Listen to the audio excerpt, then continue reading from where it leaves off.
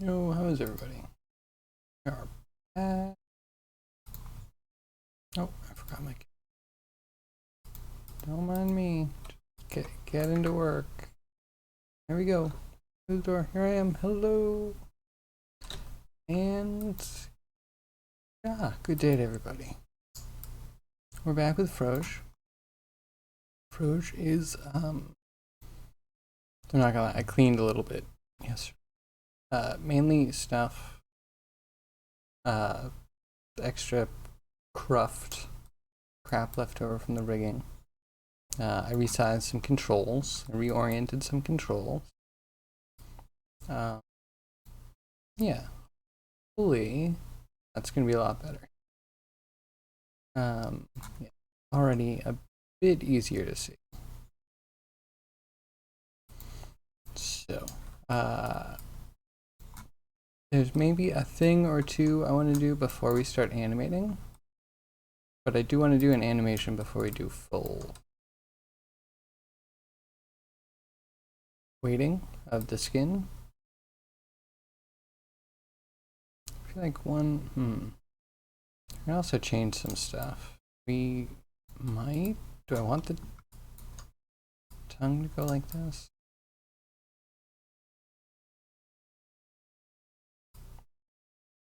Good front profile. I'll have to fix the chest. We could still add some influence joints if we really wanted to.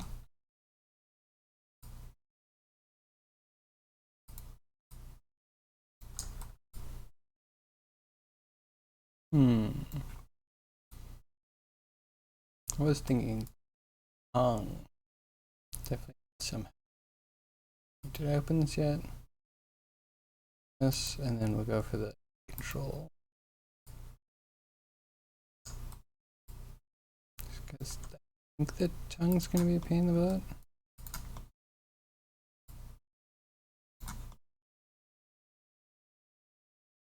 Maybe there's a name.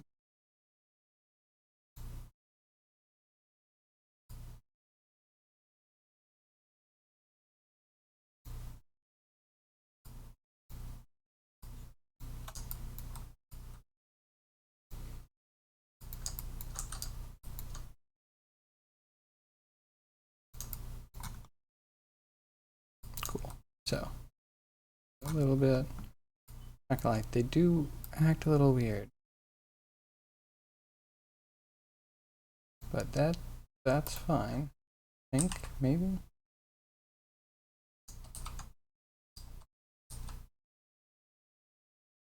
I am curious. I'm gonna move 1 to 1. This moves 1 to 1. Right. I have both. They don't move 1 to 1. Tool settings do I have?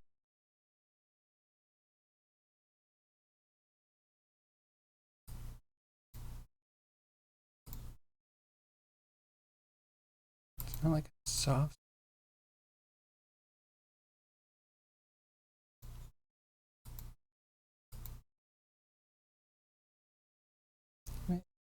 Should be. Maybe that's just for components.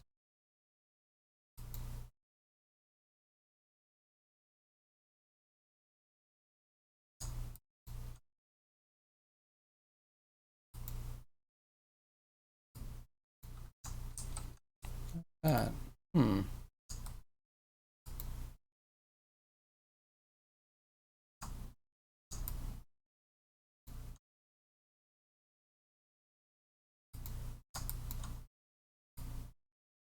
Alright, I don't know. That's weird to me though.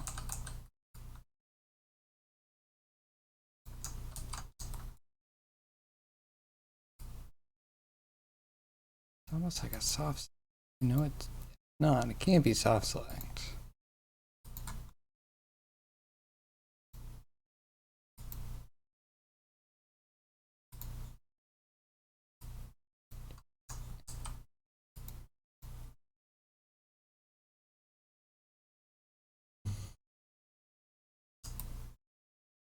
Maybe it's just a ribbon thing. I don't have any 4K chains on this. Mainly because I went for ribbons instead.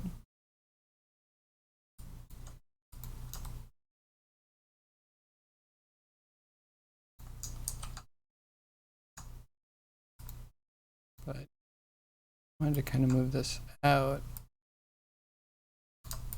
And this will give us the face to paint.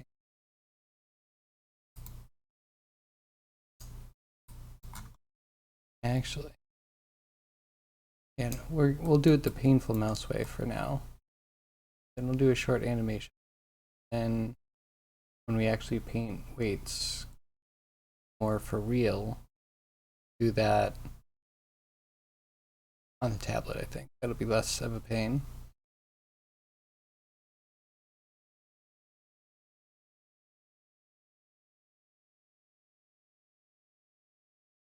Okay.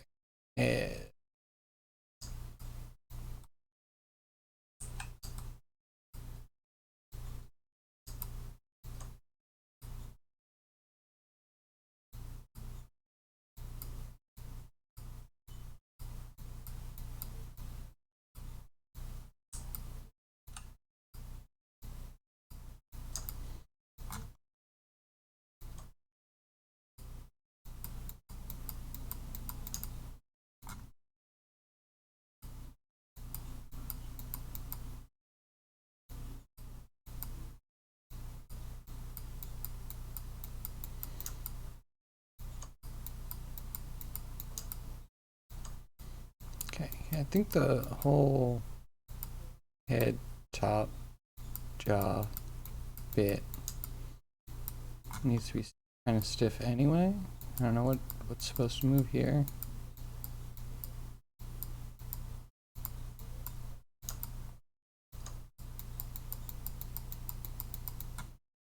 We could probably be adding a bit.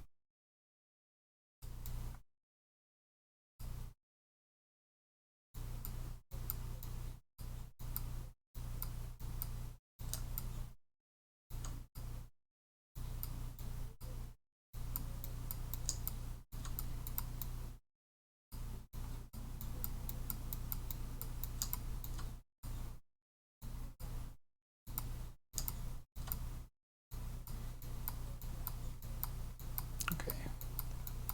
I know this needs to be done, so I might as well just do it anyway.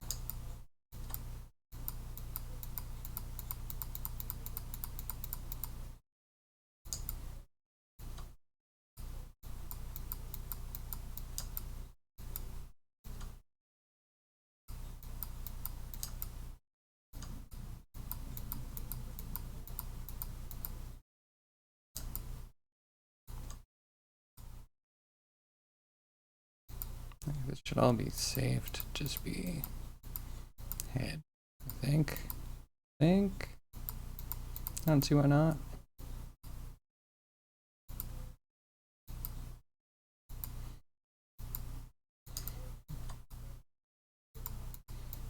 So I saw lots of videos of frogs doing a little bit of research. And yes, very interesting. There's a few that like do a quadruped walk, and then many just do like a modified hop, like a short hop crawl thing. So we might try both. I think we'll go for the walk. I know it's a little bit weird, but it's kind of like a safety option. Because, you know, monsters, they're too different, it could be really problematic. I want to make them diverse if I can, but yeah, we go with safety options. So maybe variety, maybe we can have an alternate enemy that has an alternate animation set and a different color variation. And you'll be like, ah, this is clearly a different enemy. Because that's how that works.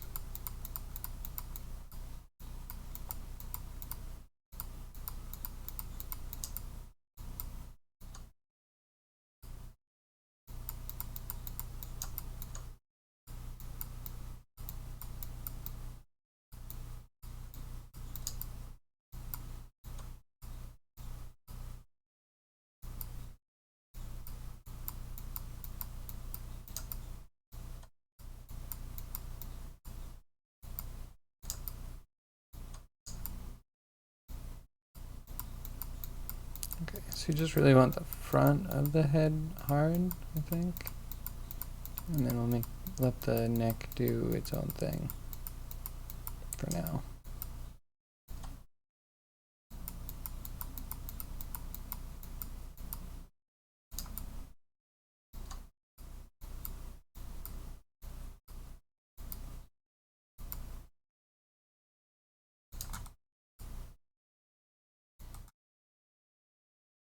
Try that, and then maybe a little smooth.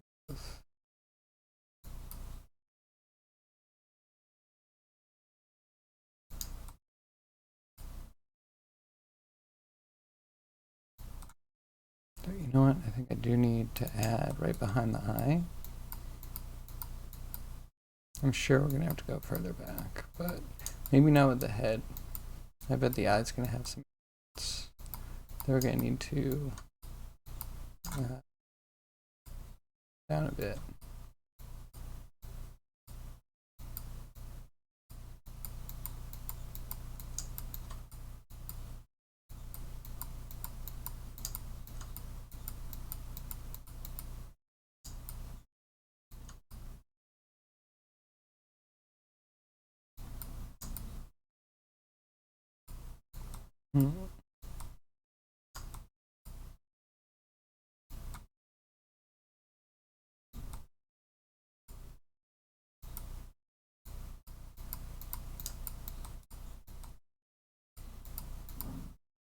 I always take it back if we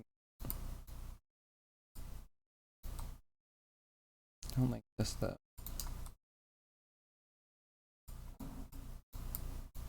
Yeah, you guys can go somewhere else. Please go somewhere safe. I don't think they'll like go completely away, but should be. All right, now we gotta find that jaw.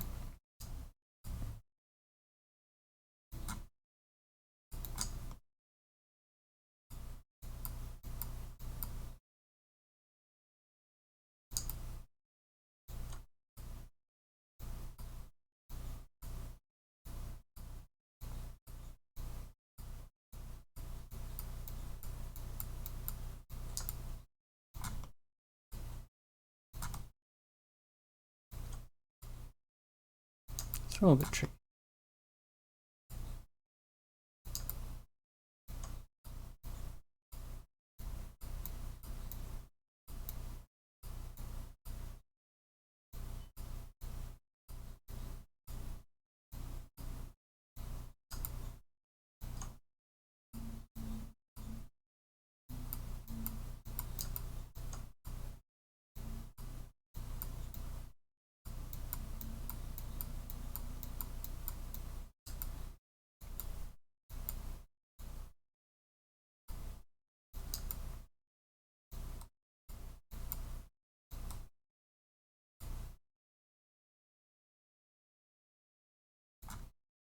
A little bit tricky telling the tongue from the jaw.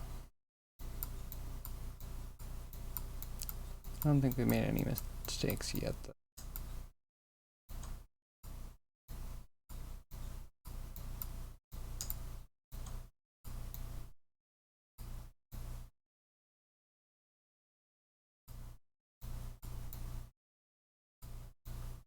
Oh, that one. Oh. Never mind, I take that back.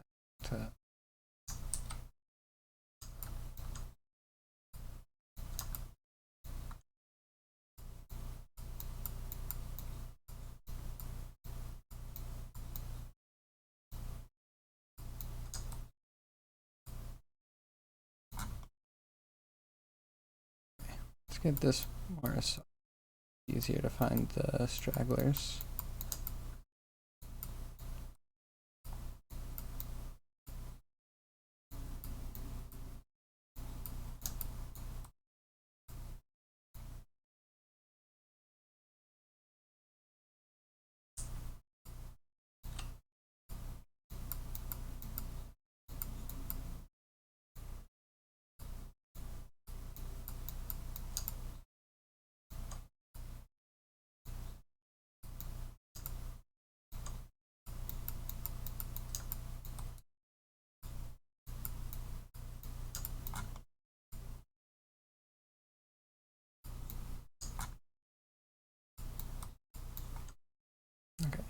gonna guess. Educate. I think this is jaw.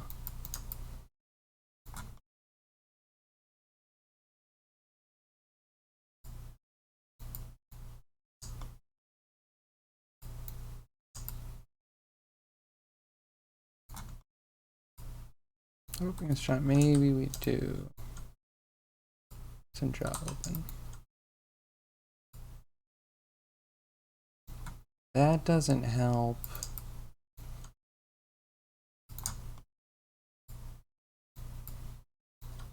Let's get you and just want them rotated separately.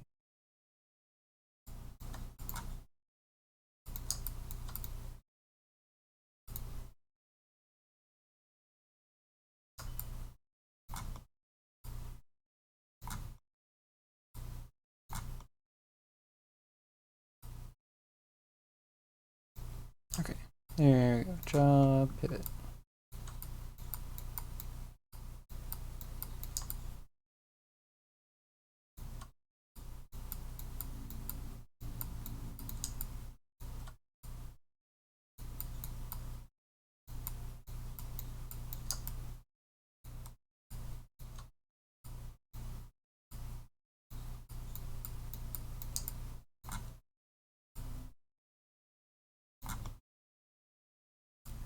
This, I think, is also still jaw.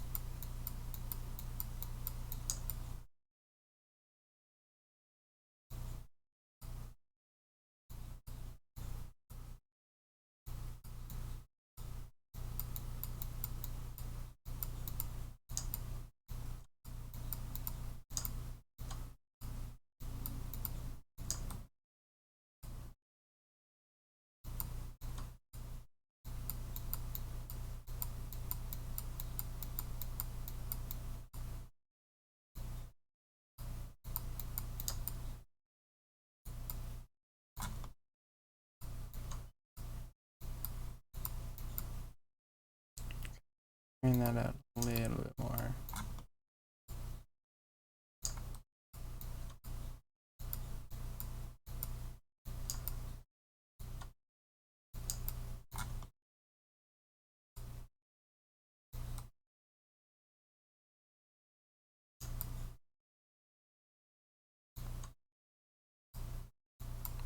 Okay, that's jaw.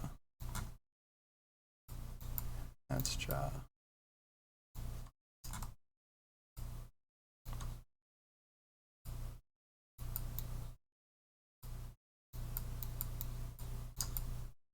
And then once we get the texture on there, it's going to be so much more obvious what's right and what's wrong.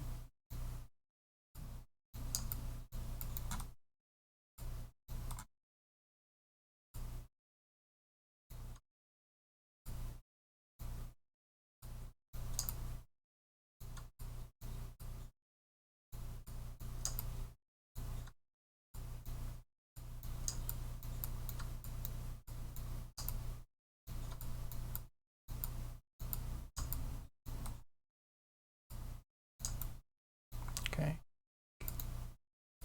Some of this needs to be jaw.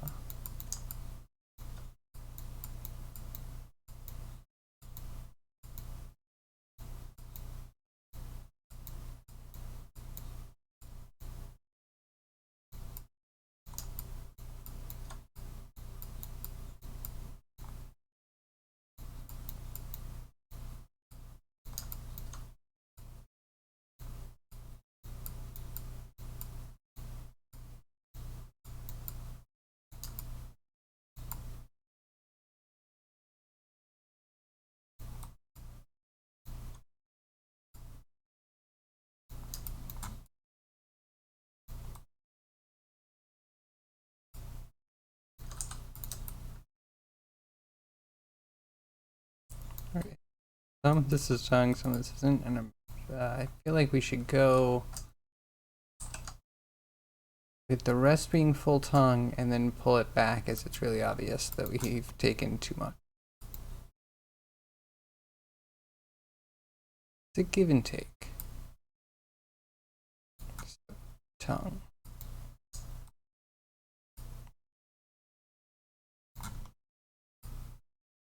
Tongue base looks pretty good. Oh man, oops, you shouldn't be there. Need to get more neck up in there.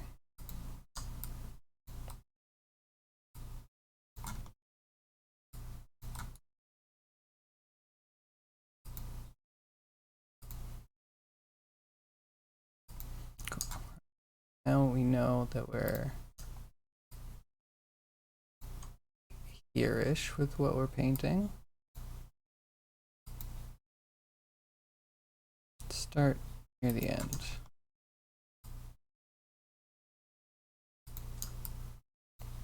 Safe. You get everything.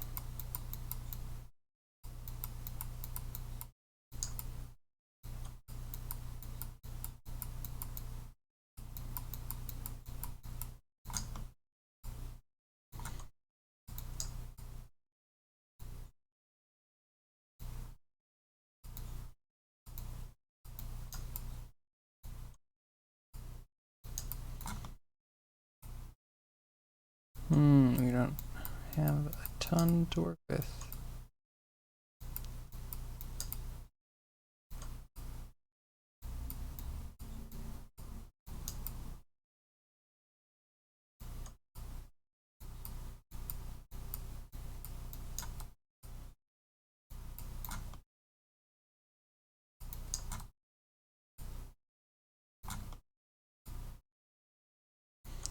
This feels like it should be jaw.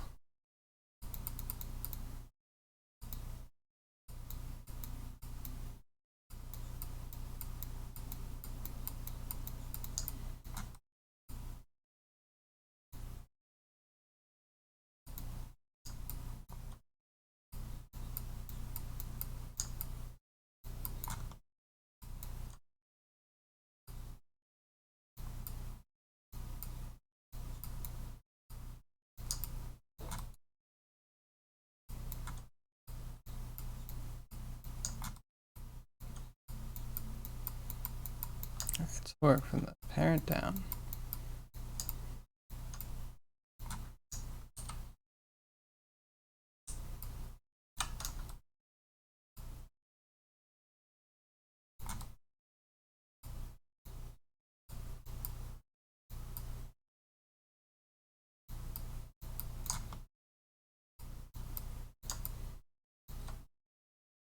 Can you go back, please? Can you get painted? Thank you. These guys are so elusive.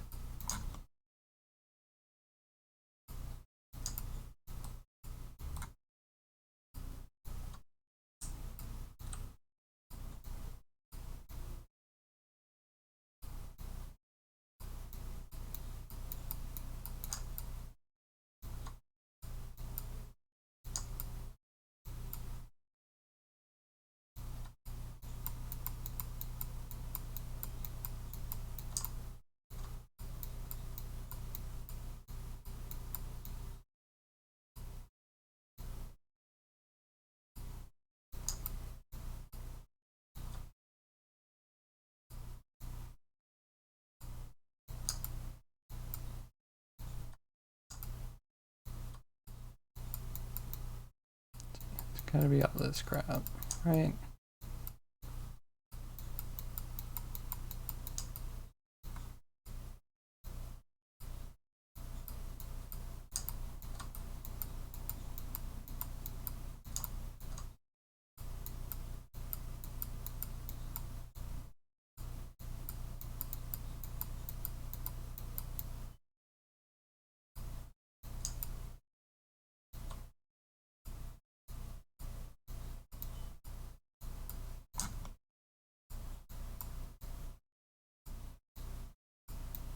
Well, get into place.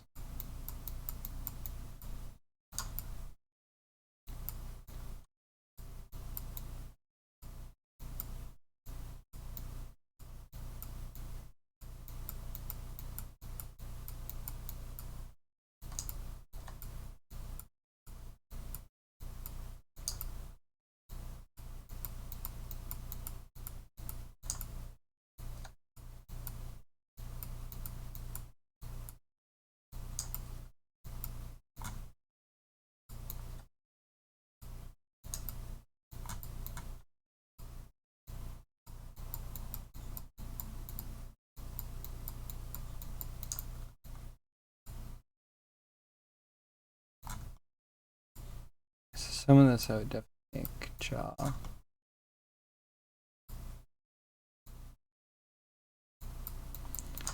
on, get painted.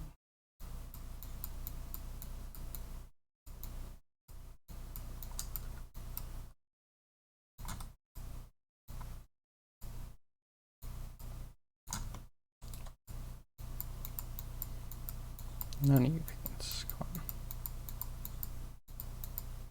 Come on.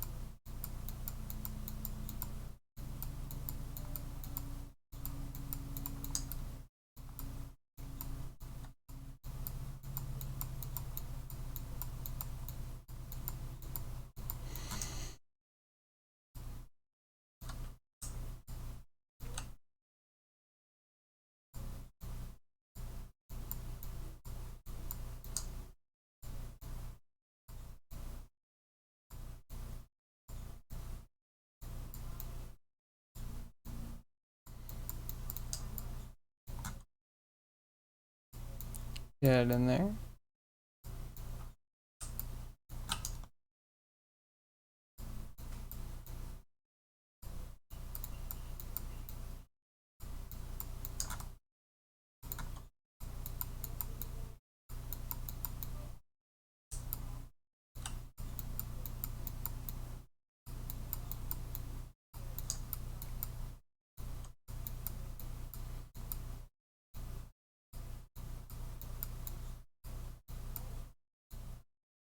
Get it in there. Come on. It's gotta be this, right? Cool. Alright, now we can go drop pivot and take some of this back.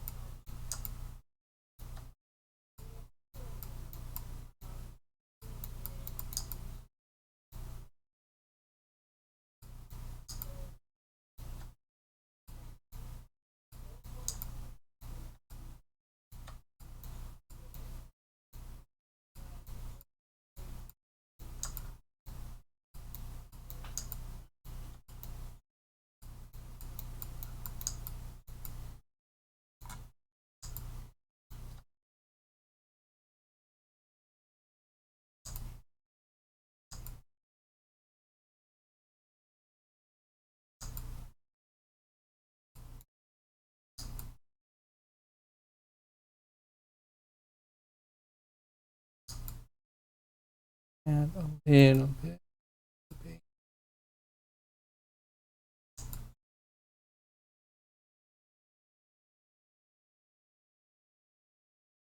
So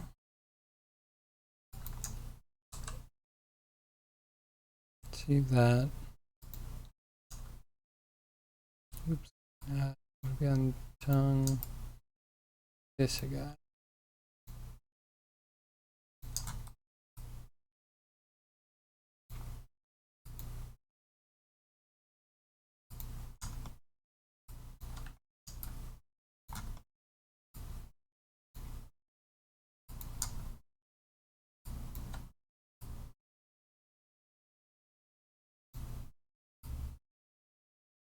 This I actually want to be just the base stuff.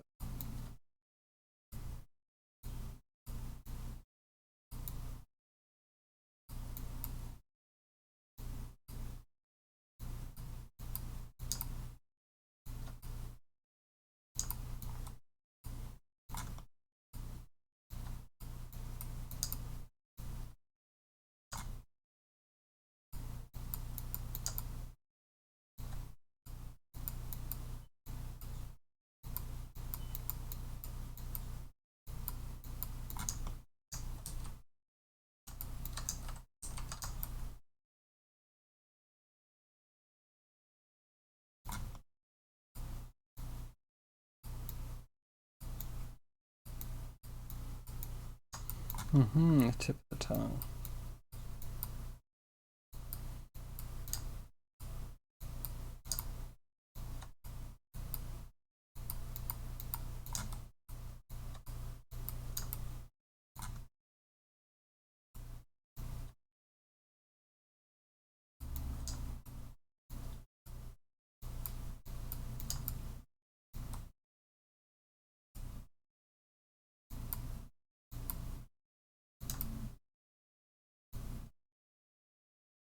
Like jaw pivot to me.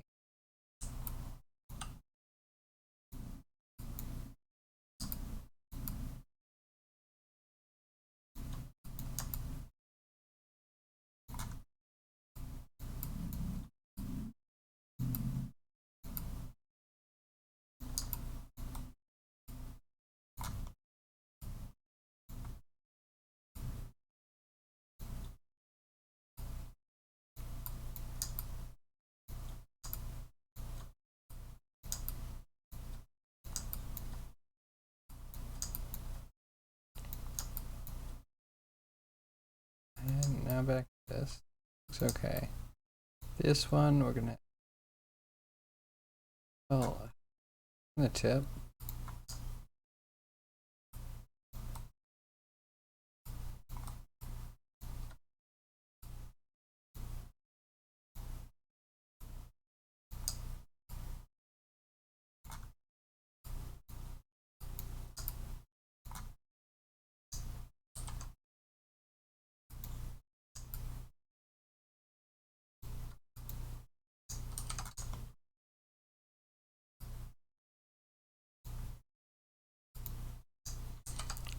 Jumping like crazy.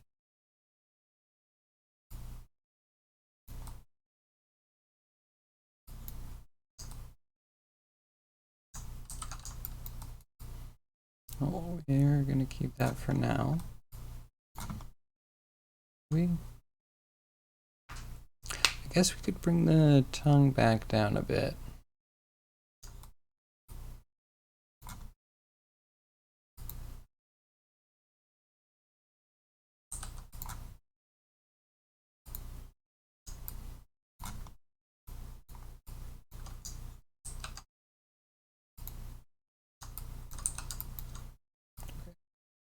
Open the jaw more. And we will play with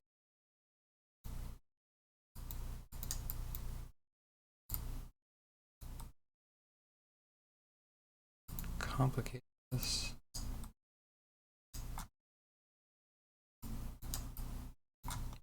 You get to rotate.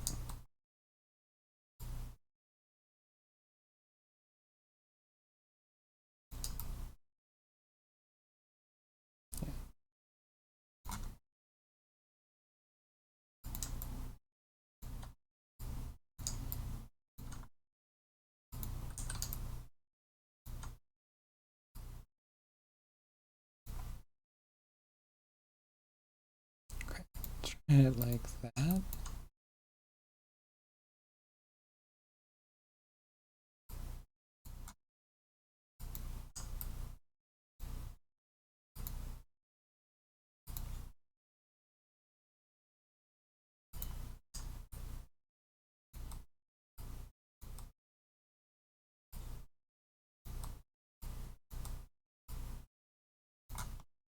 No, it's hard to work.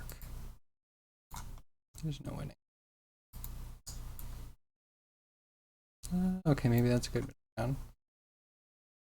Sticks his head out past the cupboard door. Why are you at the cupboard, Cryogi? Hi, by the way. How do you even get in there? It's very small.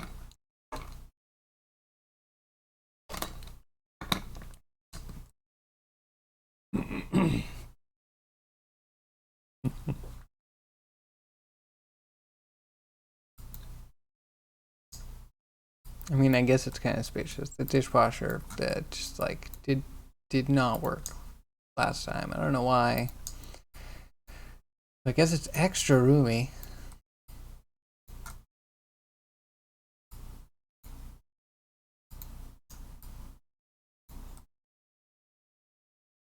Next one I think wants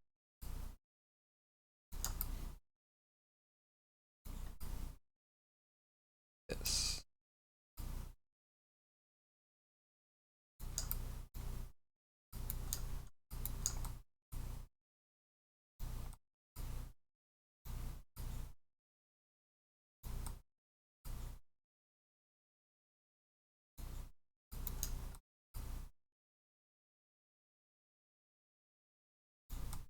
Is that the right one? Why do I feel like this one?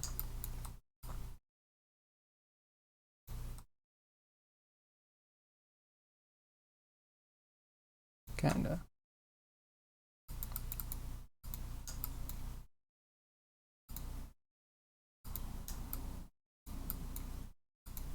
This and this. I'll be doing something with this black hole eventually, maybe. There might be black hole animations happening.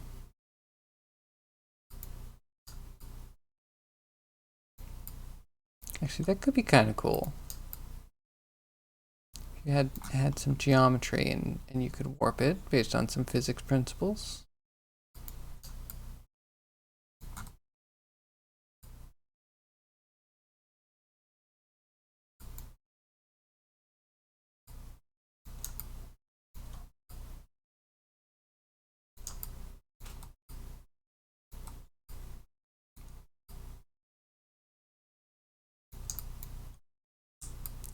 Yes, everything have some sort of color on it.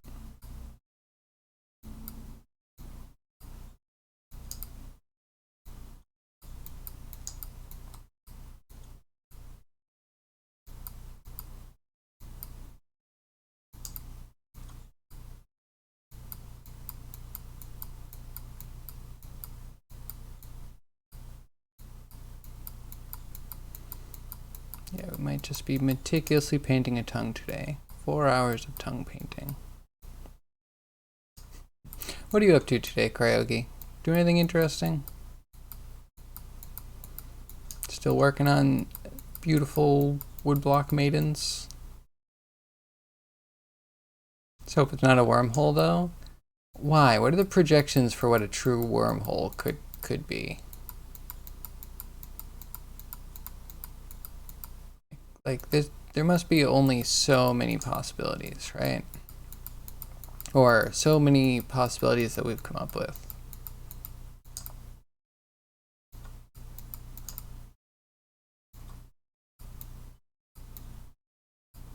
Like, I guess we're supposed to accept that it's not gonna be just like a door to a different part of the universe like sci-fi wants. But maybe it is. Who knows? You don't know. I don't know. Can't prove anything.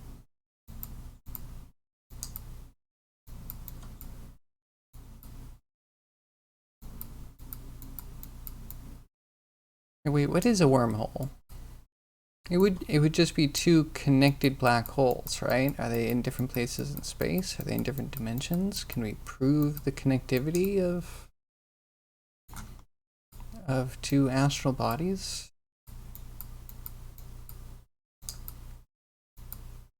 Or am I missing something that like there's like a very real scientific thing that's a wormhole, very different from the sci-fi explanation? Rhetorical question. What's the difference? What difference would we be able to measure between the two?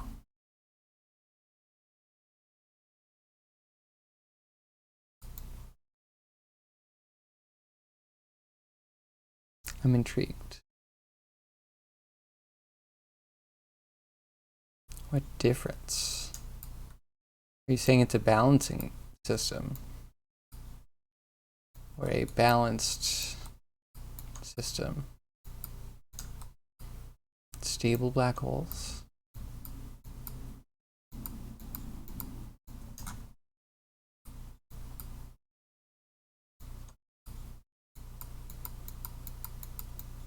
Or what the difference between sci-fi and actual science?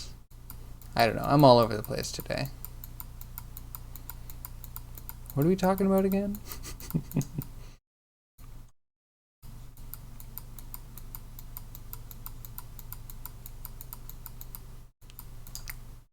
I'm intrigued.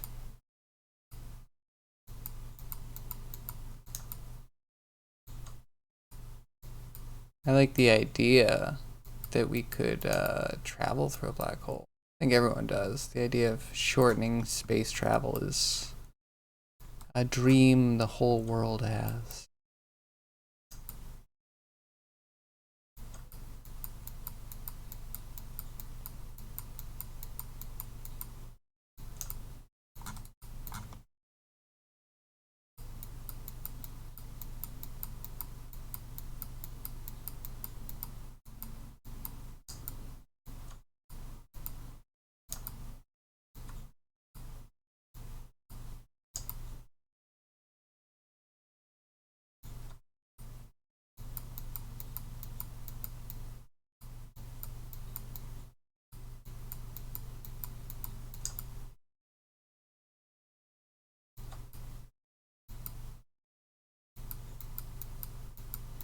Man, what if there's a frog that had a black hole in its mouth?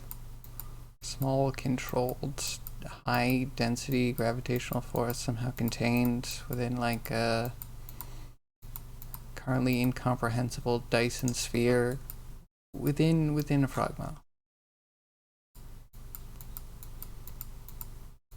Maybe we should replace frog and that could be our next enemy.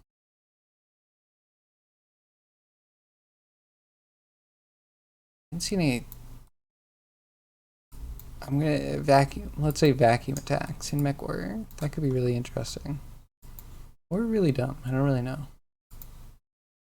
Can't tell if really dumb or really smart.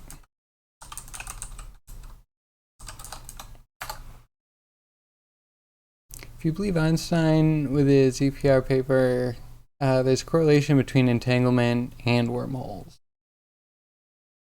Sure.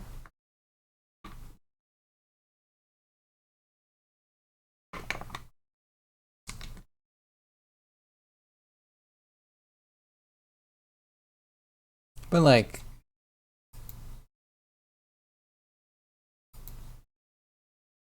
it's just like not everything. It's not like, would then wormholes all be doorways into like, as Dungeons and Dragons aficionados would say, the astral plane, which then would connect not only to our universe, but maybe every connection from our universe would go to the astral plane as being a dimension that could encapsulate all of the space that is the whole within our space, but also the holes in other spaces, and therefore allow travel between dimensions, but through a dimension of, yeah, astral plane. It was Susskind and Maldacena with ER equals EPR. Okay. Okay. Sure. Hide this.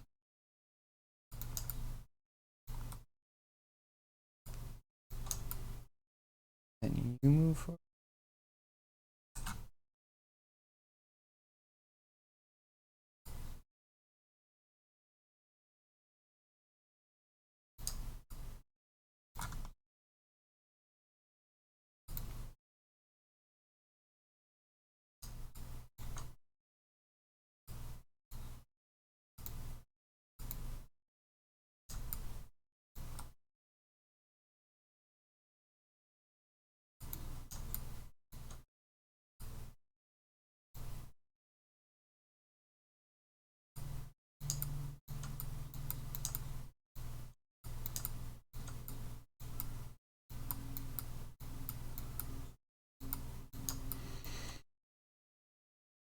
The astral plane is fictional, but what if it's a fictional concept that humans use to describe a semi-realistic dimension that, until proven otherwise, is a fit description for, you know, the connectivity of multiple holes?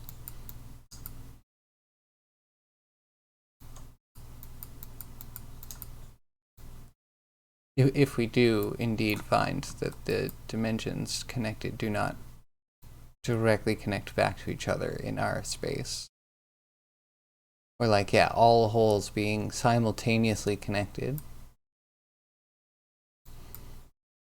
maybe spooky action is the astral plane.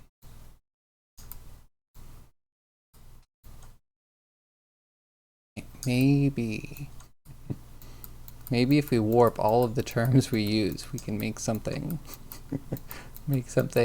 into something else.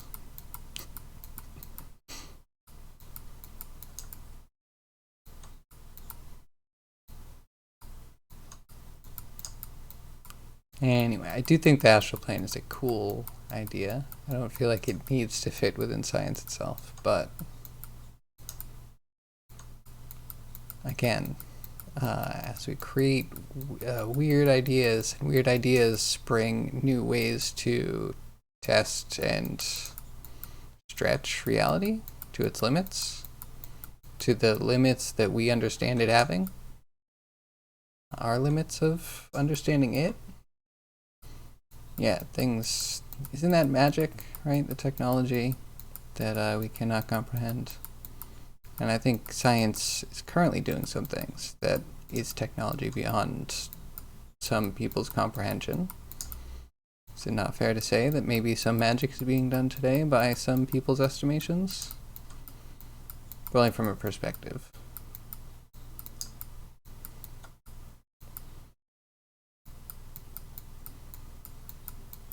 Or press 1 to opt out of philosophy.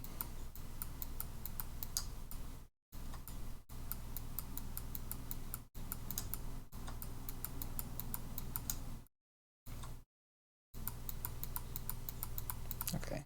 Tongue. This can be such mind-numbing work. So I just want to cut this down, I think, until it's only a little bit.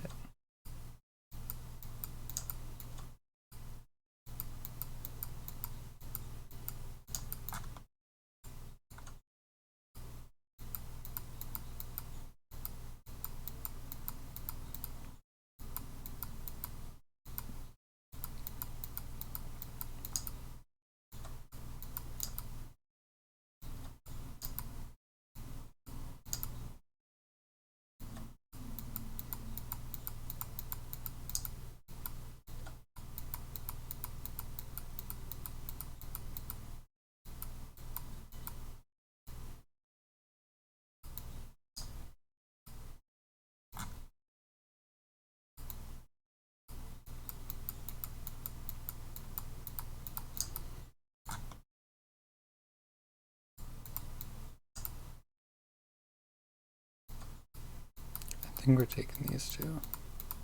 So I'm just gonna do it recklessly through many brush strokes that I probably can't undo.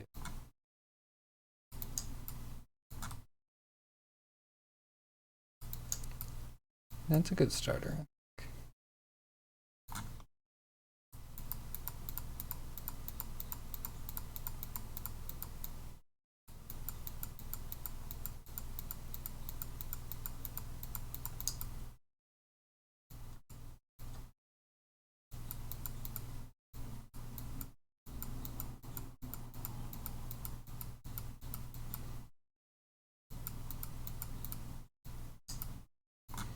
There's no answer at the moment. It could be a wormhole between two places in the same universe or different universes. Both have the problem of how they would be created.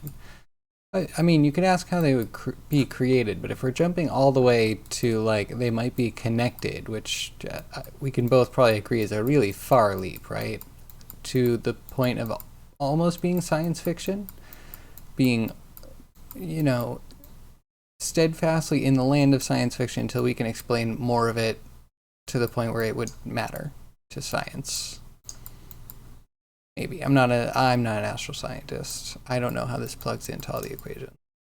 But it just seems like, yeah, you can't just be like, yeah, they can connect, and you pick two at random, they might be connected. And then we're going to use Bayesian theorems to find out if the chances that they're connected.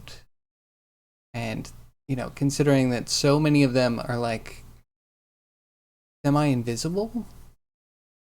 I mean, they are invisible. We only see them by gravitational stuff, but we need to keep calculating to weed them out from other things. Like, there's more and more than we even know, I think. I think I saw that article, that there are almost a magnitude more black holes than we thought there were, now that we have better sensors and processing ability.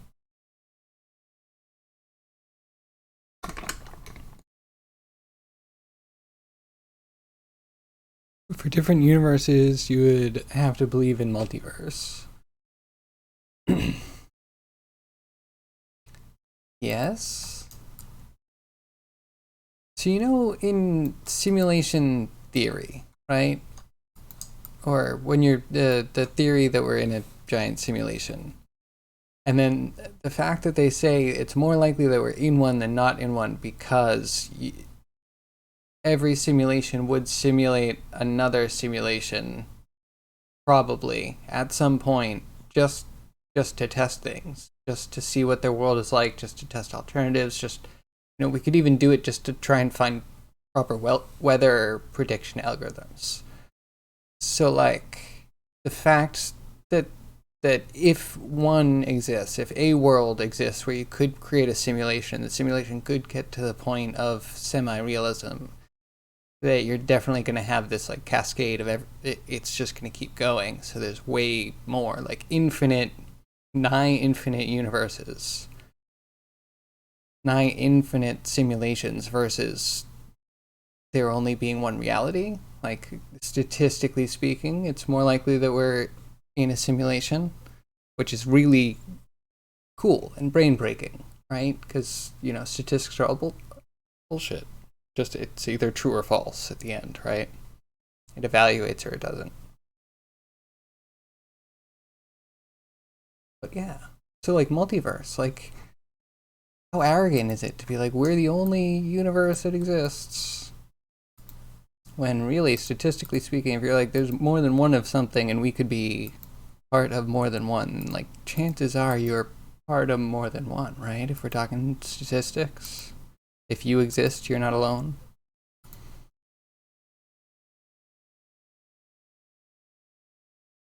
Simulation hypothesis is bullcrap. Yeah, I get that it's maybe kind of like softer science, but fine by me. I like it.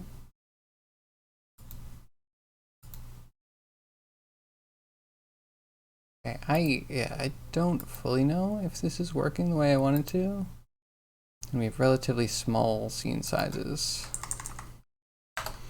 So I'm just gonna make a couple copies and we can delete some later.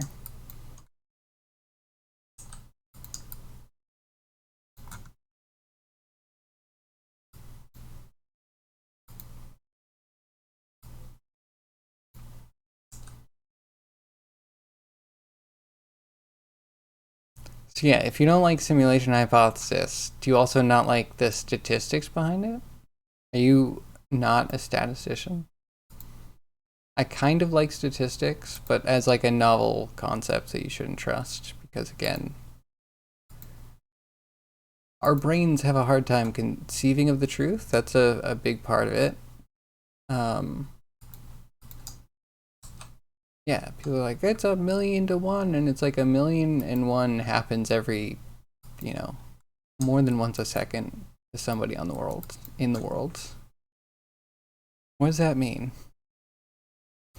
1,000,000,000 to 1 means that it'll happen to 1 in 8 people today. The orders of magnitude we have a hard time even understanding. You know what I mean? Like, it gets to the point where you both need mathematicians to come up with the statistics and interpret the statistics. And then, you know, it just gets spun into propaganda. Because people can't understand. They need their tech wizards to tell them what's going on.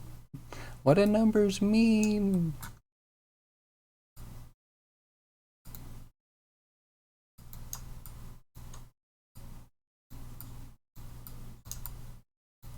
All right. I'm probably wrong. If you approach it Bayesian, then we can't simulate a universe at the moment. So even if you give the hypothesis a 50-50 chance, you probably 50-50 chance probability, there is always the base real world, so it always falls towards nope. I mean, that's a fair way to look at it too, I guess.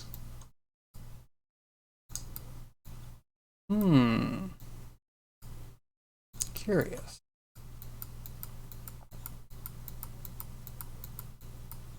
I mean, but then there is the question that's always being asked. Is there a reality? Are we actually all subscribed to the same thing at the same time? I don't know that. Philosophically, I usually say it's safer to say that there is no reality because I don't know. A single person can see a very similar event in 2 times and have 2 different takeaways, and 2 different people seeing the same event can have the same takeaway. Well, have a hard time having the same takeaways, more what I mean. Like, so there might be a base reality, but I wouldn't think that humans are capable of testing it like congruently. I guess I'm more of a Heisenberg kind of person, and where I'm just like, there is no shared reality. I have to accept that reality is fractured, or maybe there's just a reality for every person.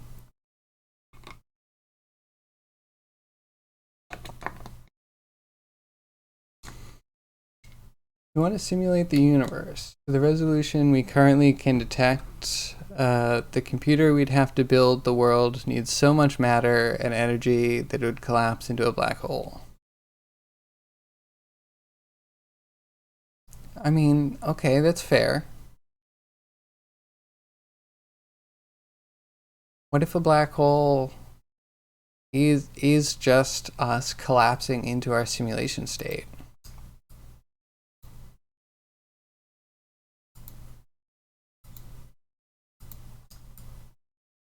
Yeah, I don't know, kind of interesting.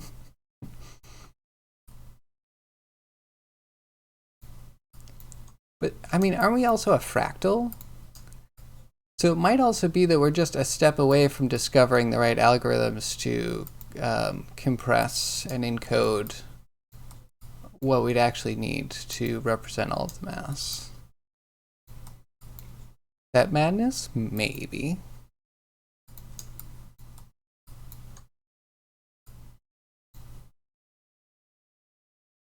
This one.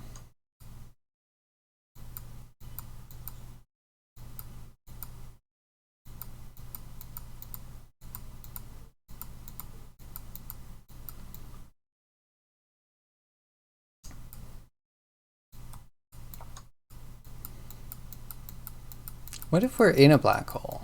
What if we've already collapsed into a black hole? A black hole is actually a singularity that you can't escape from. So like we could either be on the edge of a black hole being pulled in until the eventual date that we realize that we're in the pull of a black hole. Right?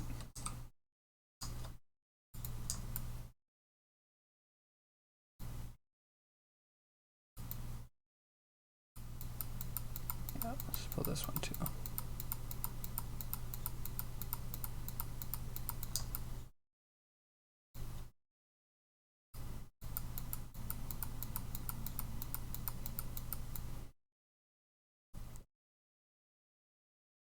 Oh yeah, what if Trump can become president? Oh wait. Right? Oh my god. What if we're just in a simulation of evil? We're clearly in the worst simulation if we're in a simulation. Clearly.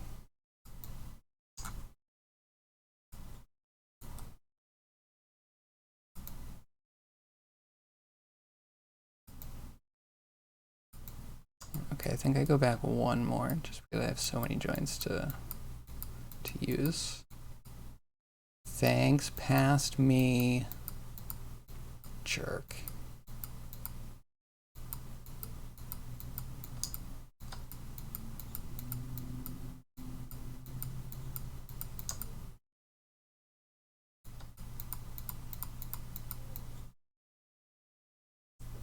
We would feel the spaghettification, but would we? The thing is that, like, I don't know. Why would we not move in a way that feels cohesive? Like, I kind of get that we would be, you know, torn bit from bit, but I also feel like it's just such a force. Such a subtle yet extreme force. Like stretching an image out, you can still see it's an image and you can collapse the pixels back down and still get the same image back. I don't know. I guess I'm not completely convinced that a black hole is destruction as much as it is compression. But maybe that's me being a personal madman.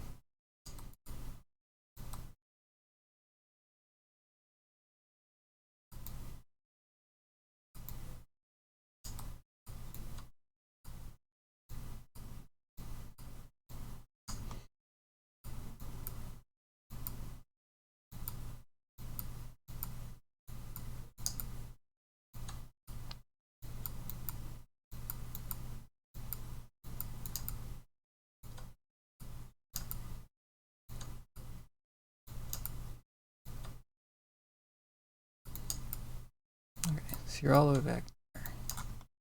You are up front a little more, you have none of the bottom. I wonder if that'll be a problem. You have a good strip.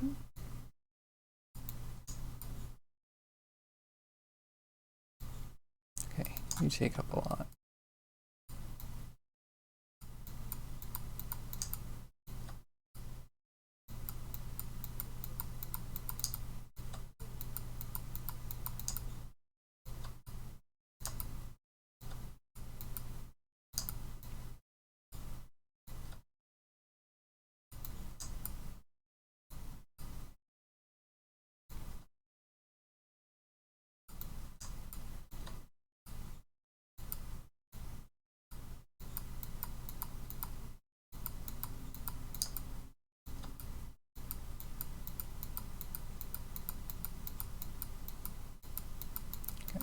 There we go, just get this one.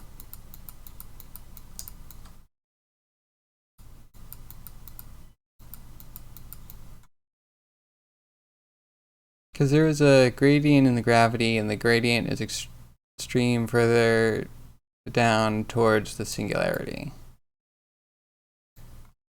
Okay, have you heard of the euthanasia coaster? Is that the name of it? That may or may not be the name. There was a roller coaster invented to be the most humane way to die.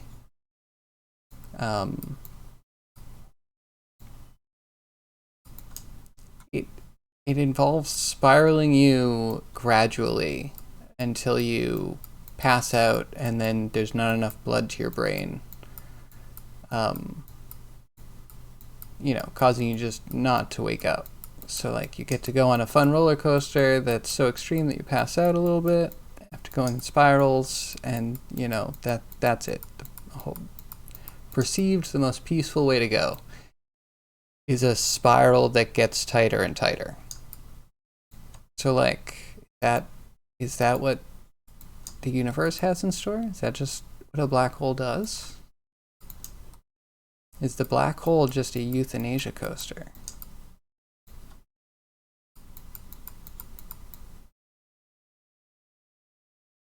Luckily, gravity does not exist. Oh, thank God. Catless, I was scared. I was scared, but you saved me. How are you, Catless? What are you working on today?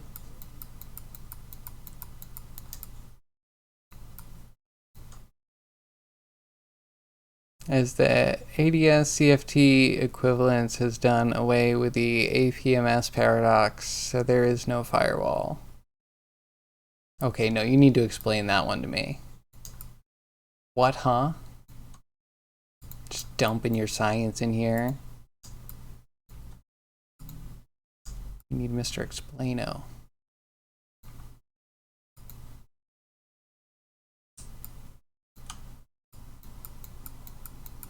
I think that needs to be there.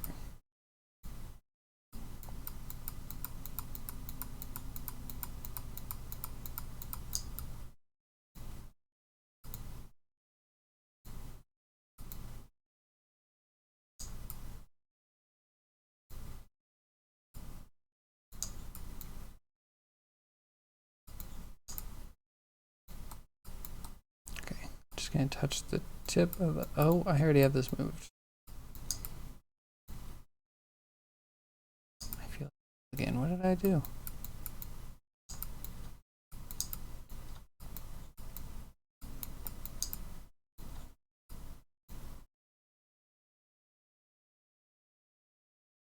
No, that is just death by angular momentum. I would argue it's centrifugal velocity, but angular momentum might be similar. Similar enough that we can forget the differences. But yeah, so I don't know. The shred, it takes the whole. So like, okay, hold on. Here's a question. Here's a question, Mr. Science. If you are affected by a black hole on one side of the planet, would you be in such a gravitational state?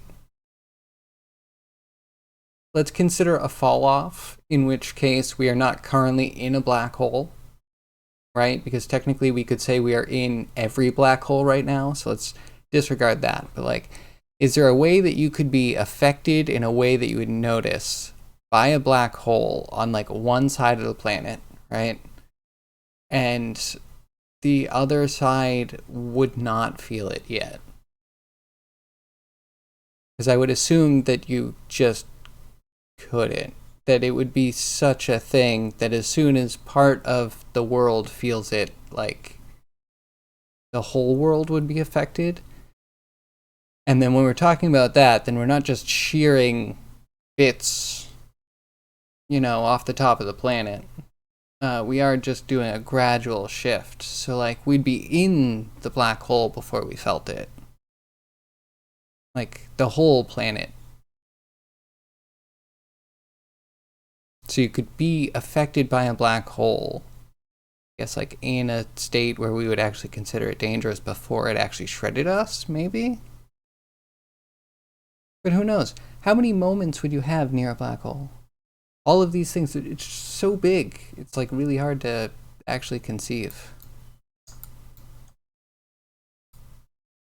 Move that one out. This, back to paint.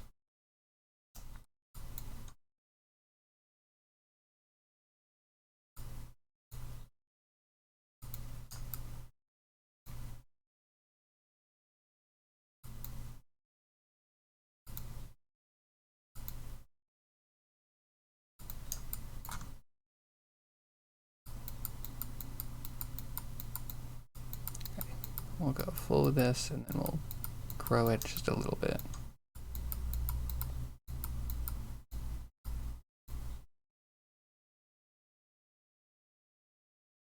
It's a side effect of space-time collapse towards mass. Oh, that's interesting. So wait, if space is also, or if time is also collapsing with space, because we don't usually conceive that, right? We usually disregard that. We just think like, oh no, we're all going to be crushed by a mass that actually is more like a Hoover. Like we're not going to be crushed. We're going to be pulled apart by something that will then compress us. Very odd.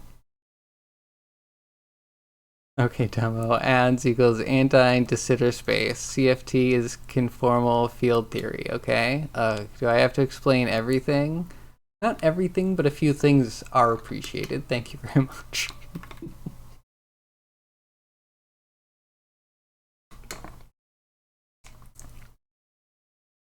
I also don't use this terminology. I like watch it in YouTube videos and then move on with my life. So we're yeah, we're exercising parts of my brain that don't usually get exercised.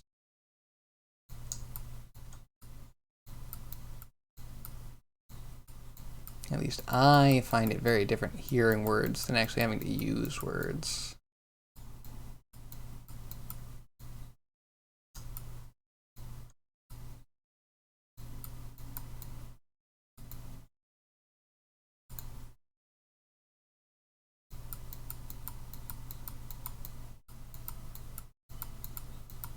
I think we do this whole tongue bit.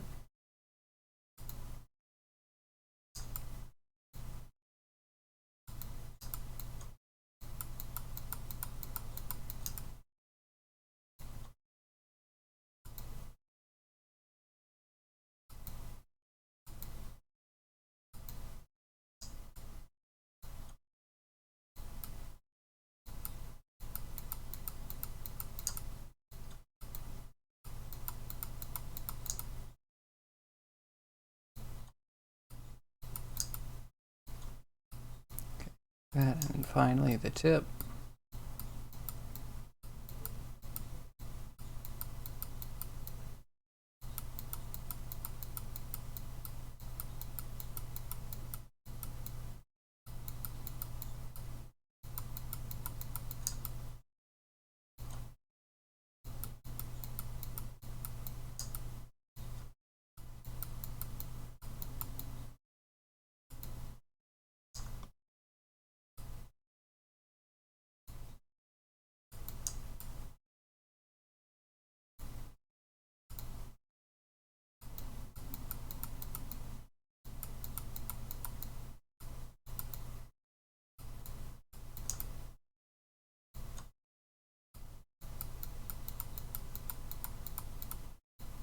It's like this and just this. Yeah, so how's everyone doing? No one's told me what they're working on. I guess Craigie, I kind of know what you might be working on. Callus, are you still doing kobold face stuff?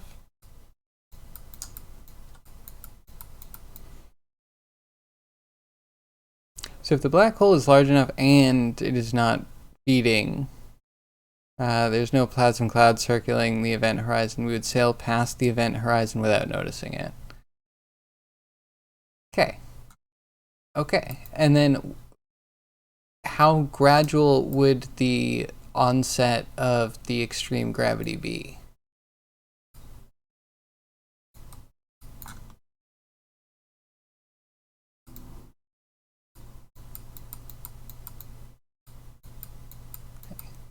These should not be stretched.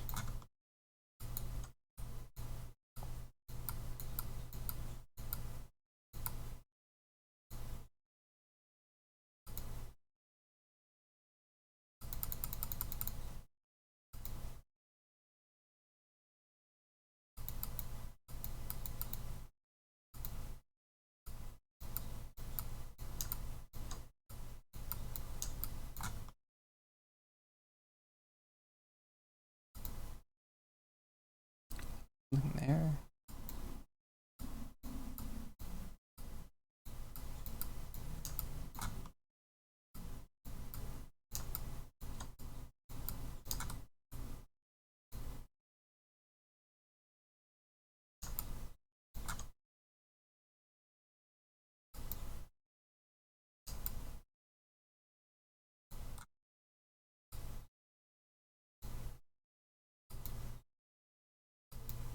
Yeah, definitely still some down here. Mostly growth.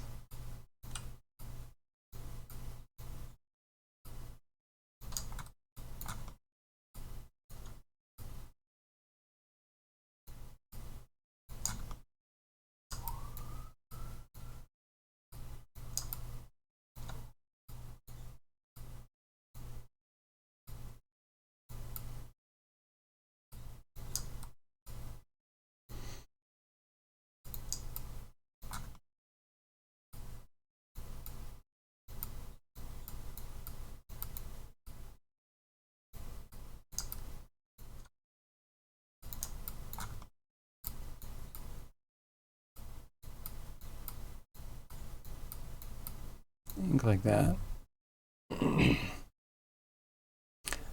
So until the gravity gradient becomes so large, finally the flat earthers could get their wish, and Earth would become flat but also thin, and then the atoms would be ripped into quarks, and then all would be left is a necklace of gluons.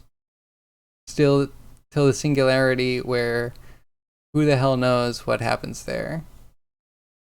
I mean, yeah. Interesting. So wait.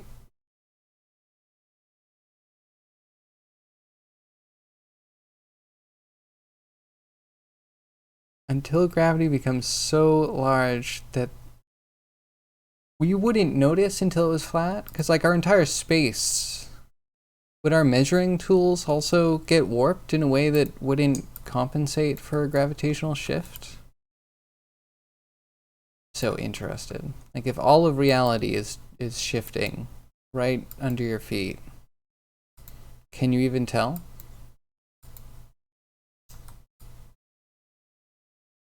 Can you even tell?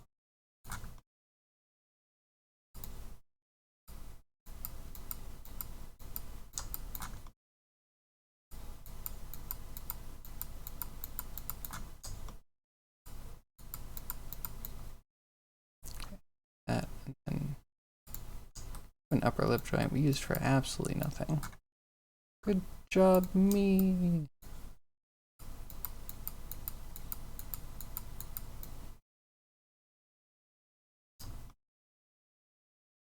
Yeah, I don't know.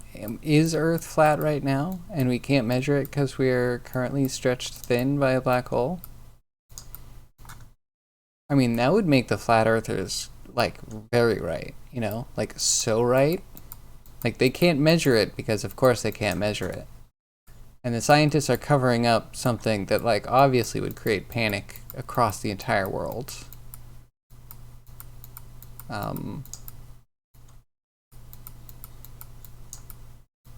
It's just an interesting thought, you know?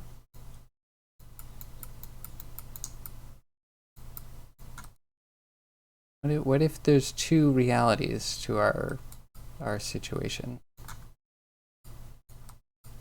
I don't know. I know nothing.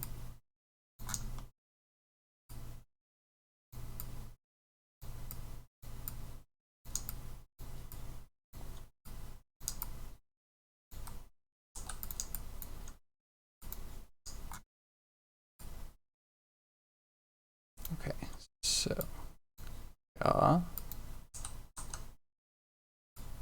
and open and shut. Good. You have to work on the chest, but we'll get there.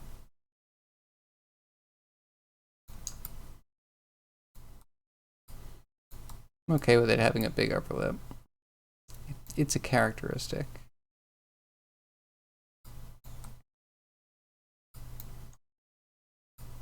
And then let's play with how big the tongue can get.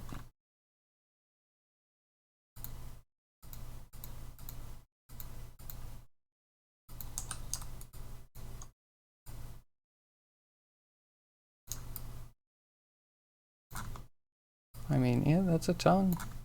Tongue coming out of his head.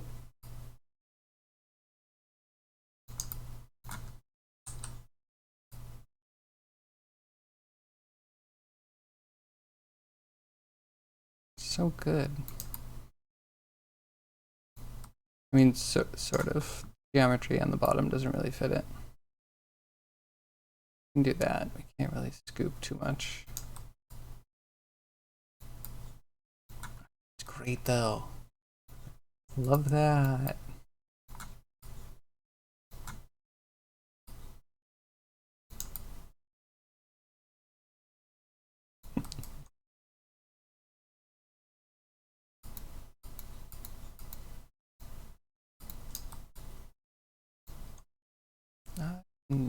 Draw.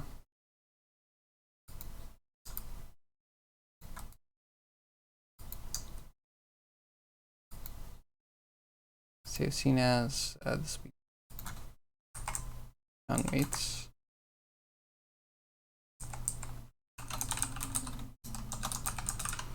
I think was some of the worst. No, because the metric of gravity of space inside a black hole has to be non-Euclidean because of the 3 spatial dimensions. Wait, explain the implications of that. So we'd go into a non-Euclidean space. So, I mean, obviously it would be a disaster, right? But it seems to me like it's a disaster that, first off, maybe we would know that we're getting into. But if ever we didn't know that we were already in a black hole, we wouldn't know until it's too late. But then finding out it's too late is like very questionable.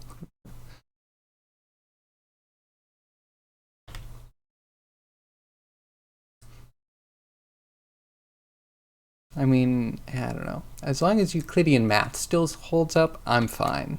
I'll just sit here and program my 3D games.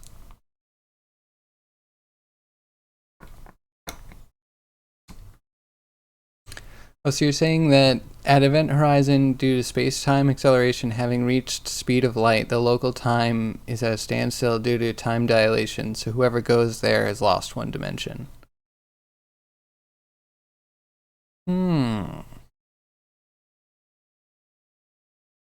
Okay, so everything just freezes. We just turn into a snow globe at some point. Before the eradication. That's so humane. Nope, that's only from a vantage point outside the black hole. At the event horizon, nothing really extreme happens. How do you say nothing extreme happens? Where does the extremeness happen? It's like we go on a... It's not a linear gradient, but you describe it almost as a linear gradient from perfect normality to like math doesn't work, space is warped, you've been shredded. Like, something has to happen before the other, right?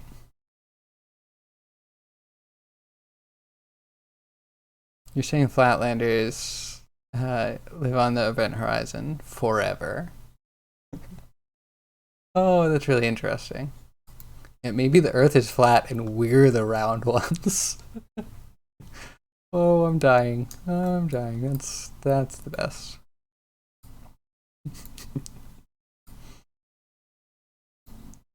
All right. I think do we do clavicles? Do we do some skin helpers?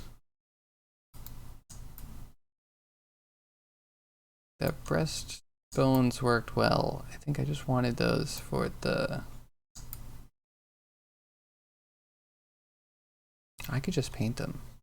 It's fine. Everything's fine. Touch. Grab this.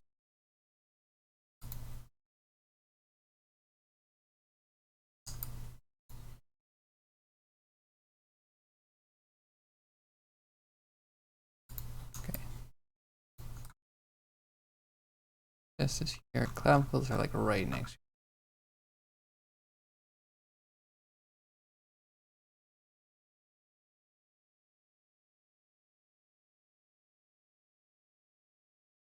Did I deselect the clavicle? Oh my god, what a huge mistake. I'm so face-bombing right now. We can add it back in, but what a pain in the butt.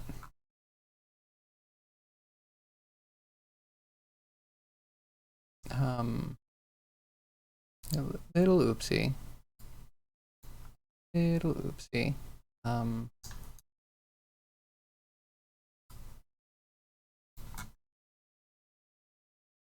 Clavicle. We need the clavicle. Okay, so that's for future. Take that out. That problem for our future rigs will be solved. For now, we need to actually select it and add the influence. So we have something for that.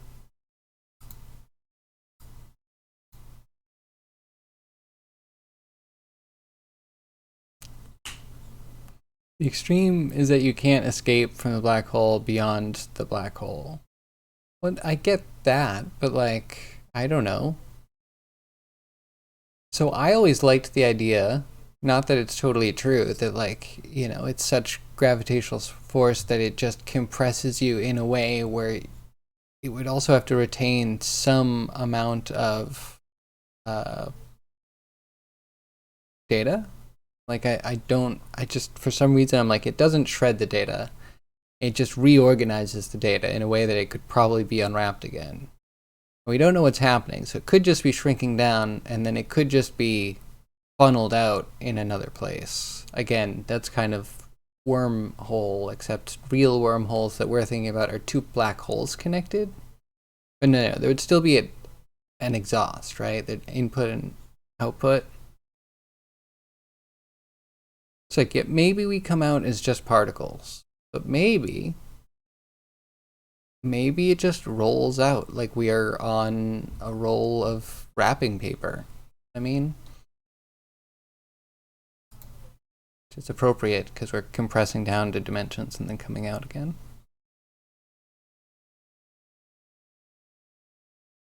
But yeah, not quite like that, but you know what I mean. This one work? That's a scuffed one. Skein cluster 12. Check. Okay, influencer. L clavicle.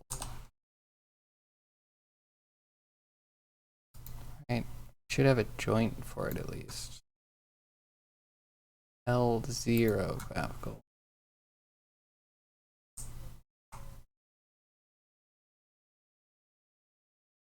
Joint.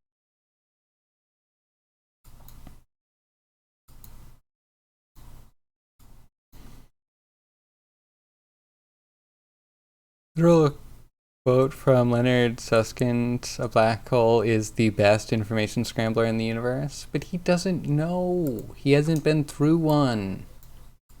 We've never seen the other side. We can't prove that we have particles from the other side. Again, yeah, it does. It does seem that way from this end. But I don't know. I guess I'm also a dreamer or some crap like that. I just like the fantasy. But also, yeah, give me some proof. That's all I asked. A little bit of proof. Okay, clavicle.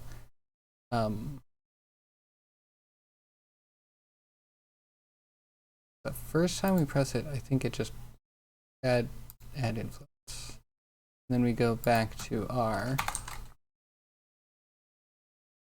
And redo that.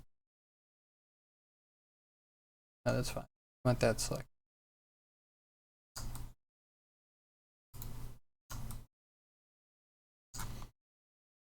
Now it may have given us an error, but I have a hunch. I don't need no stinking error.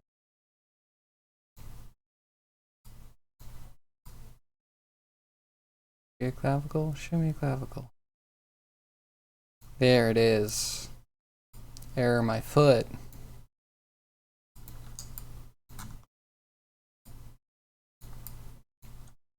Yeah, so it did amazingly well for not having the right setup. Where'd L go, though? Wait a second, we need left clavicle.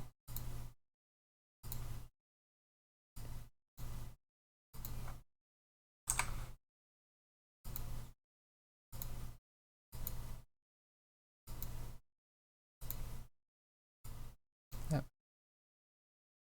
Goes back into main wave.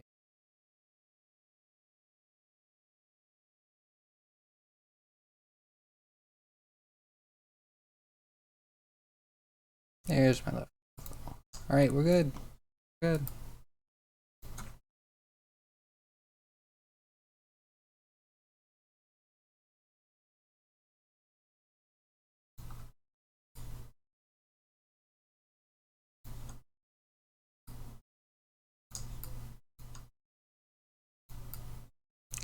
This should help a whole lot.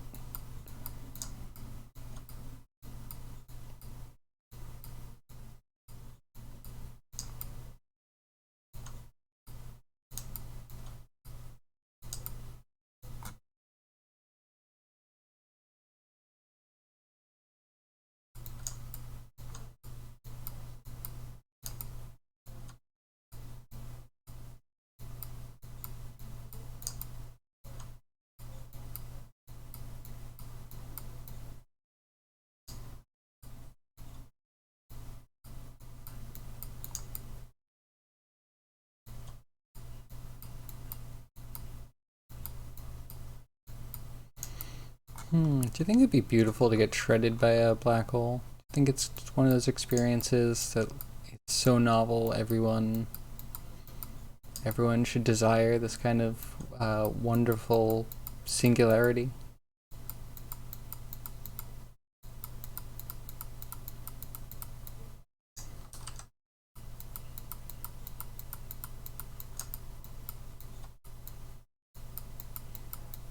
I mean, it sounds like one heck of an apocalypse.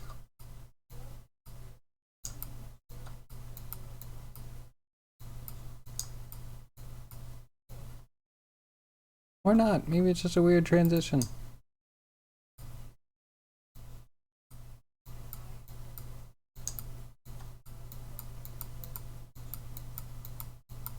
And do we have any, like, planned experiments around black holes? I don't think we can even get close enough to do an experiment on a black hole, right? But it would be interesting to read up on what the mad scientists have concocted for if we ever did get close. You know, like when asteroids pass close, we're gonna mine them or what have you. That's a thing I've read. Sounds exciting.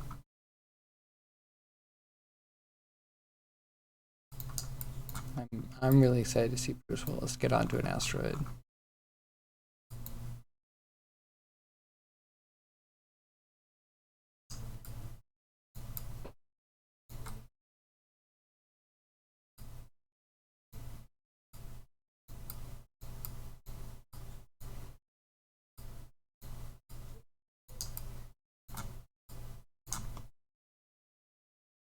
Okay, I'm just gonna keep them separated for now.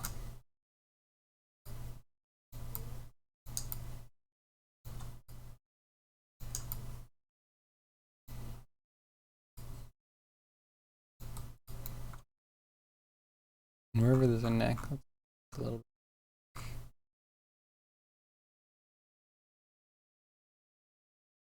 Long way from.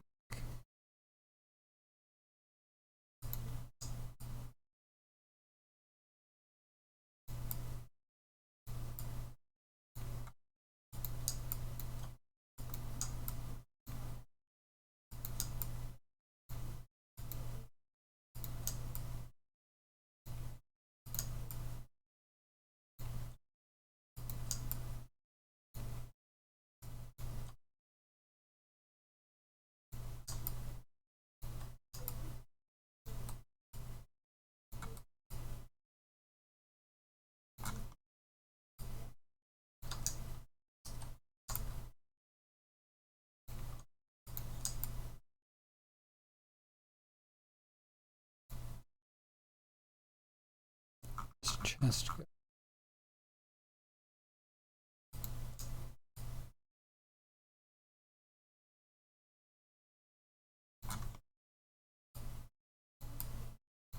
Wait, if that's where chest is,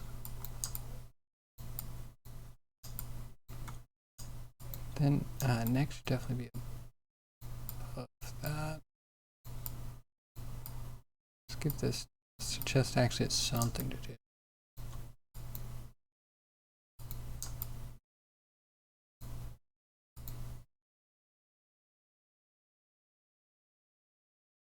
Hey, zombie.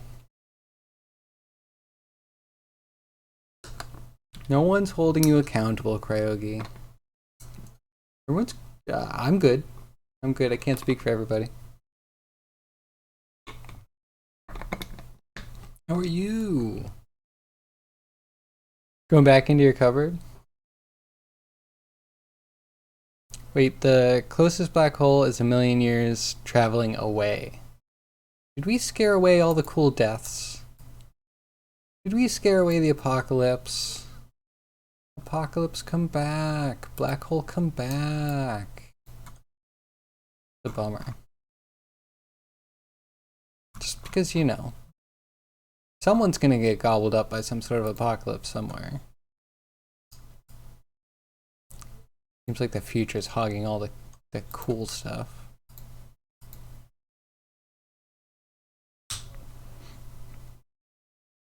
So yeah, how are you, zombie? What are you working on? Something amazingly cool?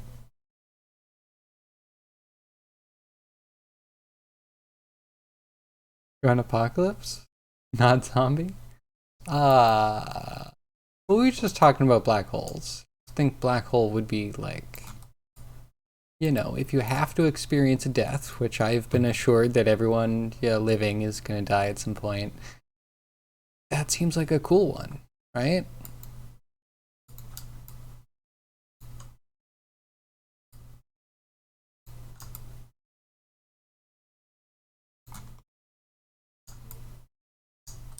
Just don't like that it's too far away.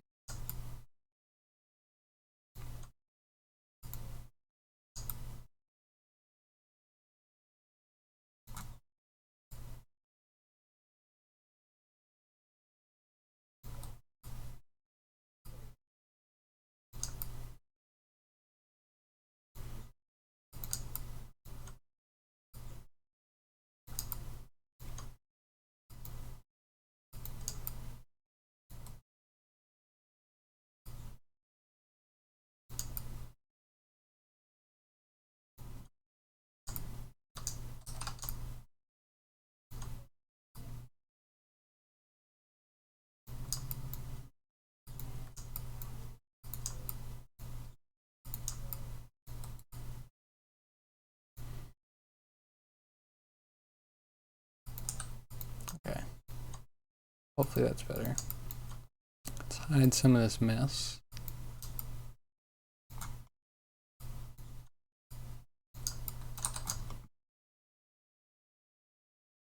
Not sure how cool spaghettification would be to experience, but sure. Well, alright, so my thing is, right, that at first the world would experience it all together, right? There would be some subtle shift. Scientists would say that we're experiencing higher than average gravity waves because we have things detecting those. Like, yeah, I don't know. It would just be a thing. And then how long would it be until it actually affects us? Would it be like we have a generation or two living with the knowledge that the black hole is eating us? Or does it happen within a week? Do we have like one of those long drawn out apocalypse situations?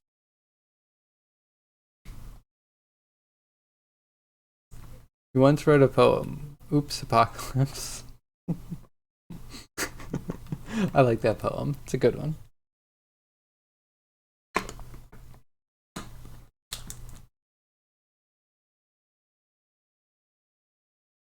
Some people saying that the Earth will erupt out, like super volcano or whatever, for apocalypse. That's one way, and that's cool. But I like the idea of space sucking us out. Question. Yes, sir.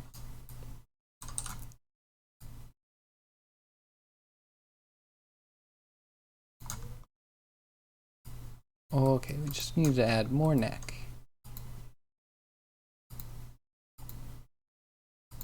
And back up before I make a mistake.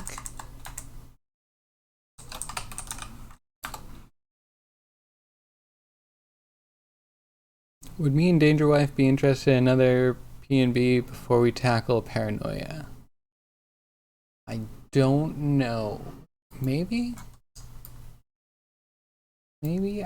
The wife is tired. I don't know if pen and paper is help with that situation.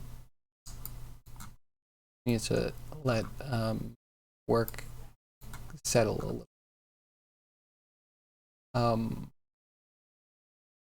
For me, maybe. That could be interesting. I haven't played in a while. It'd be kind of cool.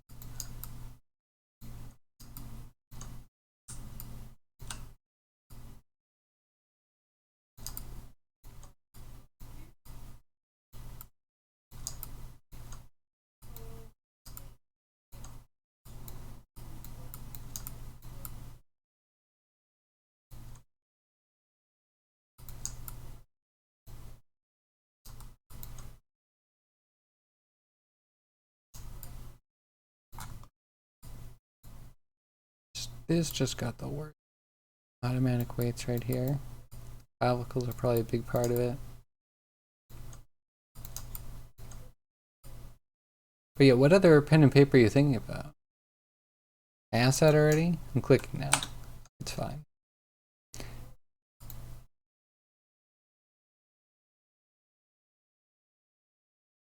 looking. Ah, man. Kickstarter.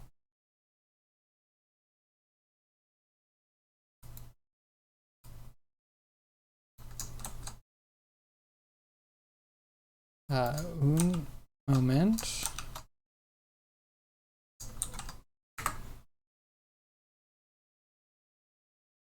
Avatar Legends.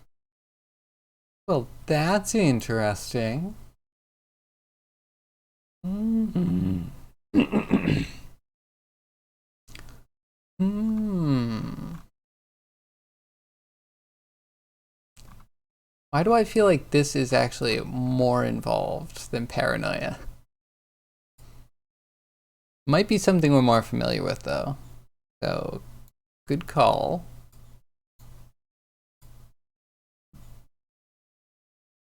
A friend of yours got it delivered today, and she's practically rotating to get a chance to play. I mean, that could be interesting if you need another player. We could discuss. Let's get some points to show.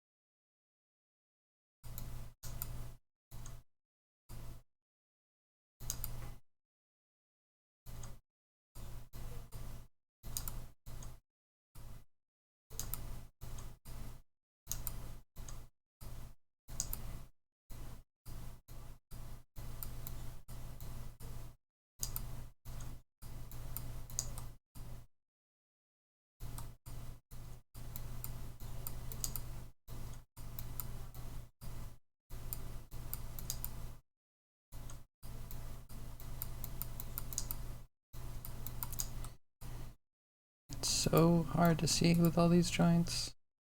Drawing everything. Wait, I can drop this.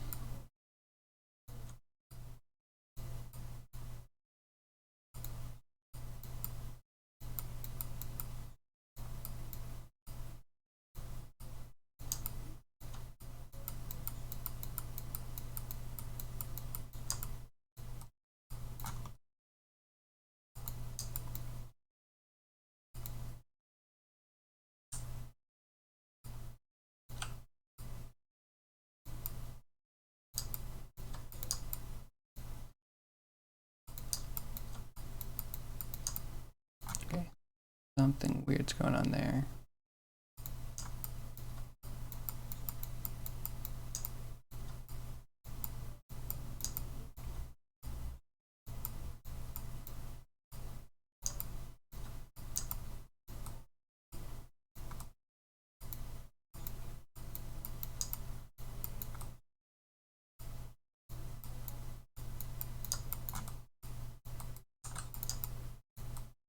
Okay, that's so much better. Still weirdness there, we'll figure out.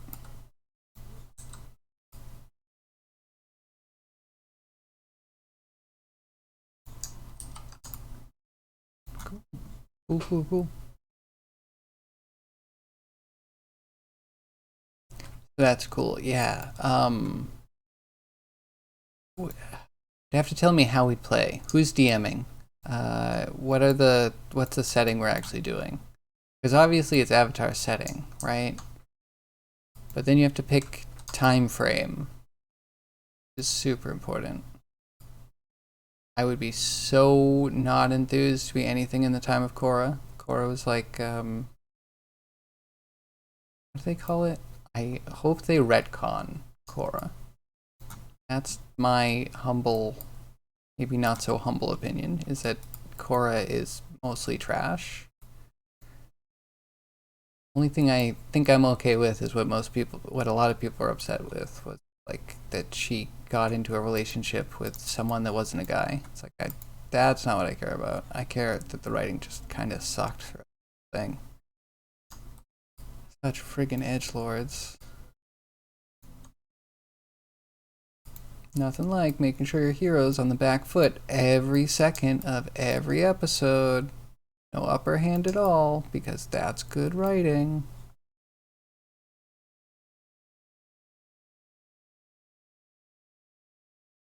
How does door work again? Loosey goosey, righty tighty. Most doors that I know of work in either direction. They have a neutral position, and then spinning in either direction is going to retract the locking mechanism, or the securing pin, or whatever you want to call it. Is that right? Does that answer your question? Wasn't that bad? Except for Cora herself. I mean, so yeah, Cora was a little bit boring. I hated Amon. The idea of like, let's just make something that undoes the world. And not like literally, not like the apocalypse we're talking about, which is cool. It's just like, you know, what if we made something that was just like human cancer? It's like, how is that a good idea? How did you think this was like a really creative path to go down? Anywho, I'll digress from that. There's enough people that like it, I guess. Man, and then the fact they go right from that to being like, well, there's a crazed general of the Earth people. Like, oh, great. Great. And she's uber powerful and she turns everyone that you love against you. Great. Love it. The writing is so impeccable. Like everyone's all powerful. You don't have friends, you don't have powers. Cora, tune in, everybody. Best part of the season was the 2-part episodes of the backstory of the first Avatar. Yes, absolutely. Yeah, it's amazing because everything about the first one was good, and I don't think it's just the situation that they're in. I think if they literally were like, okay, this is the period of the Avatar kind of like doing his thing, crushing the power-hungry Fire Lord or whatever, cool. But then he continued to live and transform the world, and like I would rather them have continued, I guess, even though they could have ruined his legacy easily. They just created something that was safe, but it was safe enough for me to just distance myself from and be like, oh, okay, the first thing you did was lightning in a bottle.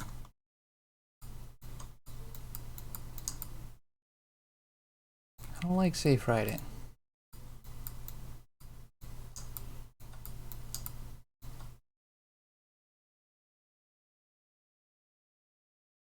I don't know, I had some cool stuff. I loved Varric. Varric was my favorite character.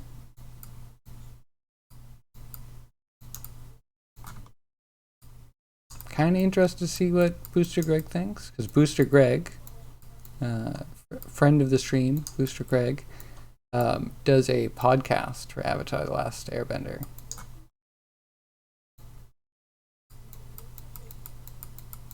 I don't know if they've. I don't think they've started Korra yet, though.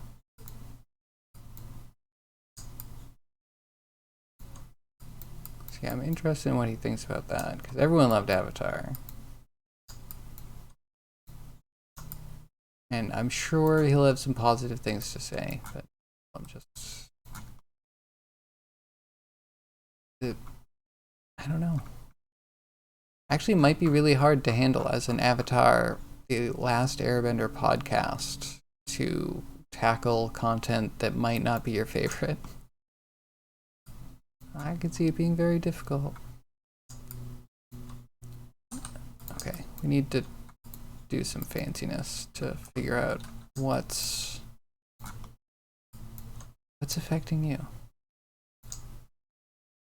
Oh, I can't select because of the way it is.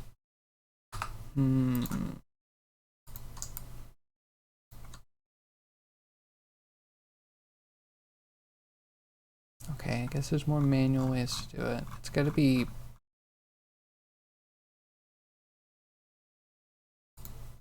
sooner than this.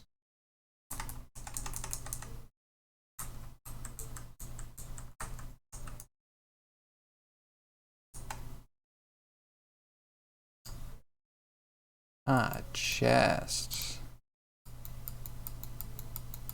You're the problem.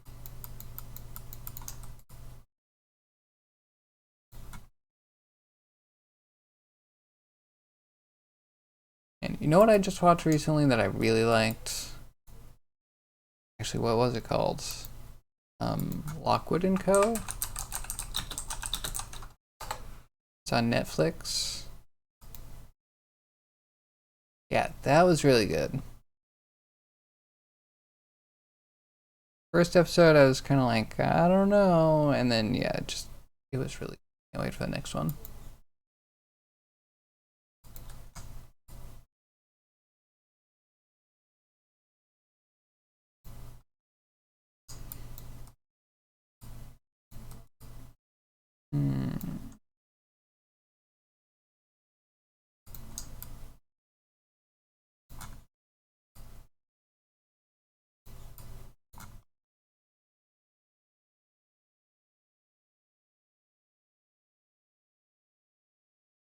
Here, we don't need feet.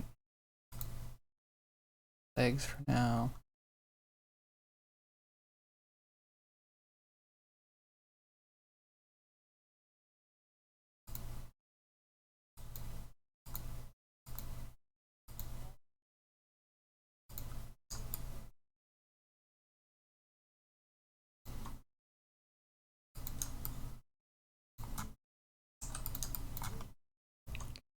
Let's see how this.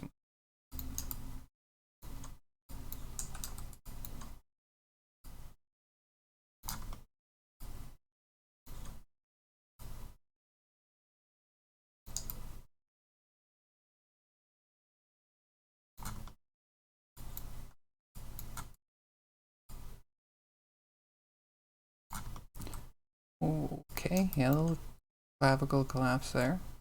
Can fix that up.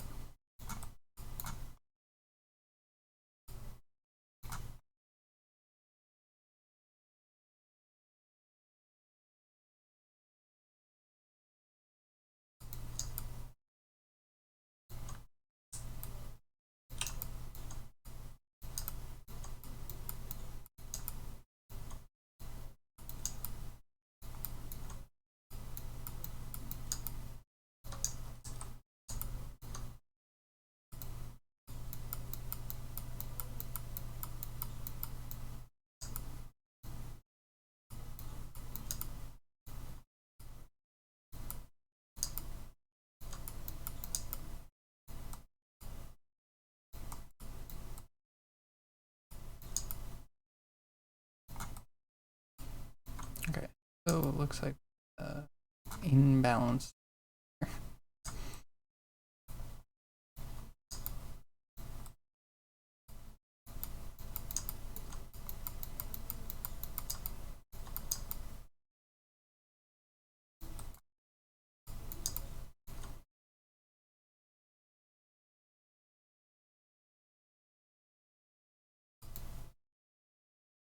Didn't I collapse you already?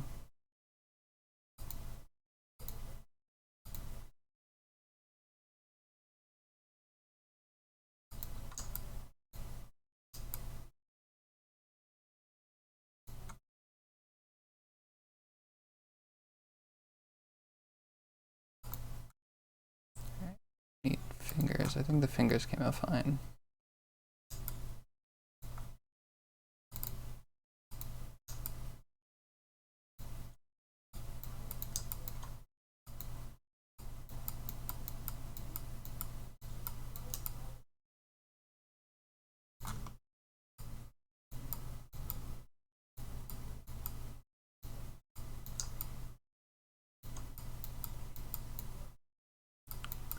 Not too bad.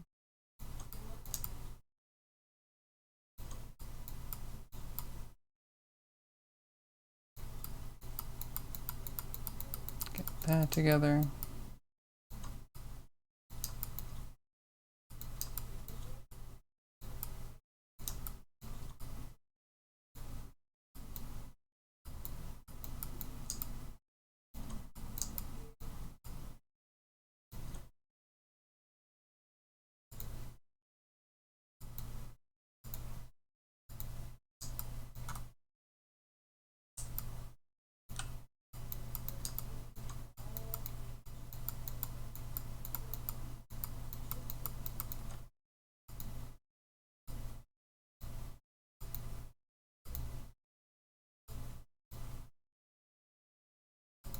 What else controls you?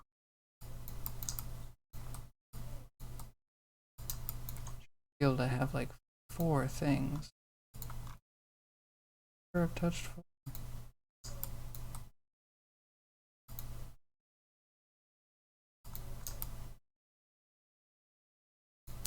You're a good one. Now full responsibility for this joint. I'm counting on you.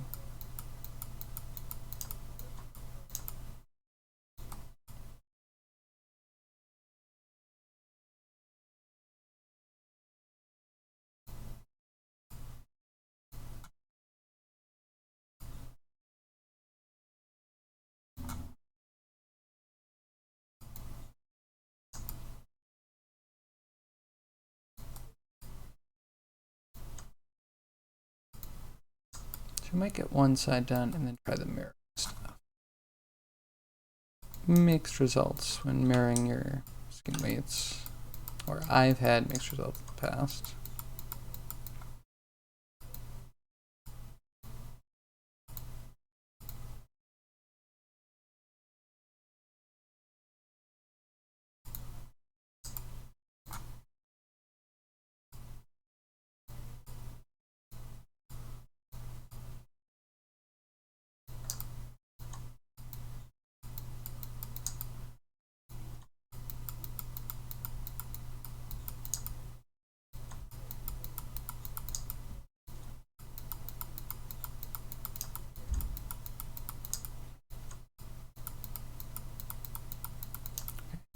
That's better. Think what nice soft fall offs wherever I can. Yeah, that's bad. Jaws shouldn't touch the back.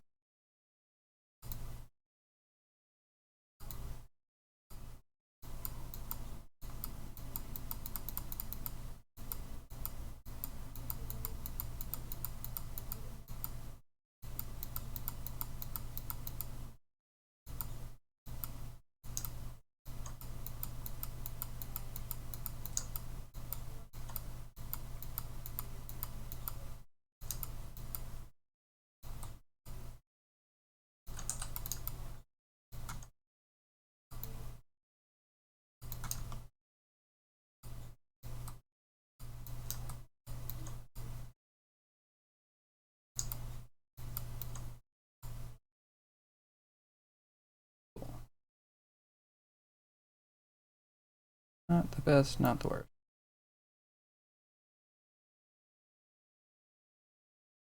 You notice that like programming 3D is such an effing grind, so much base level work. Not wrong. Yeah. Experience, it might be called.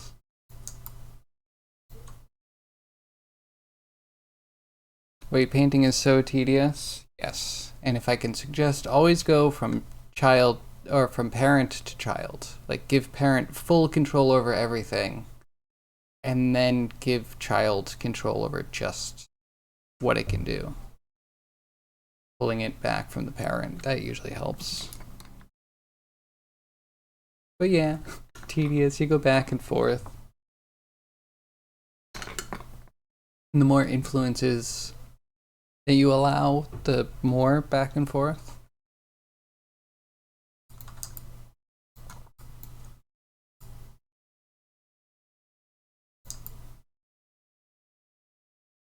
Get this shouldn't collapse.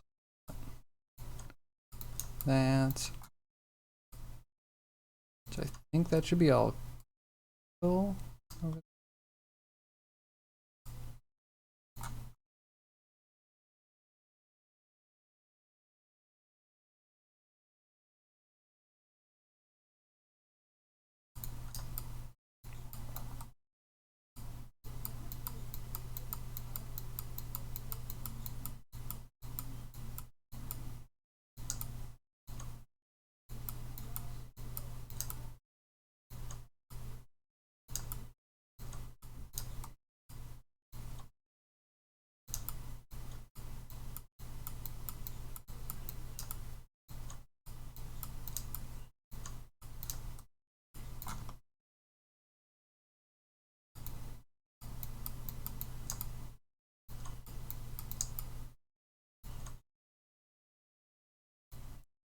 a little bit more. Reduced, it's about overlapping gradients. Yes. Yes. But yeah, the gradient should always, especially on limbs, should only be like between,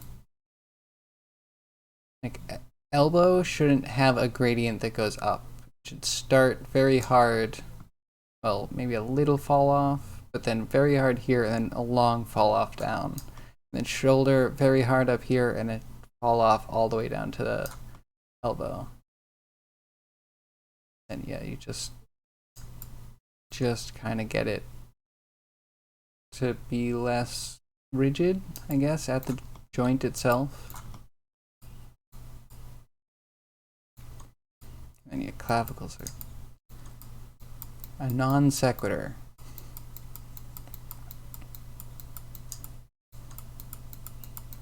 Or a partial sequitur.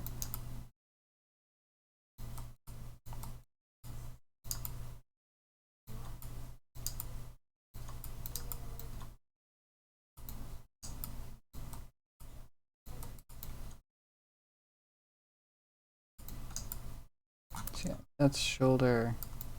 That's lower arm.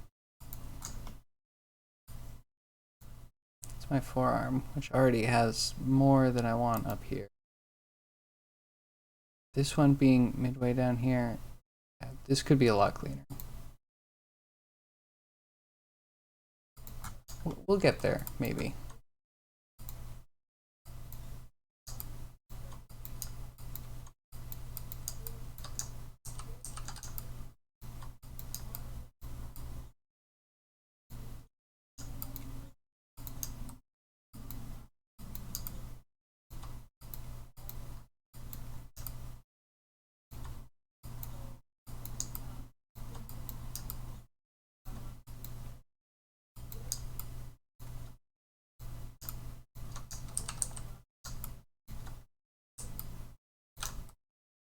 Manual wave painting is so last millennium. Yeah. I feel like you always have to do a little bit of touch up manually. I have yet to see a perfect automatic system. They get a lot closer. Yet to see anything.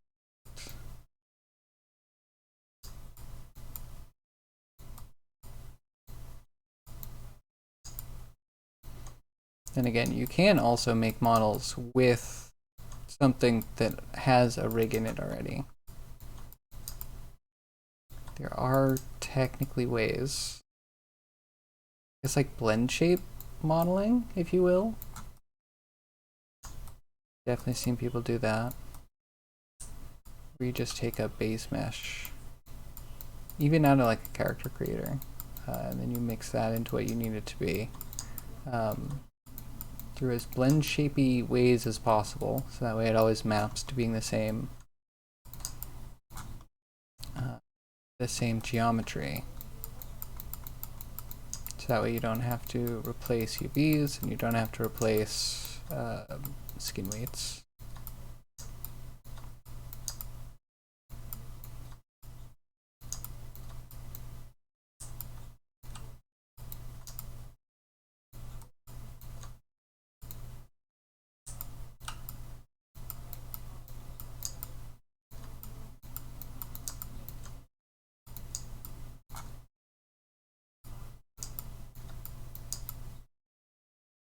My joint feels like a weird place. But we're compensating.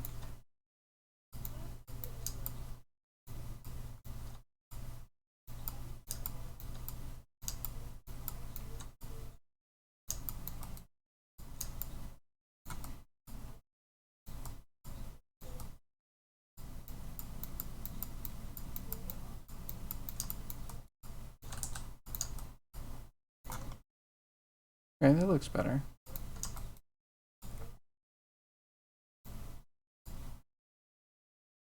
No, it barely affects it.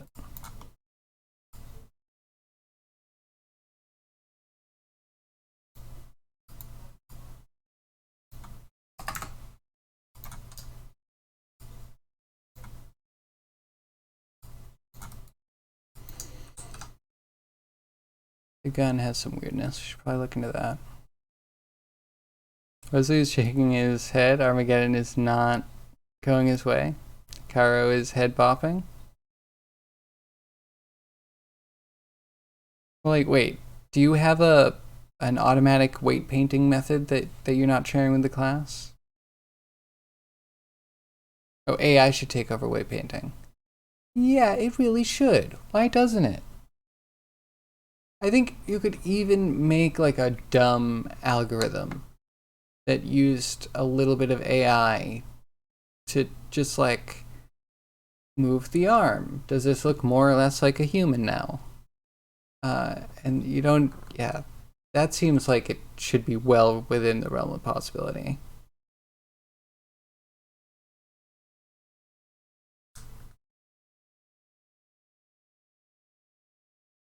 Wait, who is Wesley? I think Wesley, and I just think Wesley Crusher.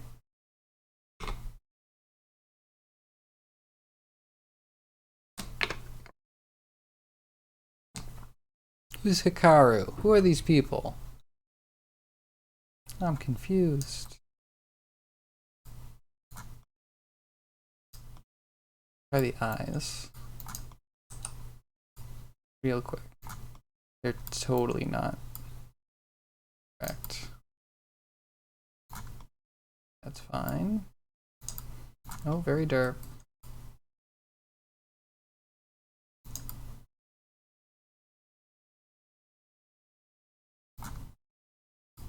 Okay, we could probably paint that better.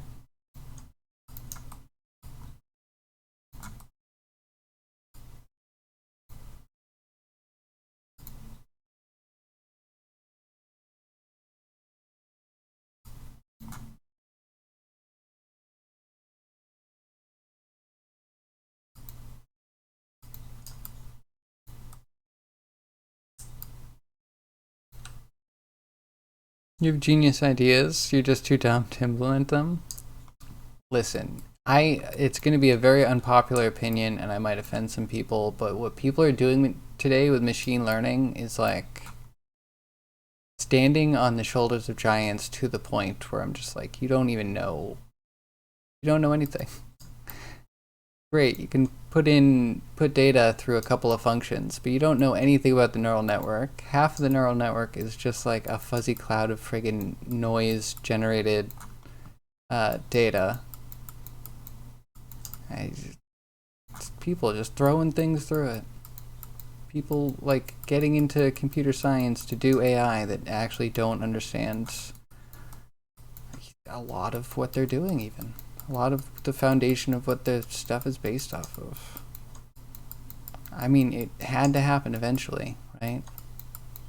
Abstract things so people could become specialized in AI. But man, it's also a little disappointing. Because it makes it somewhat less accessible and somewhat like error prone, and you can't just fix everything yourself. No one's smart enough to do the whole, well, we're approaching the point where no one's smart enough to do the entire pipeline themselves. You know what? I will believe to the contrary when I see a YouTube video that's I did a full deep network and I created a full training network and I implemented that into an app that functions properly. And there's probably a couple more parameters in there because that's doable. I think that's still doable.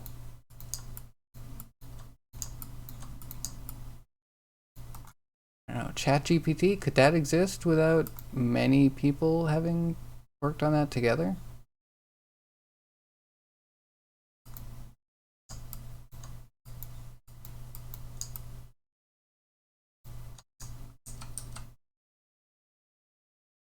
This is the one.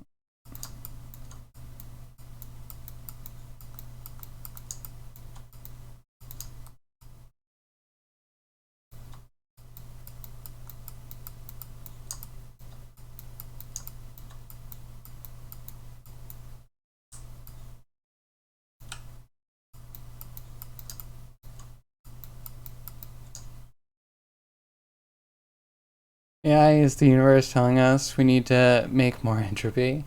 Listen, I am saving as many copies of every file I make as possible. I'm doing my part. And then I'm backing that up from time to time. Are you creating enough data? Are you feeding entropy?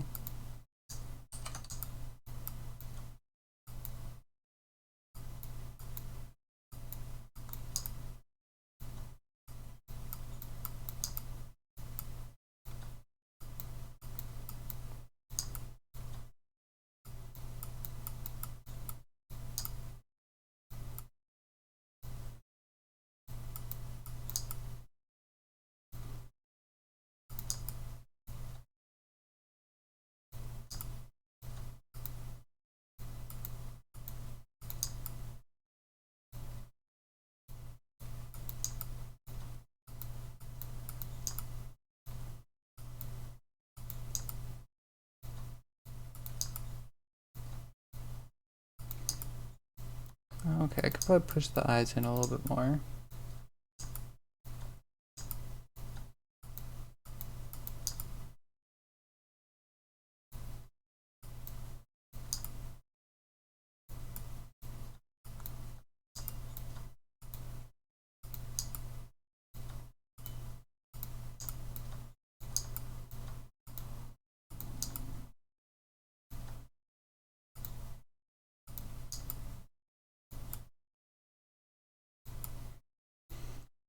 Almost.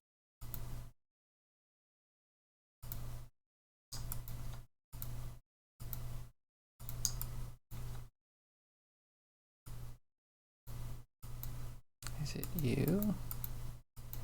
That we have extra?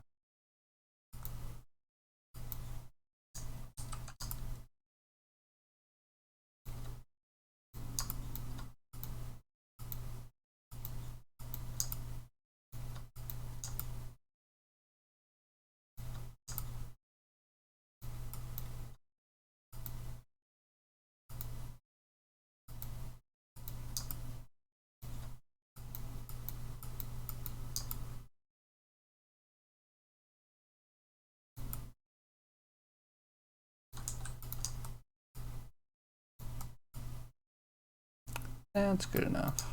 That we have a tongue that can lick the eye. Maybe we should do that.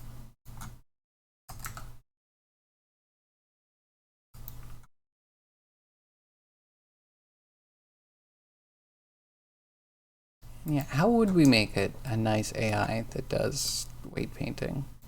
Like, my only idea is literally like adjust a weight, adjust a joint that is affecting that vert, and then run it through whether that movement was better or worse. And then if it's good, keep pushing it in the same direction until it gets worse, and then just iterate over every single joint, making sure that AI is properly recognizing what looks more like a standard human. But like that, it would only really work for humans. Unless you have it running over. Actually, I'm surprised people haven't done a soft body simulation to do skin weights. Does that make sense? Am I crazy? Does anyone kind of understand what I'm talking about? It's like soft body simulations usually have interconnections between every point with connections of like how strong the spring force between 2 points should be. And like, yeah. Yeah, I mean, it's more volumetric, right? I don't like the geodesic voxel stuff. It's like okay, but maybe it's all the same. Maybe we all just get to marching cubes. They're a muscle simulation system. Is that just a fancy way of saying squash and stretch animation?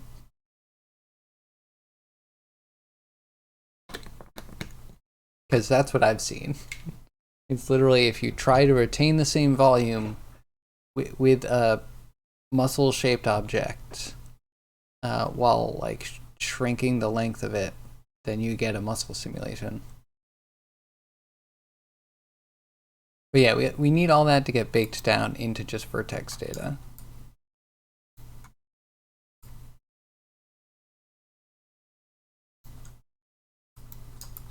Okay, do we need the lower eyelid to do anything?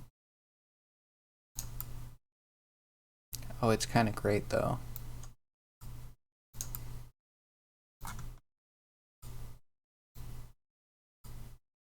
But it shouldn't be affecting the corner of the mouth. That's bad. I like it in general.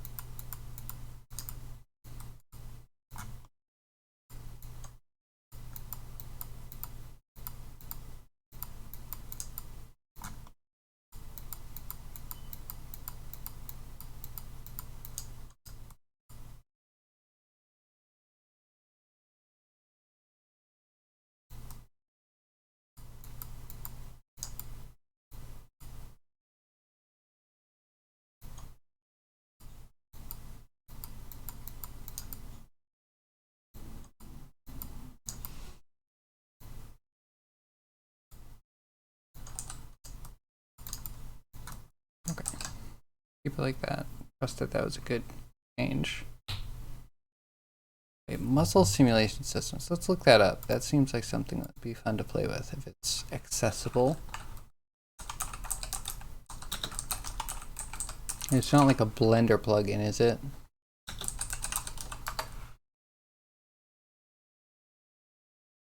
X Muscle System 3.0 on the Blender market.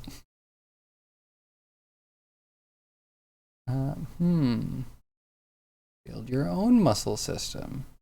Labster simulations. That's kind of interesting.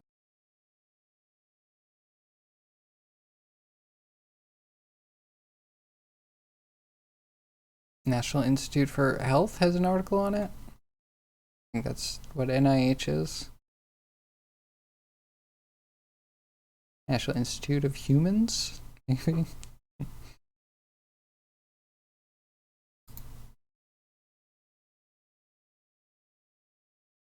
Okay, I'm just kind of intrigued. What is Blender offering?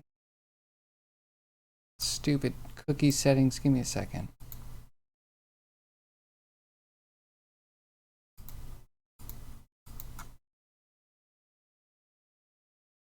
Click out of everything. And cookie laws suck.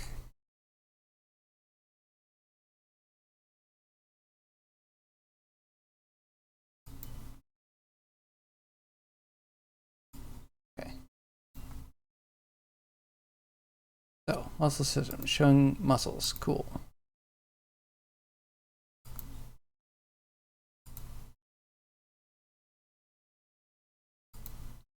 It's probably just gonna be squash and stretch, right? And then you can just do the set driven keys.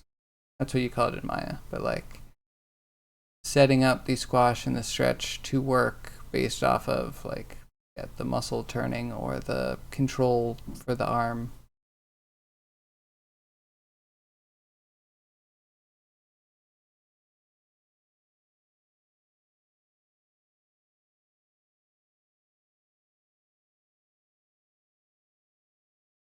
Interesting. Yeah, I always wanted to do this. I might at some point.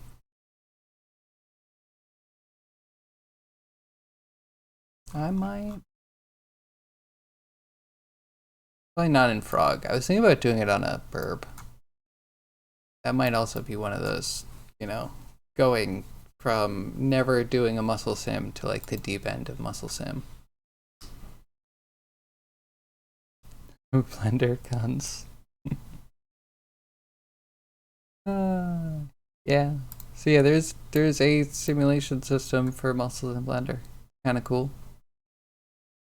Look at how chunky that thigh is.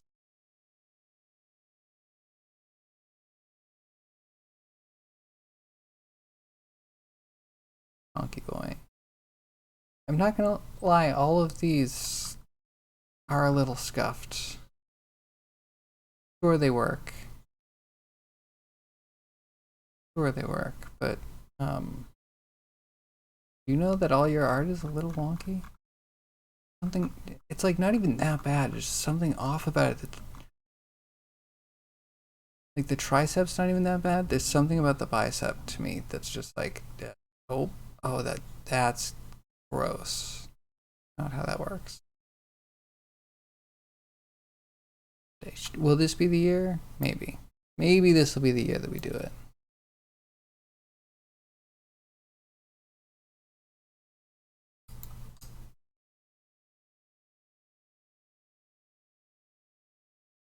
Gross.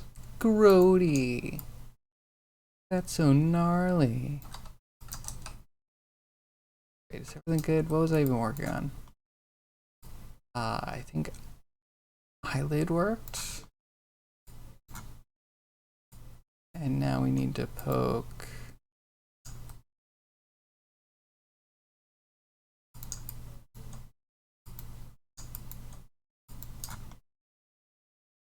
this guy.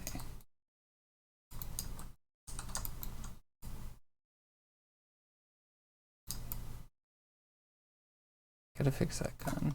It's too ugly. I can't stand it.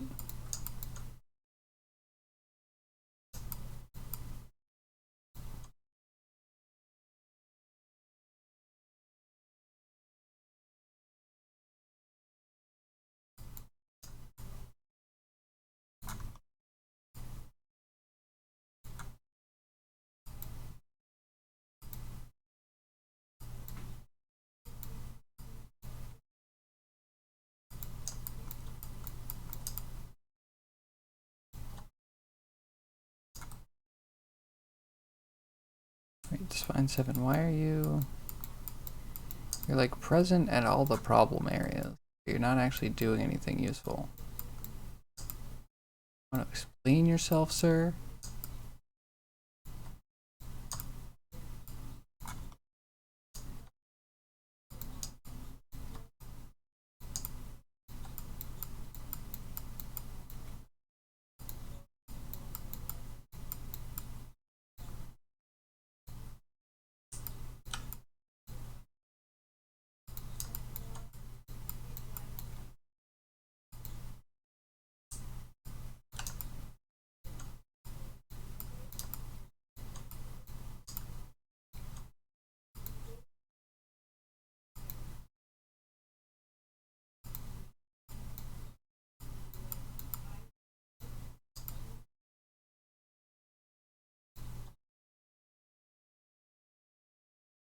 What else is going?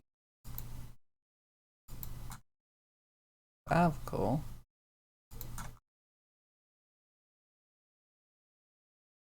I know the guns are problems.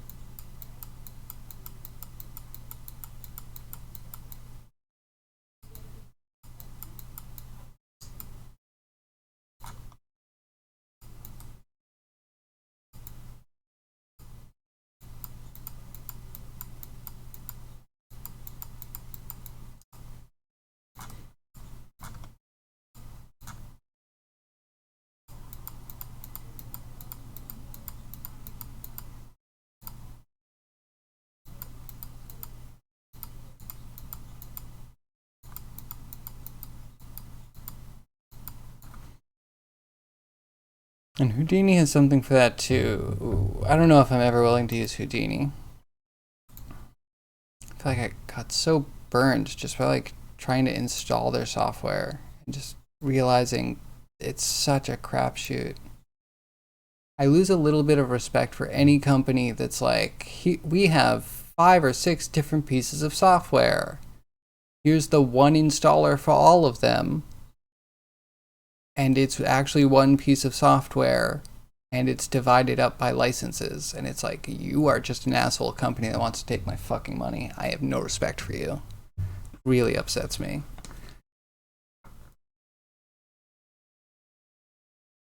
Eragesi versus Gukesh. Who's gonna win? Hot take allowed. I don't know. Who's the underdog? Who's the long shot? You guess we'll be doing muscles in Blender Geonodes soon, right? Maybe. That would be cool. Because we could just go to each muscle and hopefully put a modifier on that universally just does the deformation, and we can tell it where to look for how much to deform. And we'll just point that at an axis for a joint, right? Could be a thing. We're not doing it today, and if you're egging me on, could work. We could do it soon.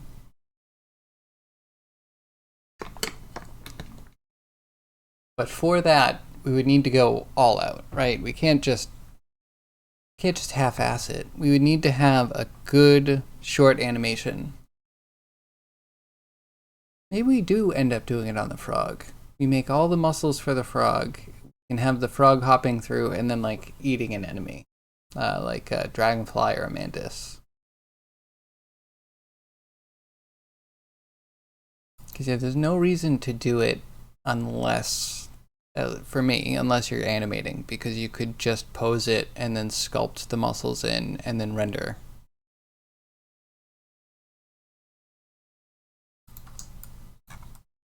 Like, I guess we're taking ideas for a short animation. Someone wants to put together a storyboard for the opening of Mechablo. An animal eat animal world. And then probably like Kobold shows up in mech and tears up the whole place or something. Yeah, that would definitely be worthy of a trailer. And then the frog looks like the Rock. Animal eat mecha world? Well, you're gonna be the first mecha. You're the first novel mecha in this world. So like, yeah, if the mech got eaten, then it would be a quick end to the franchise.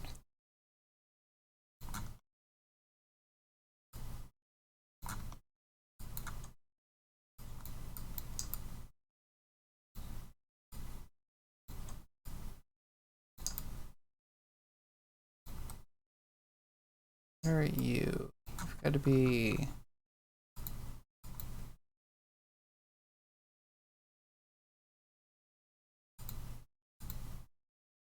Like, what are you? Why does something else have control over you?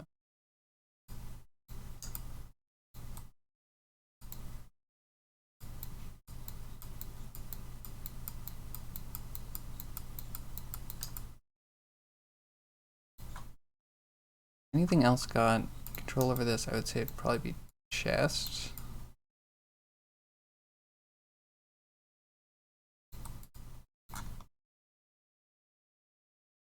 Chest coming right up in. I'm gonna leave chest for now. Catch all.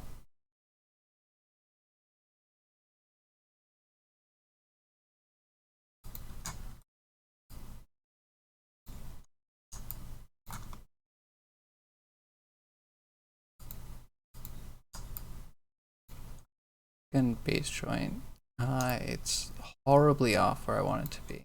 We'll deal with that later. I just shaft.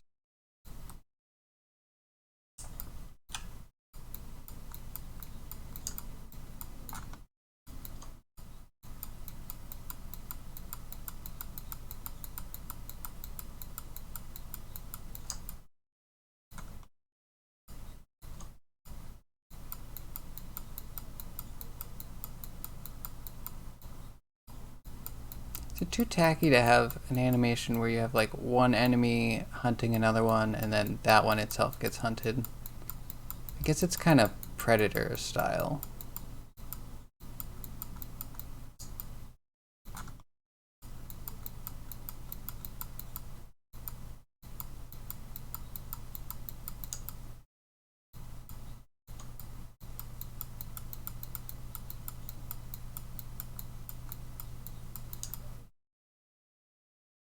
I hope I didn't eat into something I want to.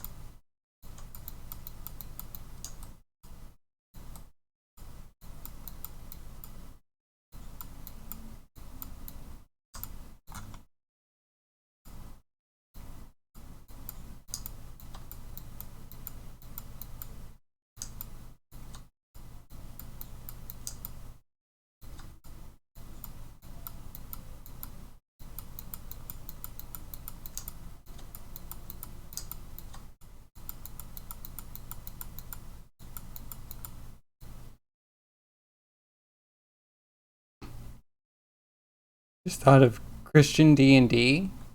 What is Christian D&D? What would differentiate Christian D&D from regular D&D? If you're saying like hyper Christian D&D, where you need to take your religion to such extremes that you can't have fun doing anything else, then like sounds like a boring convo.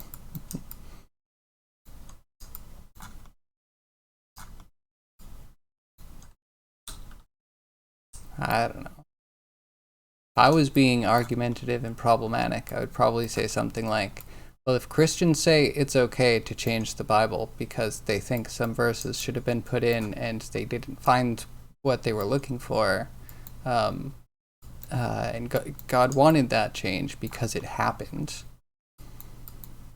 then we can also say God wanted D&D to happen exactly as is, right? D&D is God's will.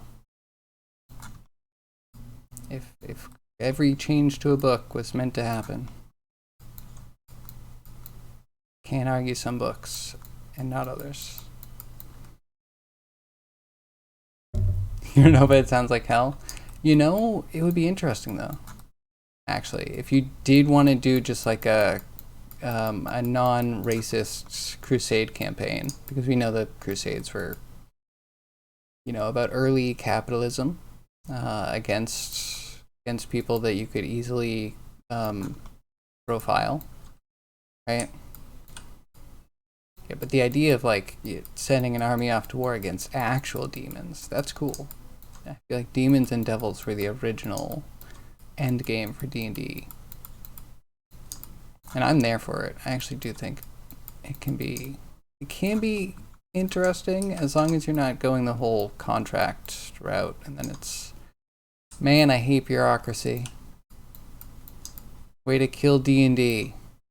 Like giving someone a wish, right? And then they spend the whole campaign or like at least the whole session coming up with rules and stipulations for what they tell the genie or djinn or whatever's giving the wish to make sure that they're not going to get screwed over, while also, you know, playing with resources. And I'll digress. You know what I mean?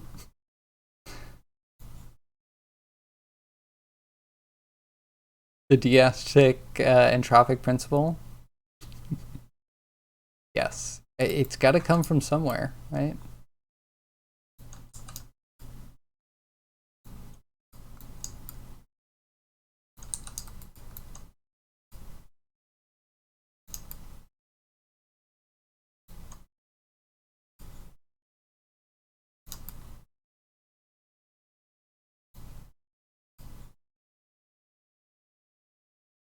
So that direction works.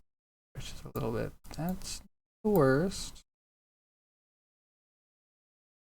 I'm curious as to whether I should put the flap in base one.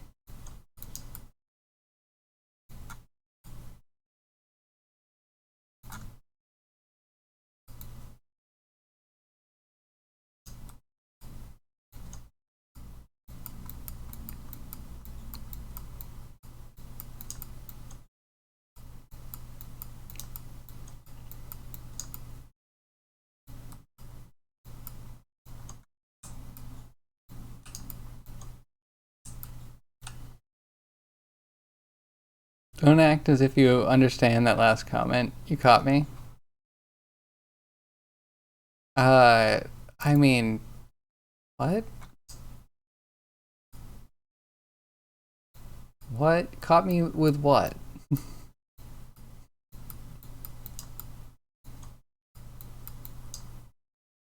I'm actually kind of interested, but not fully willing to go look up what we're talking about.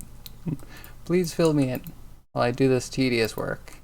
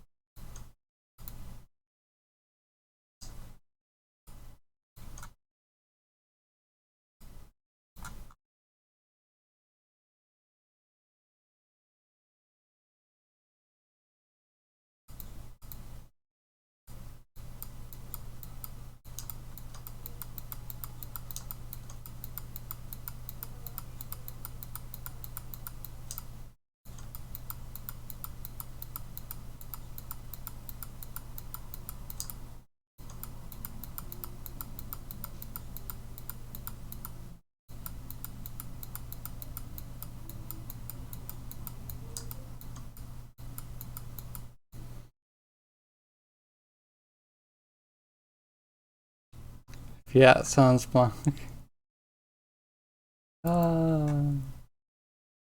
Sorry, acting if you understand the entropic principle and you don't fess up. Wait, entropic principle is that matter is not can't create matter. Can't create more matter. But like a human can create more matter. Right? Kind of confused how you caught me exactly. What did I say that triggered this?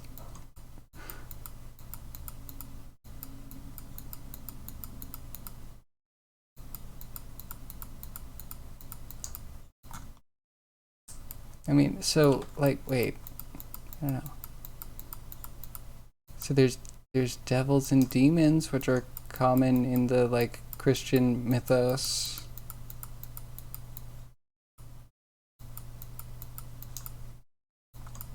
I think they're cool, but in the contracts and stuff, yeah, I don't find those entropic in any way.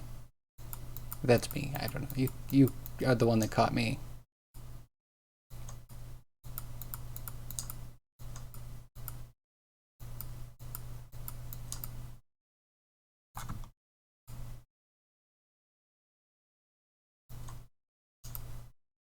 What are you? Where do you even come from?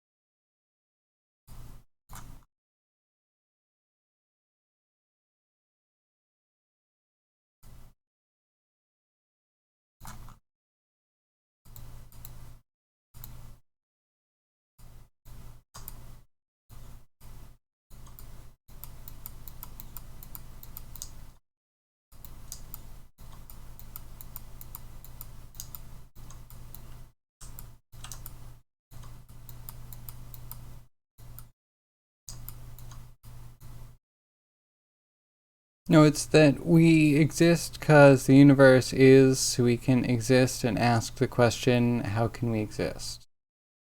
That doesn't really explain anything to me.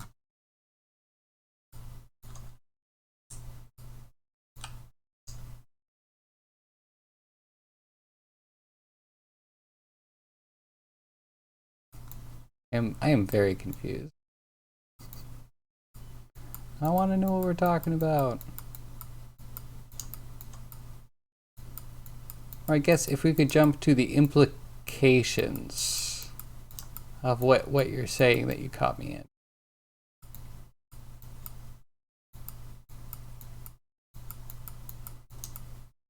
Because I always find that interesting. Like you might think you caught me in something, but I might not find that as a hard and fast rule as most, well, let's say that even most theists might consider. I try to play loosey-goosey with it. I accept that everything that is can be exactly as it is. But what also, while having an origin. A non-random, semi-arbitrary start point. That's it. It's the only thing I want to adhere to. Don't hold me to any of the other stuff that people say about whatever.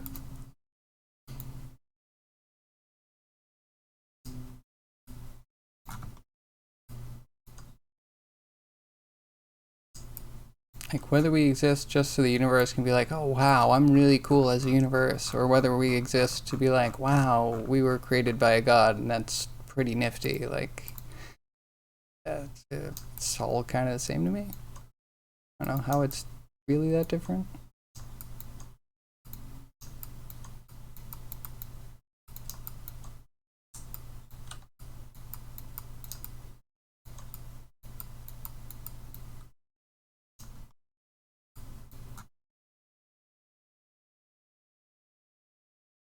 And wait, does this mean that we exist because the universe wants us to wake up and say, wow, we exist?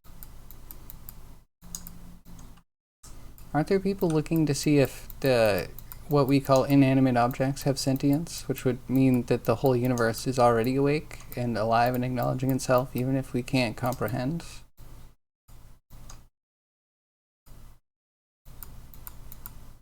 Science is cool. Because, like, you start at trees, right? Obviously, they have some sort of... they have a life to them, right? But we can't communicate. And they're almost like rocks in a lot of ways, but they're not rocks. But then you get to rocks, and people are like, you know what? Maybe there's sentience in rocks. And then I'm like, I'm fascinated. What would that entail? Not that I would disregard immediately, but, it's like a whole thing. Should I not sit on it? Is it indifferent? You probably wouldn't care about any of the things we care about, right? Or would it care? Does having sentience mean that you need to care? Can you be apathetic about 100% of your environment? Does sentience mean that you have to have a survival instinct?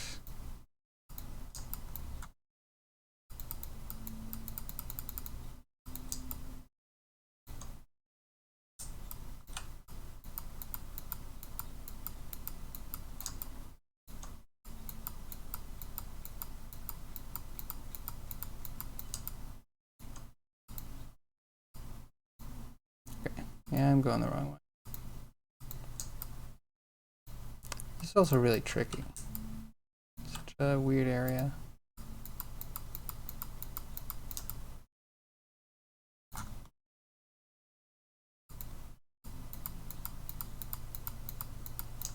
Okay, start again.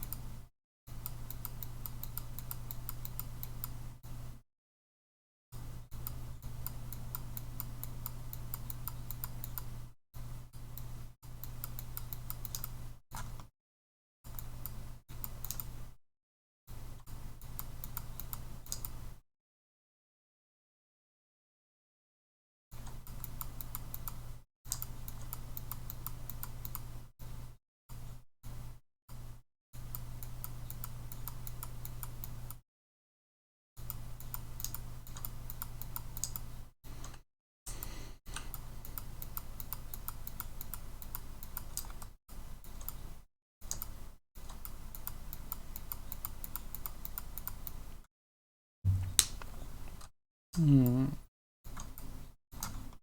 white painting, I wish it was more foolproof.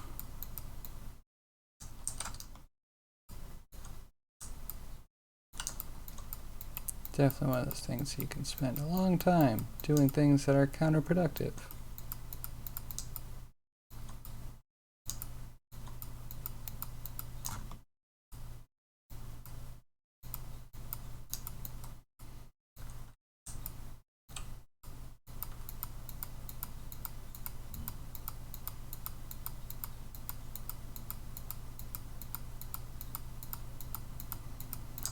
Scrubbing the whole thing, doing it from scratch.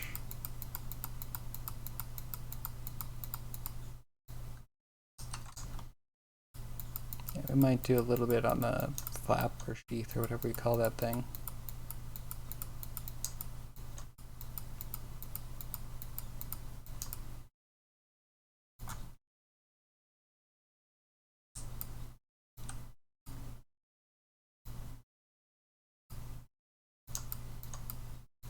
Just a little bit.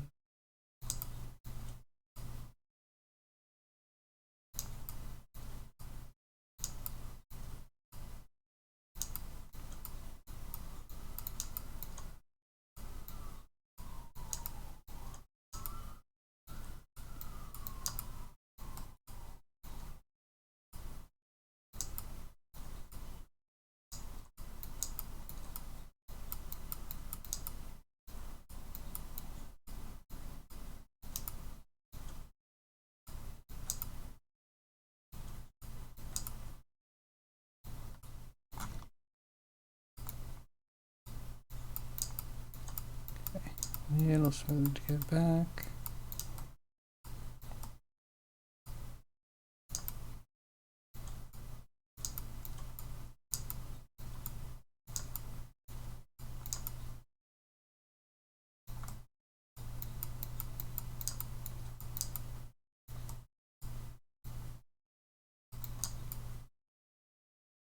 Gee, I think I paint everything. This one's hard because it always has some way to occlude something.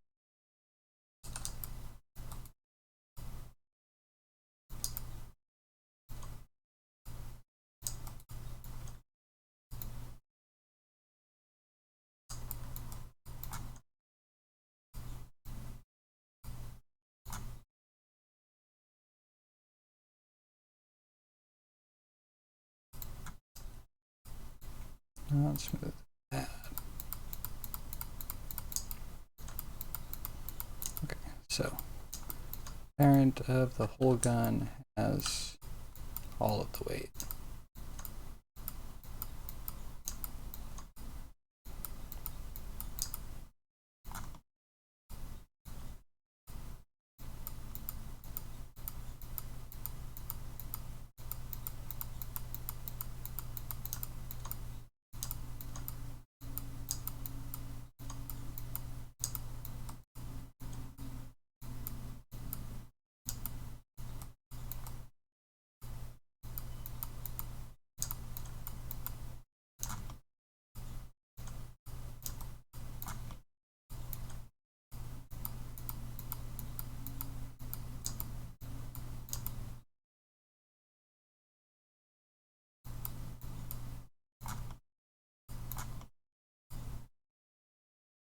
That should be okay.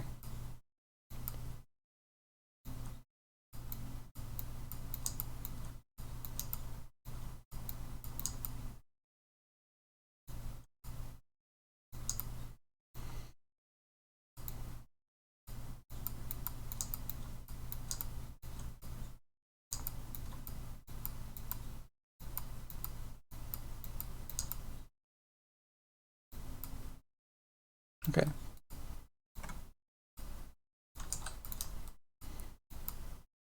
That looks okay.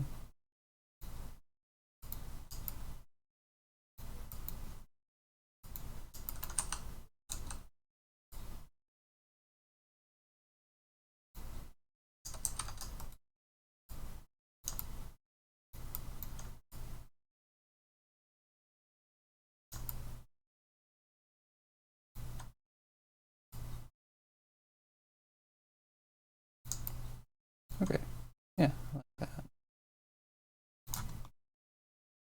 Figure out the neck.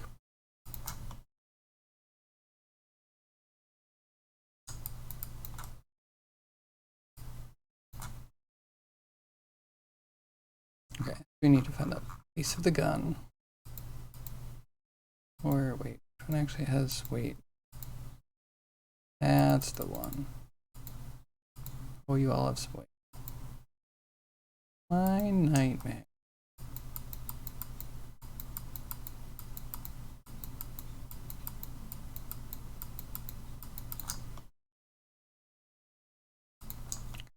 Get as close to black as we can.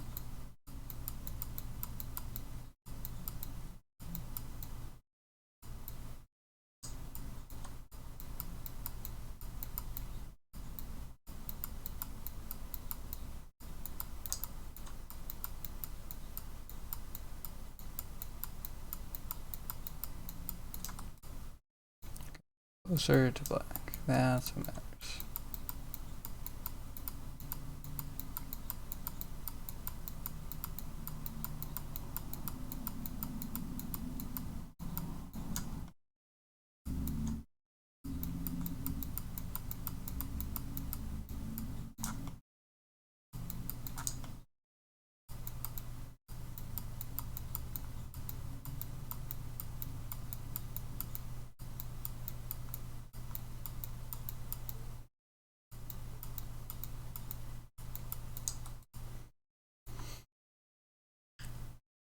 That might be chest.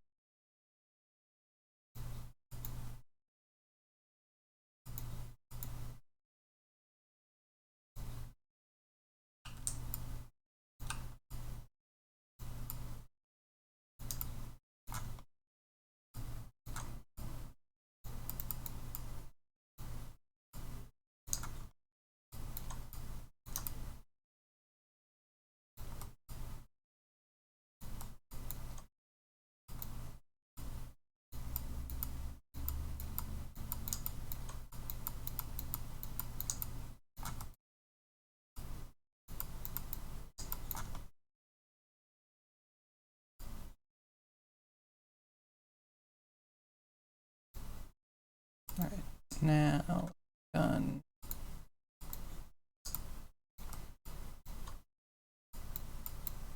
Definitely a lot better.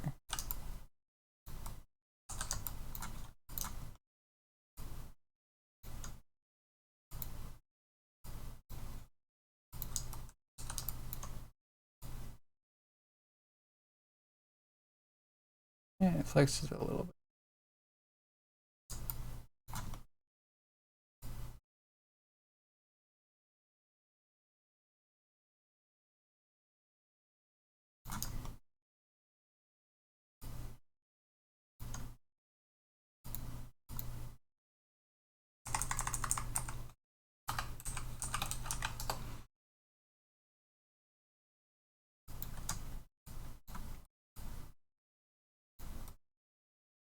Now just keep going. We have to get the whole shaft done.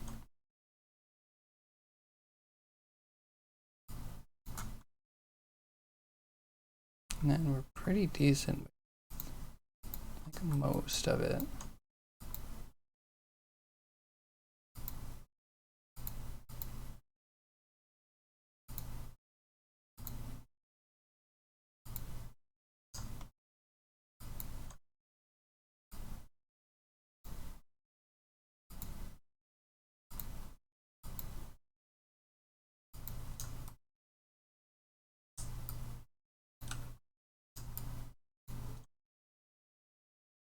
Definitely want this line.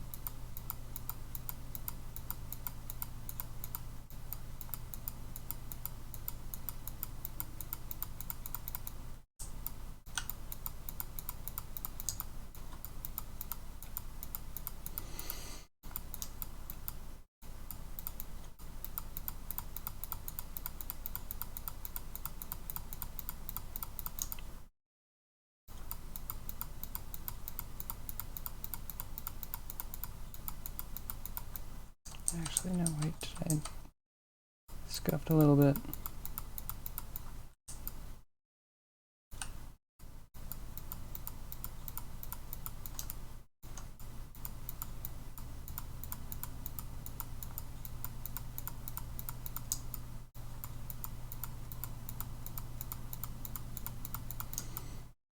Cool, cool, cool. And that's going down.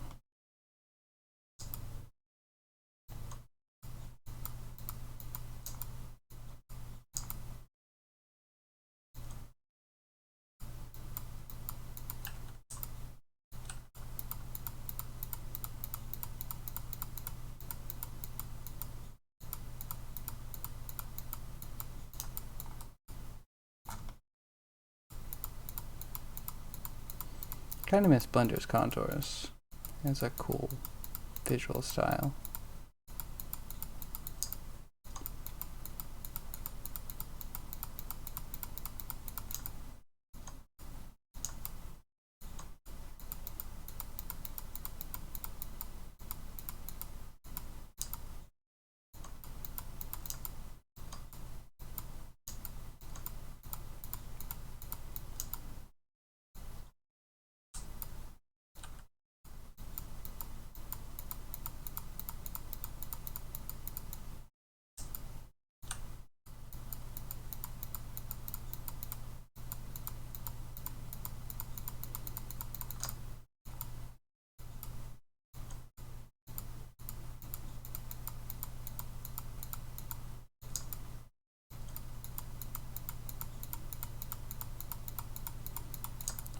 Not too bad.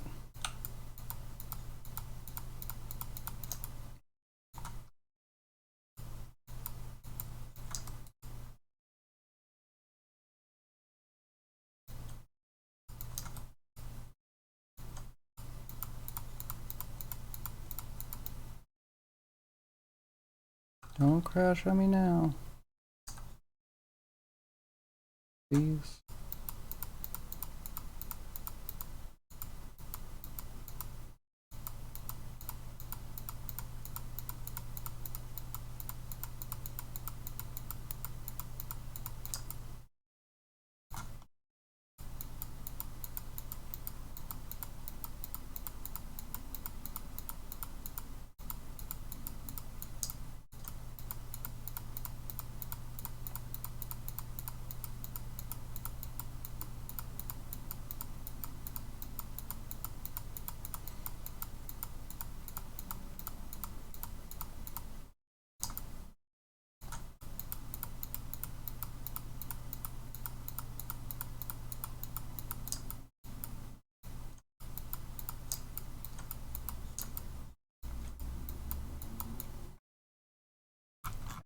Then get 2 more.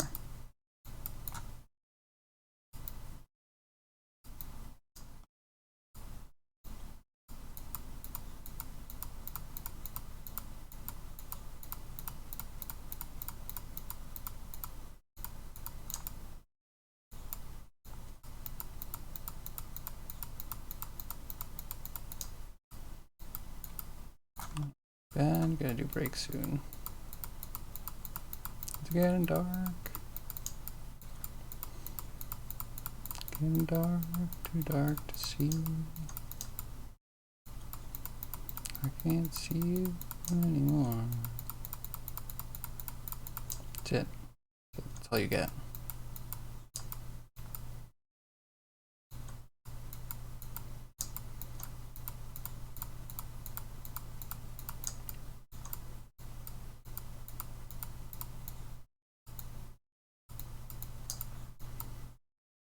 Now just the tip.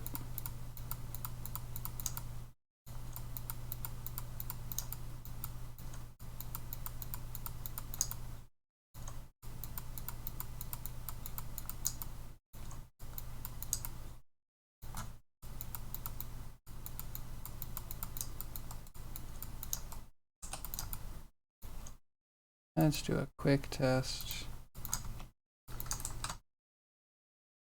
So he's thicker to grab on the left side, right?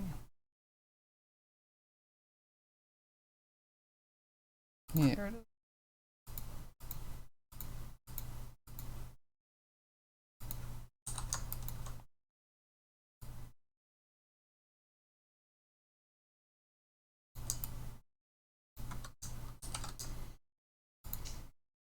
So the base one kind of messes stuff up.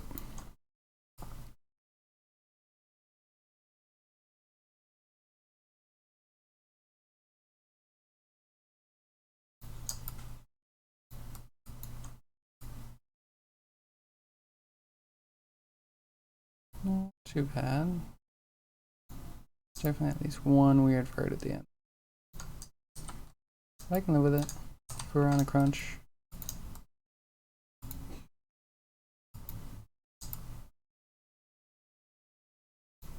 That's the one test I really wanted to do. First, we select all of the... Let's roll it up. Like this.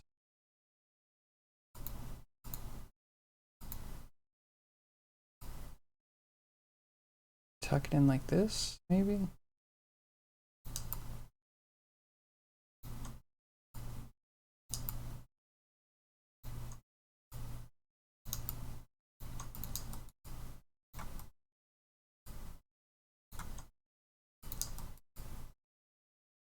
And then I think this is the close.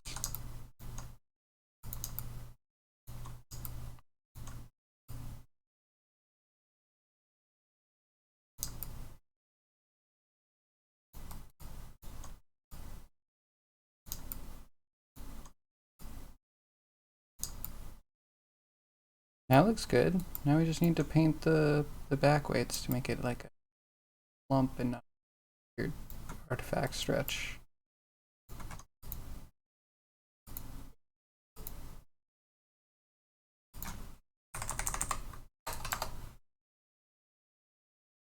Cool. All right, let me take a quick break. I'll be back with you guys real soon.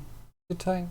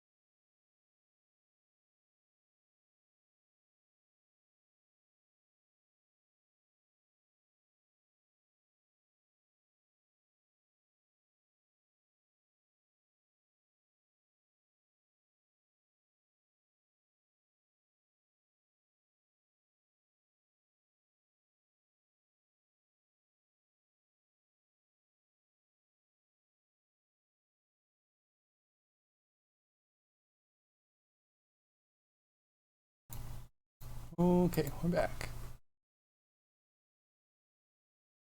Did you miss me? Oh, you don't have to anymore, because I'm here.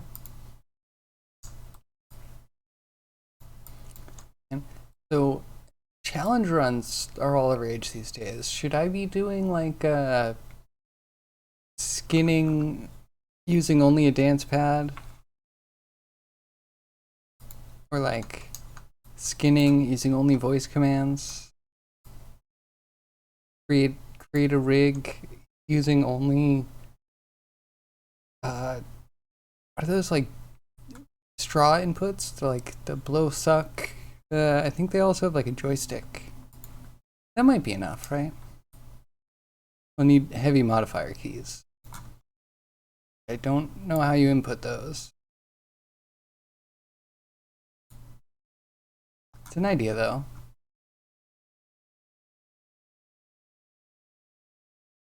Make ChatGPT do it for you. But I would need to follow every instruction it gives me, right? I just feel like I would get so bored of that. You know what I mean? Am I alone? Am I crazy?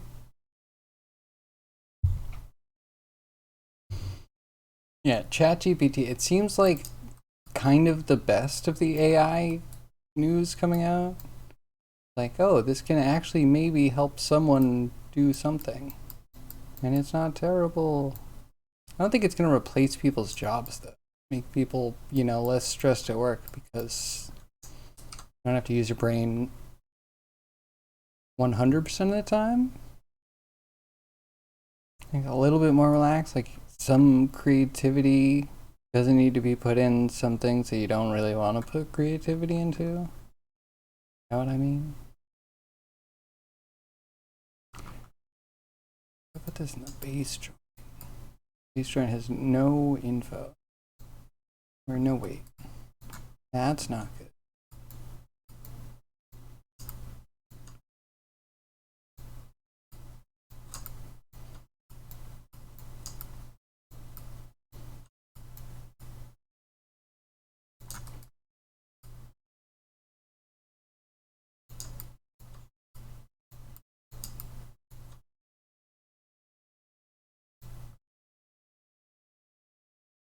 Maybe future of programming, really? Like Star Trek, where they just tell the computer what to do? I mean, that would be nice. Right now, I feel like it's awkward. Maybe it's just me, but it's awkward to tell a computer what I want it to program for me. I do feel like I'm different than a lot of people. Not that I'm special, but I do feel like I'm different in that a lot of my planning happens as I'm coding. Like, coding is my way of expressing my thoughts. So it's like awkward for me to have to like tell a computer what I want to program when programming is how I arrive at the solution.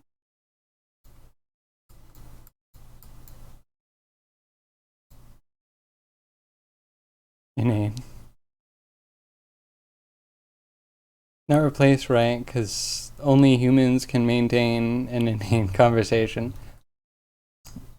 Is that true? Actually, I need a definition for inane. Give me a second. Stupid. No, no. Computers are perfectly good at being stupid. They're programmed by humans. They do it automatically. They default to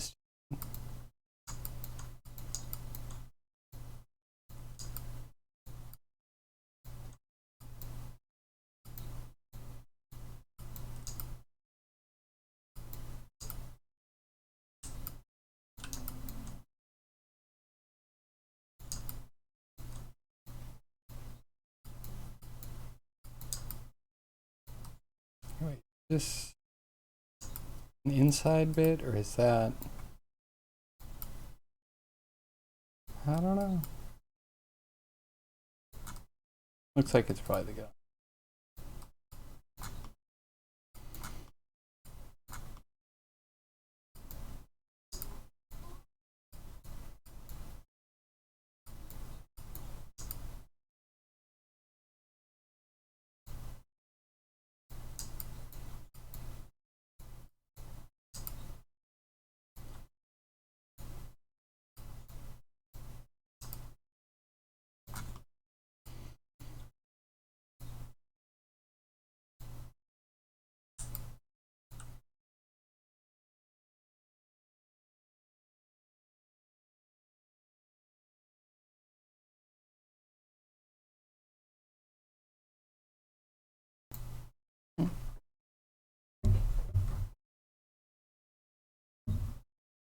Coding is just a tool to get things done, not a way to express yourself. I mean, but like writing is, and writing is the means of programming. Never got to that level either. When cod becomes a way to express myself, you become a carpenter? What? You mean code. You mean code. When code becomes a way to express yourself, you become a carpenter. So what kind of hammer do you want? I hear Stanley has great hammers. Sorry, yeah, people have been writing code that creates art and therefore is an expression for a while. I don't know. This is a weird conversation, and I feel like one that neither of us can win because you're just gonna be like, you're doing it wrong, or yeah, some other borderline fascist statement. And I'm just gonna be like, I don't know, man. It's a big world with lots of people doing lots of things. Not that I want to take all the fun out of our conversations, but I feel like I know how this one goes.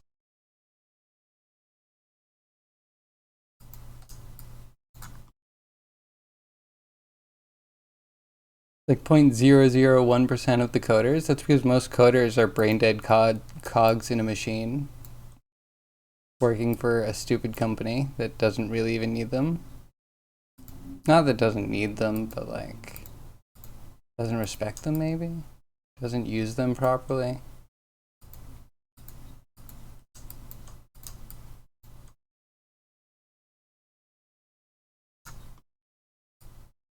It's like, how are you going to deal with the fact that AI will take over a lot of things eventually, especially code? Especially code. Like, in theory, we're doing it absolutely wrong by saying, like, humans created code, so we will code, and then we'll have a computer learn how we write code so we can tell it how to do things, and it can write code like we write code to control itself. Like, it's so asinine. Eventually we'll come up with a better language to tell computers how to do the control stuff properly without having an abstraction that's human owned error, you know? And they're bad coders anyway. Yep, there's the statement. Oh.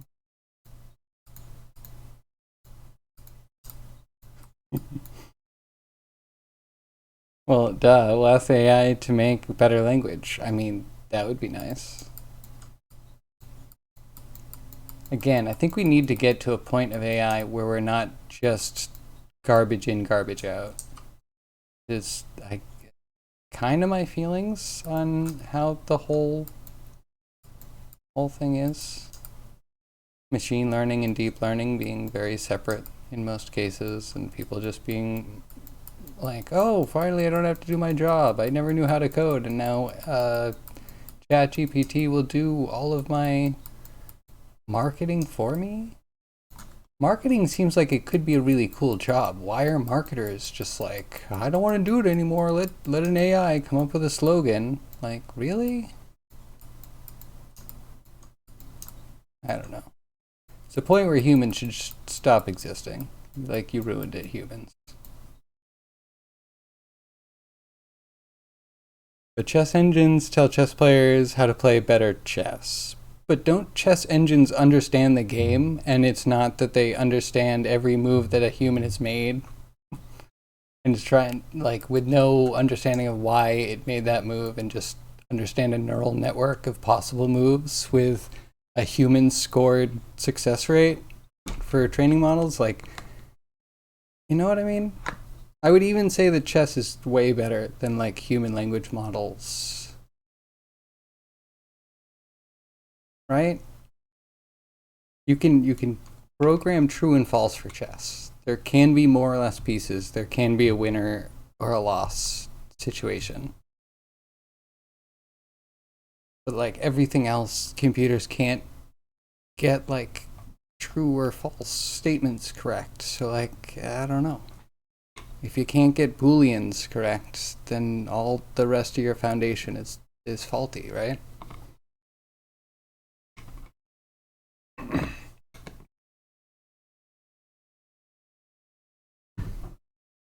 Does it need to be human readable remains the question. Yeah, I hope it shouldn't need to be. If you make it human readable, it might even defeat the purpose. AI models are definitely not human readable. This is true, yes. But on a couple levels of abstraction.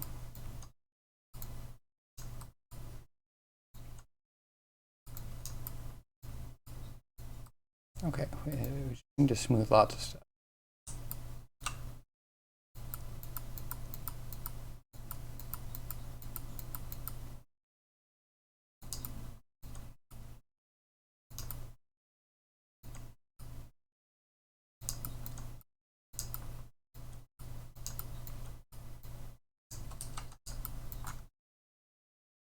And I don't want it to have any of this. That should all be just.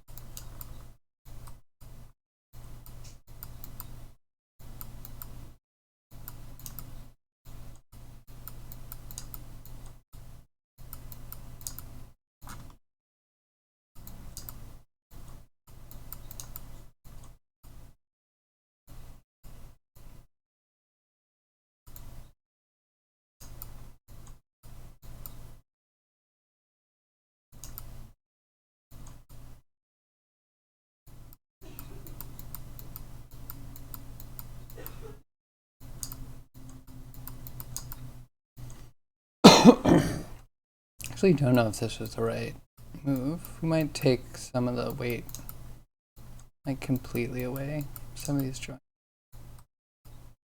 Too many influences. Too many cooks in the kitchen. Especially here.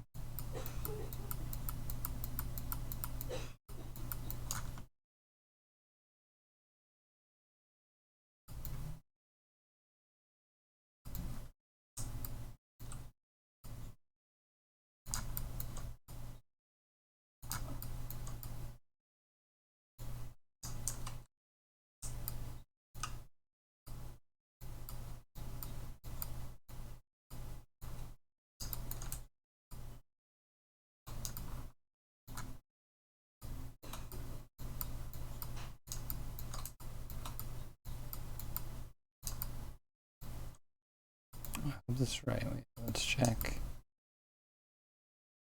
No, this is bad. This is bad. We're doing bad things. Be one joint higher at least. That's the one. This one goes far back.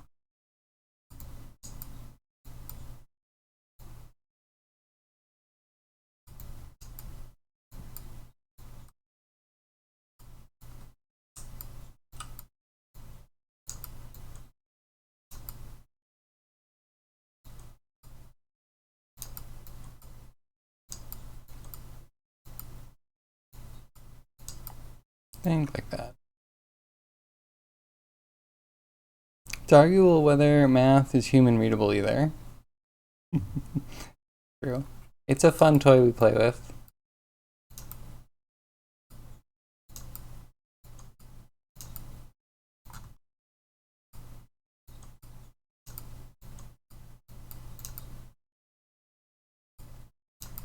Here we go. Not that the chest really flexes much, but let's get our order correct.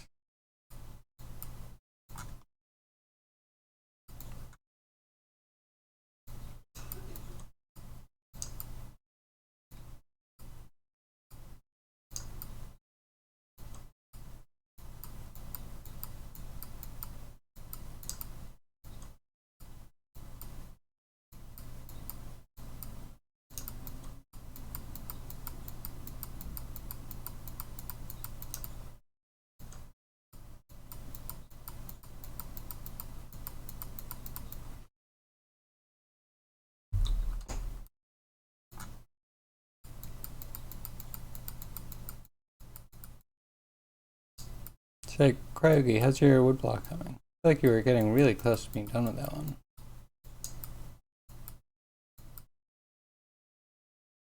That was too far.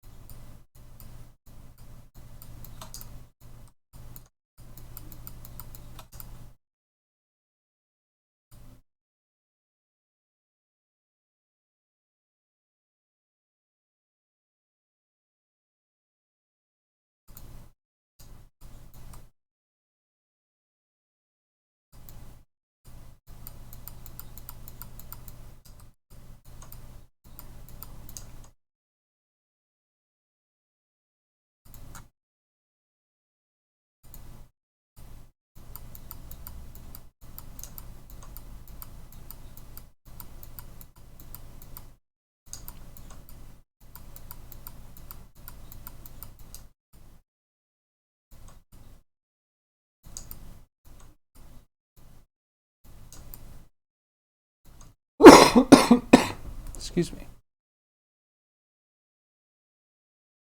The proof of Fermat's theorem is lost on any normal human.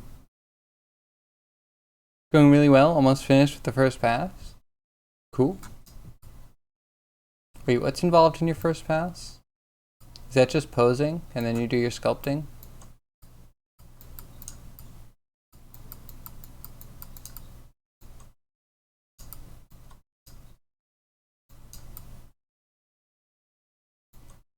Just is kind of like around.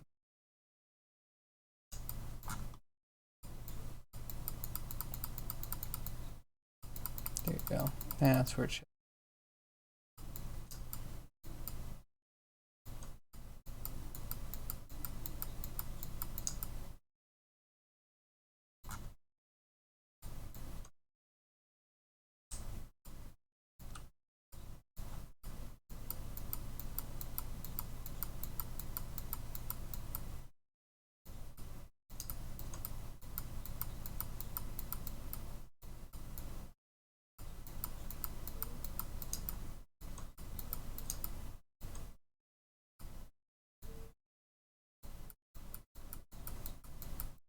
Ooh, nice. Word of the day. Render. It's a good one.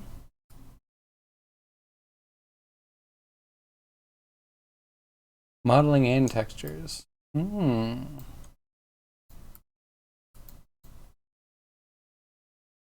told Blender to render, but it's being much slower than expected. Do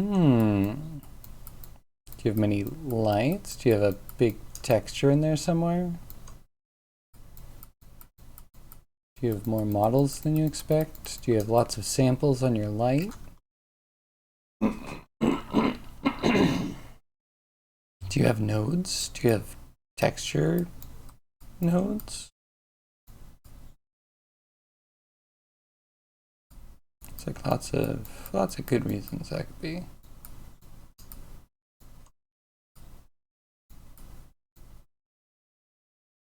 Barely any texture Eevee. The Kobold model. Okay, well, you know, once you get to rigging, there is something about your rig evaluating can take some time. That's a thing. But I don't know about, yeah, during the render, do you have motion blur on?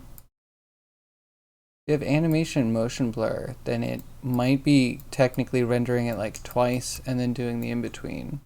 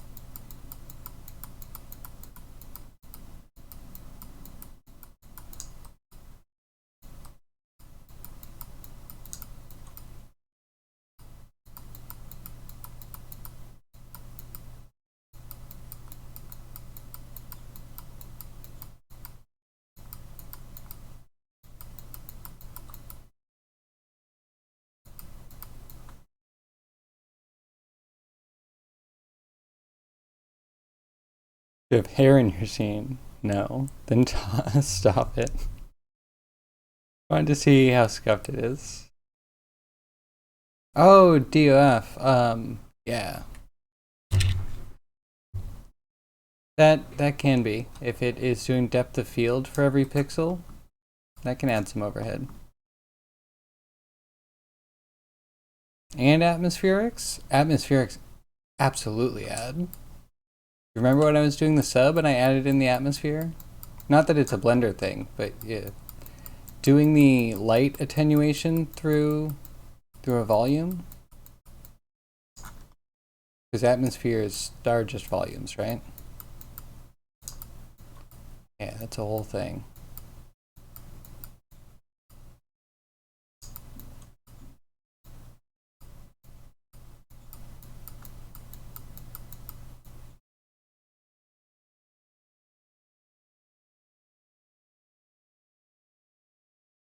Am I ditch the model because the face rig is so bad? I'll like cut the face rig out and do a new one. Like the model's really good. Just like, yeah, figure out how to do a good anthro face.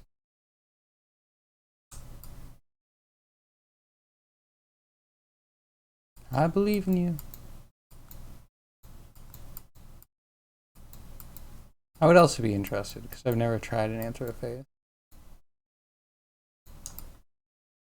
Or like making a talking dog or what have you. It's on the list. Like Mechablo, I didn't even do that. I stopped. I got lazy.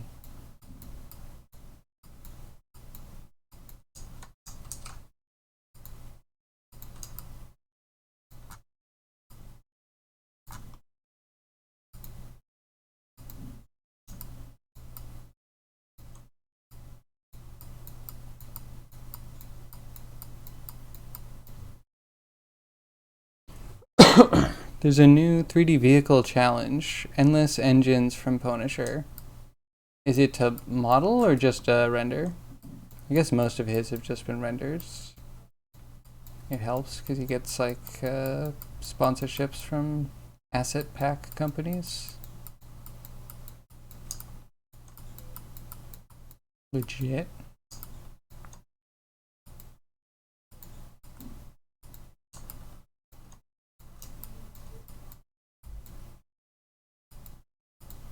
All of his challenges are just so not things I would normally do, which would make them, you know, real challenges, but they're also like so far out of things that I'm working on. It's kind of hard for me to take a right turn for so long just to get a challenge done. I should. And all of you probably should too. Step out of your comfort zone or something.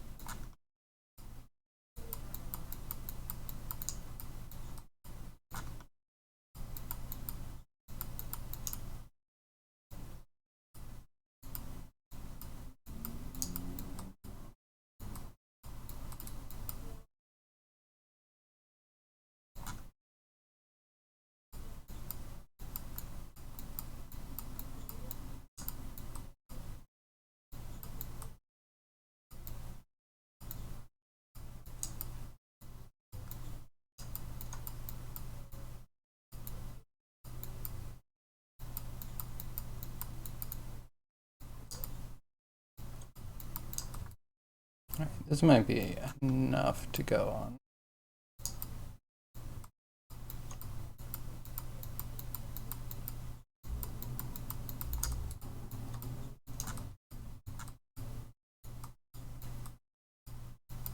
It's controlled by relatively few joints.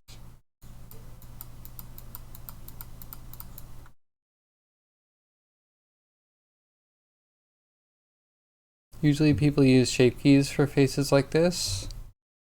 You know what? I'm not a usual person. I don't use shape key. Well, I will use a shape key on a face or a blend shape. But I would like to get most of a face done with joints, and then get like the blend shapes to be the last bit, or even creating a face rig to like get a good base for your shape key, and then sculpting off of that.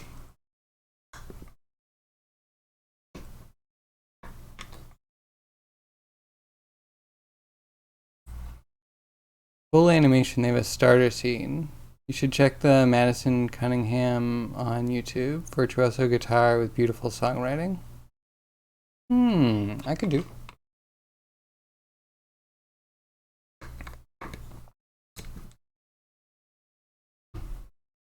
Eyelid remains wonky. Yeah, that definitely might be a blend shape because of...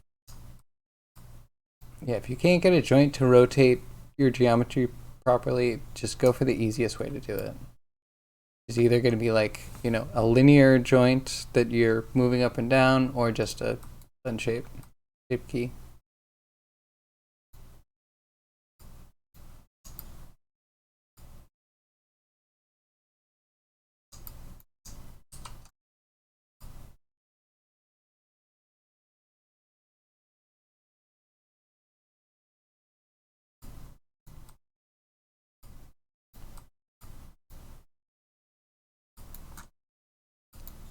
I think that's in case.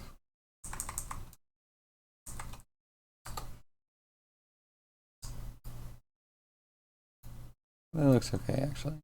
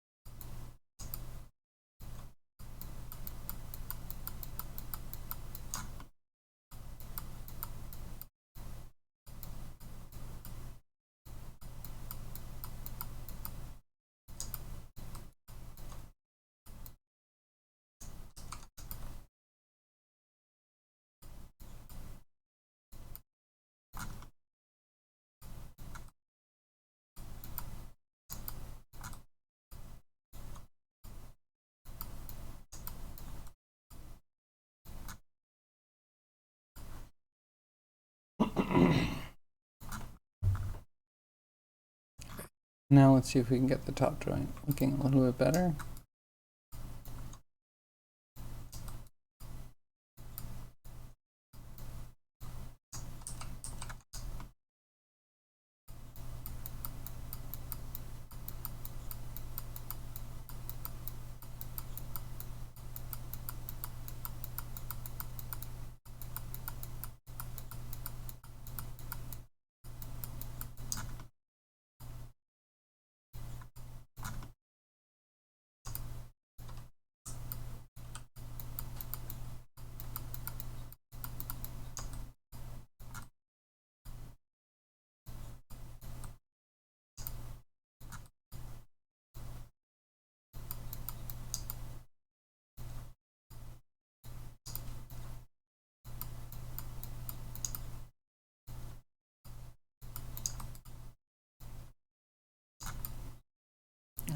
The problem I think I'm really having is that we have double weighting, which is moving it like twice as much as it should be.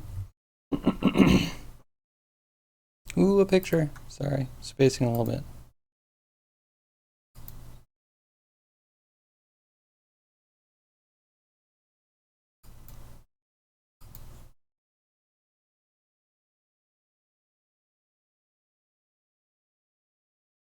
Okay, wait. Mouth open was good. The nose wiggle was good.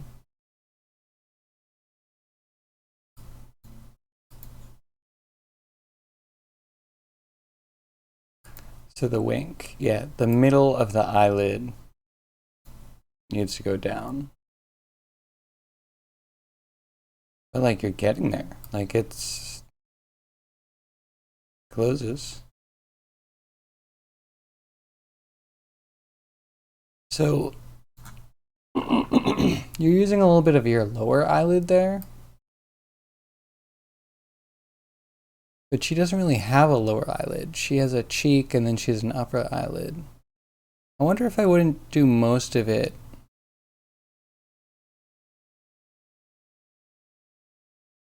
Yeah, I don't know. It's not bad. I think it's just the shape of the eyelid that really gets you. And then I like the folds in the mouth. I guess I'm just curious. Wait, are the fangs are attached to the lips? That might create a problem for like the nose wiggle. Yeah, you need lip movement, right? So maybe not lower lip. I could understand no lower lip, but I think upper lip needs something. How bad would it be to cut out the fangs and then put in a separate set a couple centimeters back? They could either even intercept a little bit or intersect, and it would make it look like the flesh is kind of like deforming around it.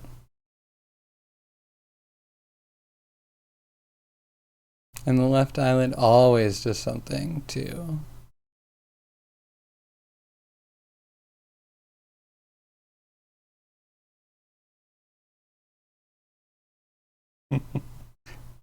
I like it. I don't know. Also, if you put it all together, it would feel a lot more alive. Very little control for stretch in the corner of the mouth. So you can't like pull it up to smile.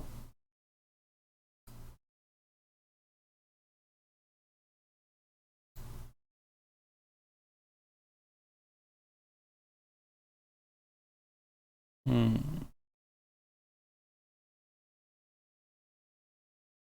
Hmm. Can you add a joint there? I feel like there probably already is a joint there though, right? And this is a small mouth opening. You kind of wanted to be able to do cat mouth max opening, but the jaw goes weird. And anatomy just doesn't support the pose. Wait, what happens when it goes too far open?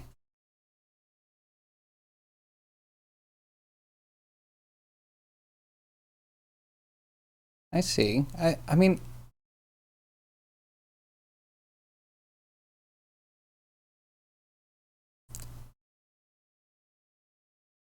yeah, okay. So you would need to put in the joint to be able to pull the cheeks back a little bit to stretch it open a little bit more.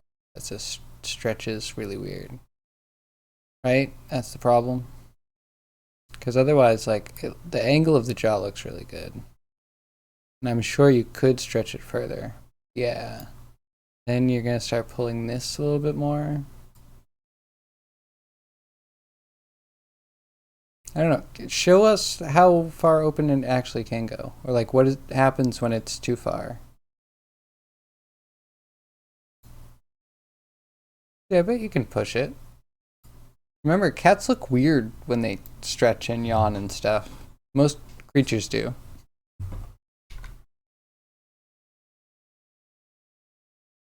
Like, actually, when cats yawn, doesn't their face, like their face skin, pull back like a lot? Like their eyes kind of bulge, and they're like they kind of show gums, and they're.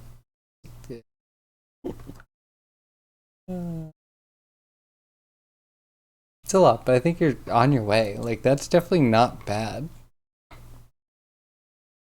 And you can animate around that. You could definitely put that in a demo reel with a really impressive animation.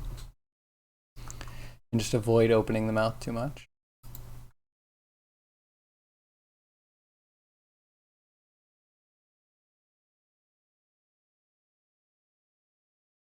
Cats have lips, unlike this model, so they can vary the yawn style too. That's a good point. But that's also kind of my point. Like, you have lips. Like, or you have what the lips would be, right? They don't need to be like puckered or full or anything like that. They can be just like they are. It's just that the teeth are coming from them. You just need a little separation, or just to push the teeth in a little bit more.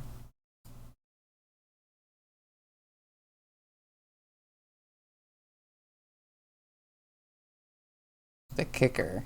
Well, I don't know. So cats have fur, which hides a lot of mistakes. Fur itself can be a huge mistake, but if you had good fur, it could hide stuff.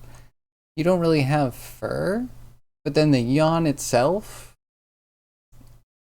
that would be extreme. Like, that's a pretty impressive thing if you can do a yawn and actually show the full interior of the mouth. You know what I mean? It's a lot of skin. It's very baggy, and you can see how baggy it is and it moving over the skull a lot. You might be holding your standards a bit too high. You hate pineapple on pizza, assuming? Hate? That's fine. I don't know if I've tried it.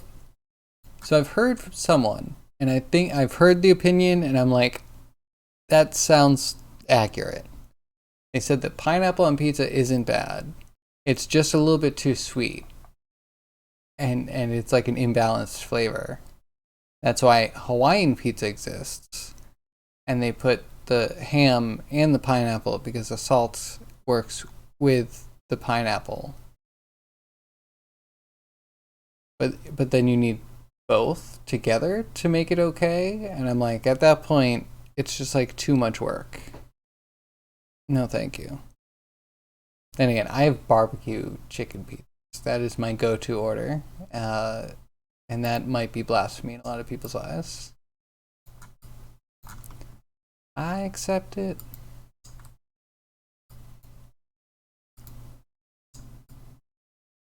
No, I don't know if I meant that. I don't want to reset all. I think I just want to reset this.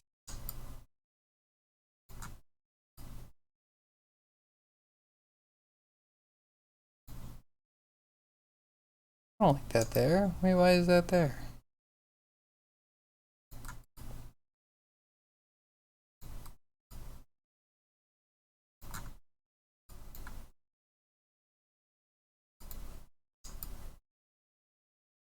Do I just want to take it off there?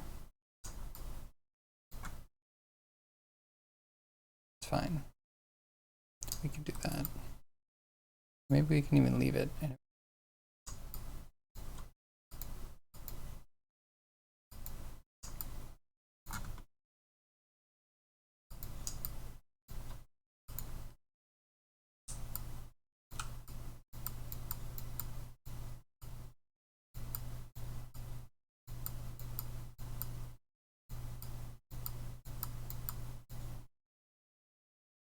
Think tomato and pineapple is no. Think bread and pineapple is no. Do I feel this? So I feel like there's a pineapple curry that I get that can have small chunks of tomato. I feel like there are pineapple and tomato in certain curries. Certain curries, I think. Maybe I'm crazy. Maybe there's just tomato in some curries and pineapple in some curries, and I mix them up. Maybe. Bread and pineapple? Why not bread and pineapple? That doesn't sound so bad. Garlic and pineapple? I was never offered. So the whole is a no. I'm crazy. There are things that I definitely don't want to combine. I can't think of any, and I don't really want to think of any, but there definitely, like, there are limits. But I do think that it's just too much work to try and balance the flavor profile of pineapple on pizza. Because it's work. Any ingredient that needs to have like other ingredients to make it work is like, you're trying. Like there are other things that go so well that you can then even mix with anything. You have actual options. That makes sense to me.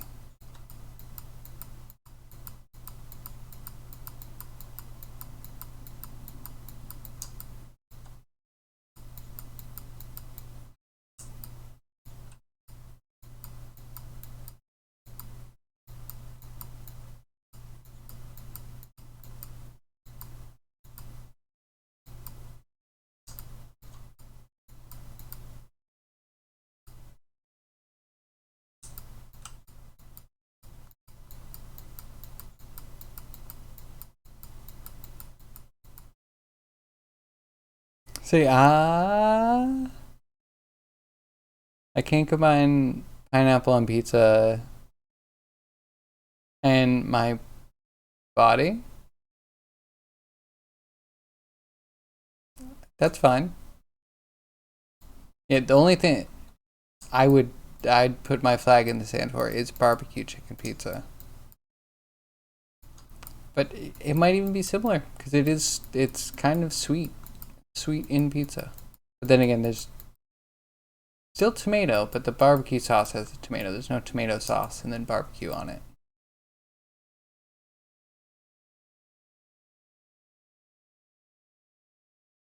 Pizza time. Twitch, you're playing with forces that you can't control. You don't know what you're doing. Having a global emote for pineapple on pizza. How dare they? Muckrakers.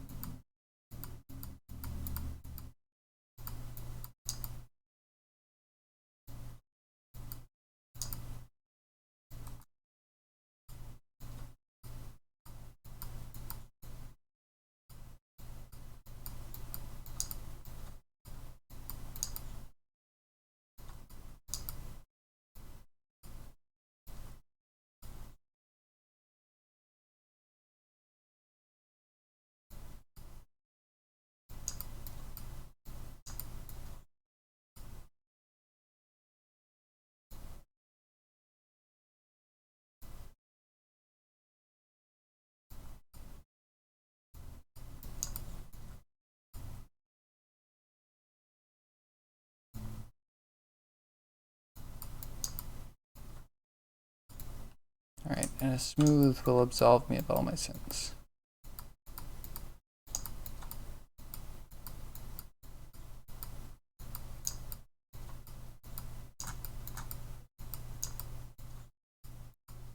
Okay, now we're gonna have to just hunt down any rogue weirdness like this.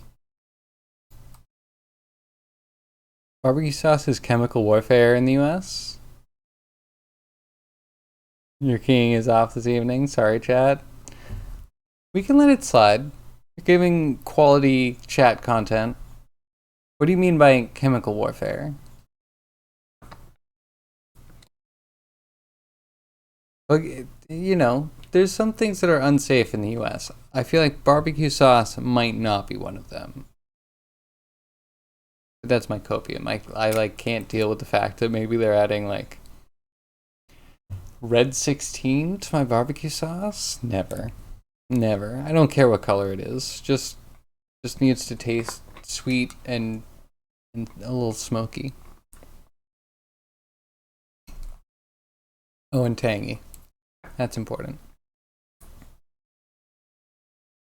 Used to have the jaw pivot point much further back. It creates super strong square jaw lines when the mouth is this open. it's not even an exact science. Like it's such an art of like where you put the joint. You can make them all kind of acceptable. Like painting skin weights can kind of like hide some mistakes. Um, but yeah, I feel like there's more than one right answer. I guess that's also because our jaw isn't on an exact hinge. It floats around and it has some muscles and it has like a ball and socket, a 2D ball and socket.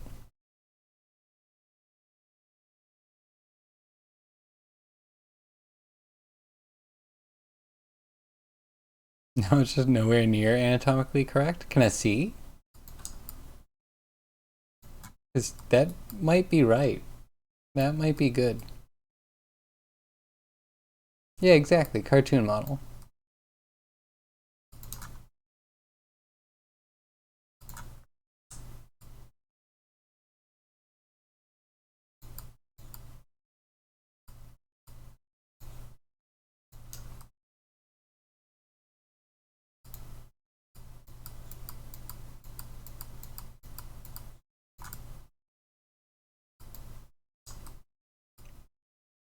Okay, there's a little bit more in there, but I'm not going to deal with that.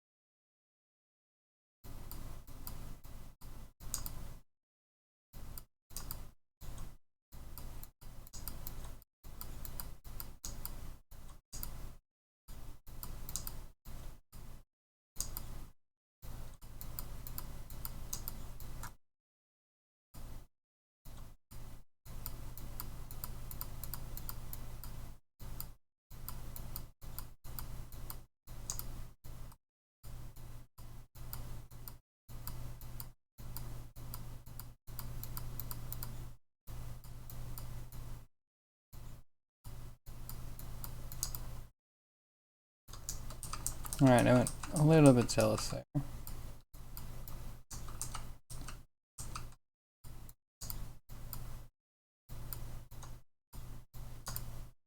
Oh, that's not too bad.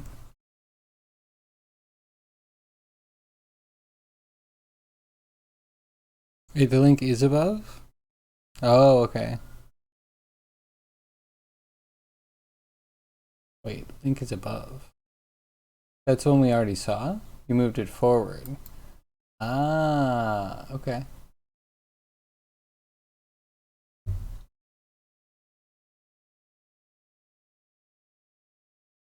Can you select control and move them? Or can you only rotate?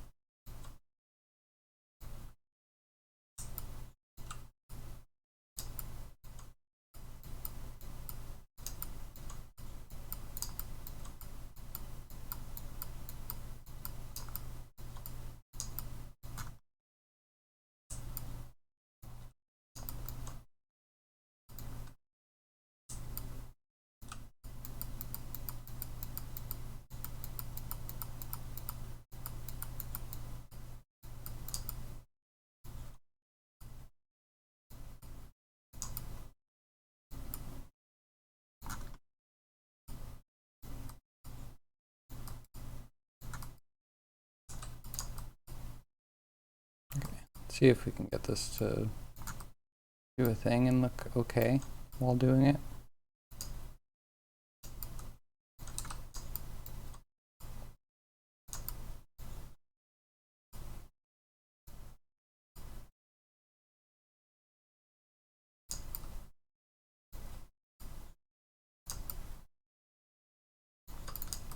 So much better. Still very stretchy. I have a couple points we can iron out.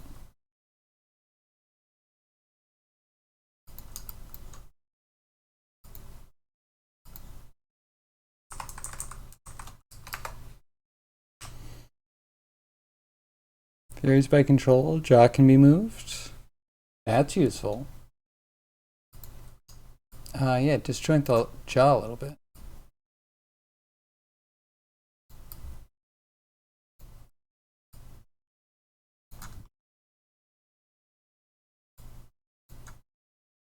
You're a pain in the butt.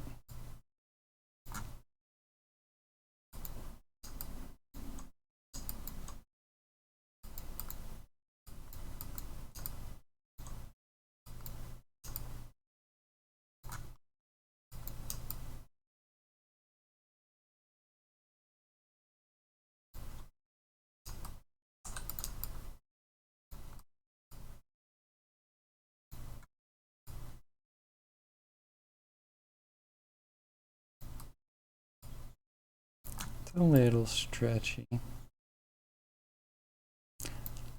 I wonder if I could relax the UV in this position. Get the little texture touch up.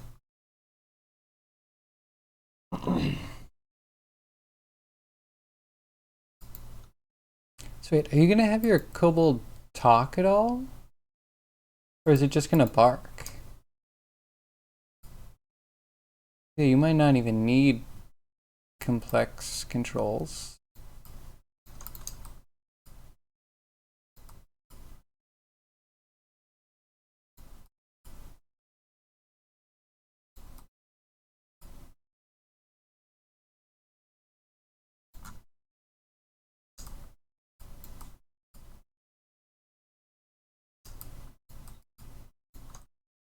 Okay, I think I like it.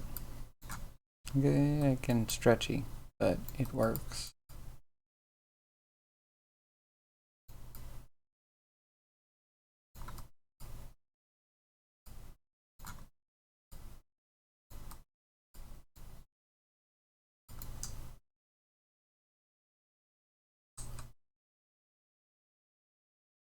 Oh wow, we sailed past 6 o'clock. Eastern Standard Time. Just sailed right past it. A little nervous to mirror, but maybe we should try it, just see. I think the back is the only thing we have left to do. I think the back and the back legs.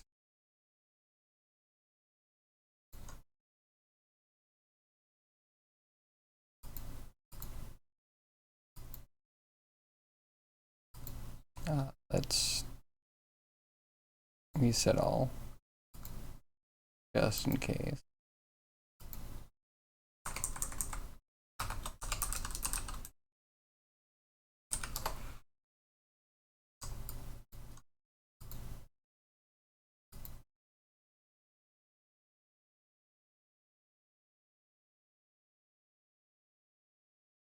Here are skin weights.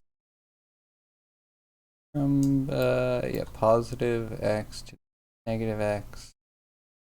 The YZ.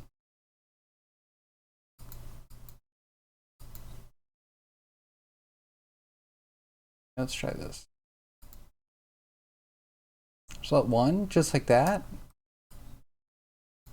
Why don't I trust you? Right, Maya, if you're so smart. Okay, yeah, that looks fine.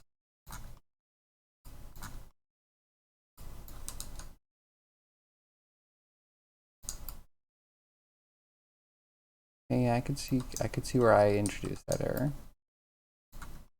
Draw time.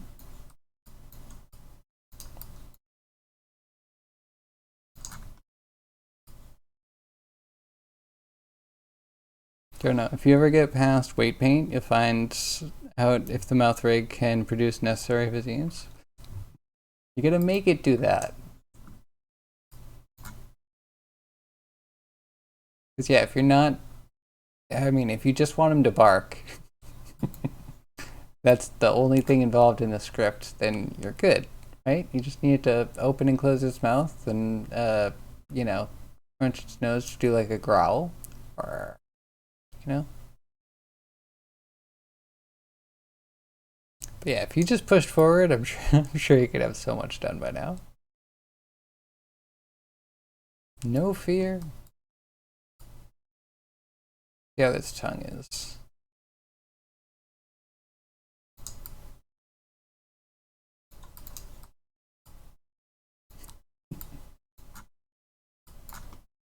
Like it, it's working well.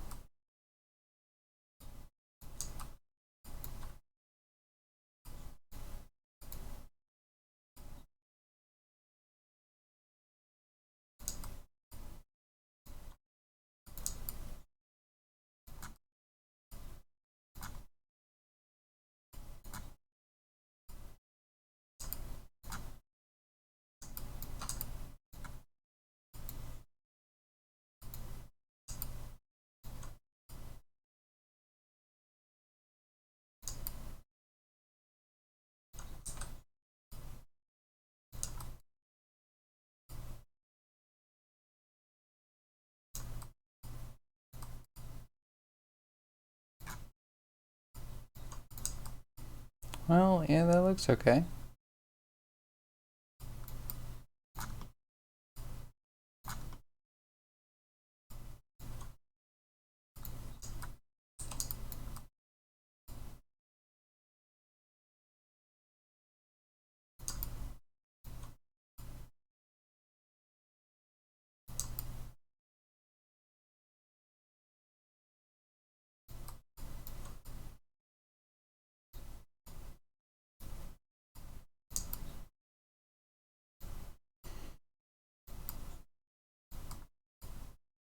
Pretty decent so far.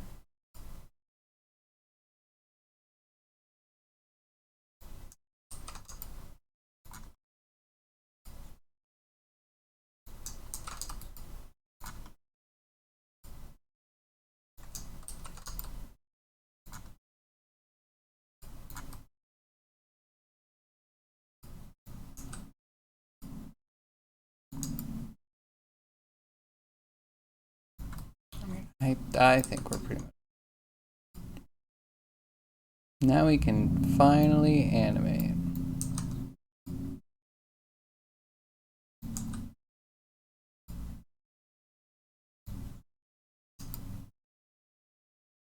Okay, we need to fix this, even though I kind of like the fat fold that we create. It's kind of beautiful and perfect and natural.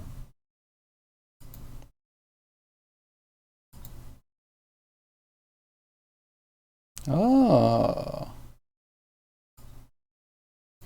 Yep, that looks fine. You know what you could do?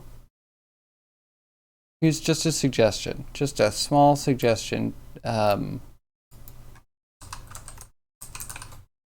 Just to add another layer. Add in a, what am I going to call it? Like a muscle flap? Like, do you see how it is an inner cheek between the split? Like when you get really wide, you could introduce one of those just as a separate piece of geometry that just kind of sits there. It gets exposed.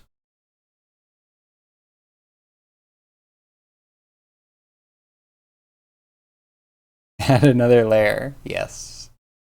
Perfect. But you know what I mean? So it's a little bit less dramatic, I guess.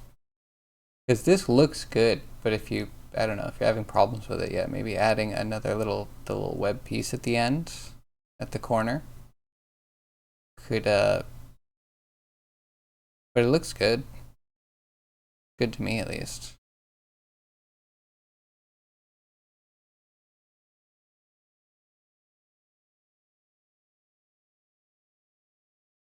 You could, but the reference doesn't have that? Yeah, that's fair. Your other couple does something like that? That's cool.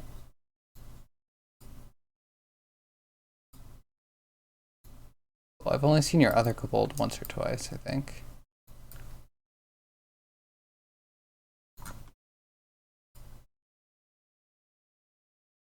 How can this say this is mirrored? How are these similar?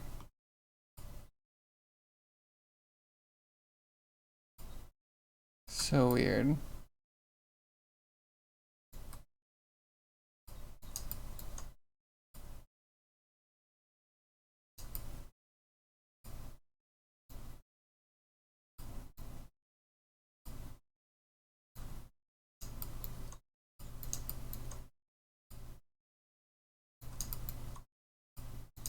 Hmm.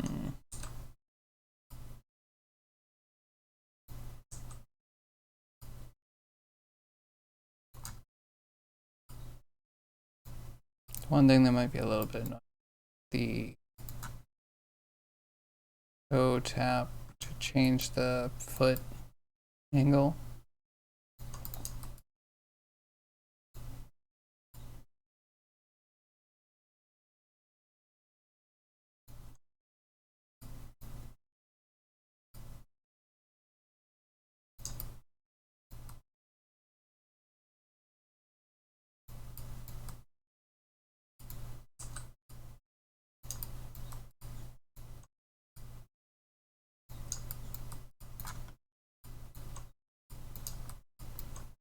I guess the hands aren't going to pin in place like the feet do.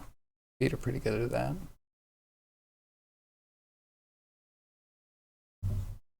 You can the other one for later use?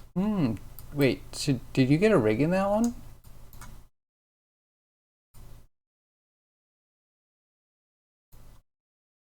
I think you're an arm.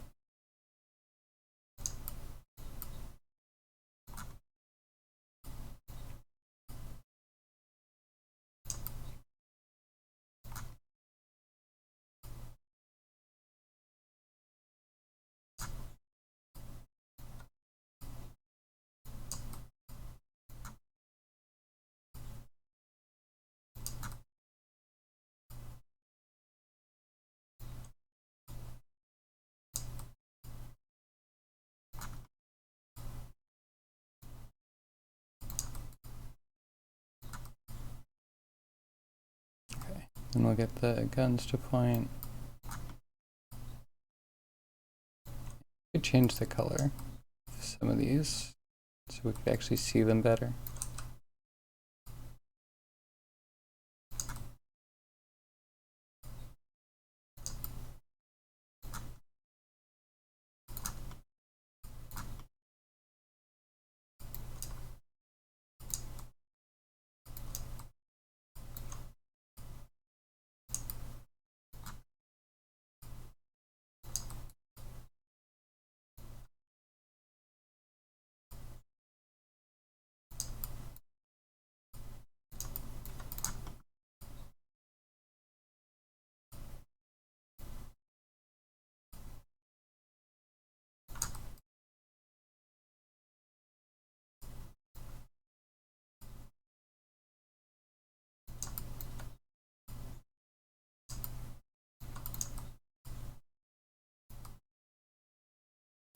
I mean, yeah, it kind of looks like a frog.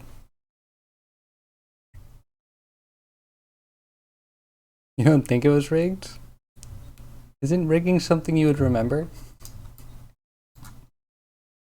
Sorry, not to cause problems, but I feel like you would remember going through that process. Maybe that's me with my tech art brain.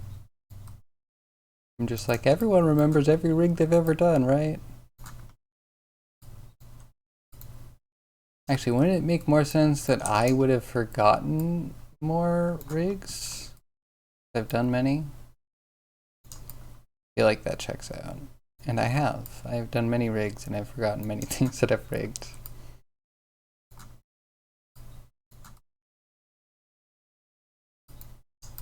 I've forgotten more than the majority of humans on Earth know about CG.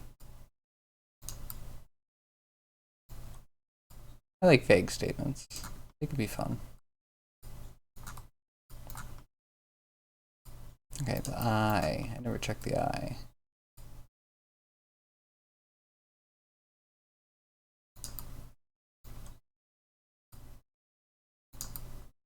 Yeah, angry frog.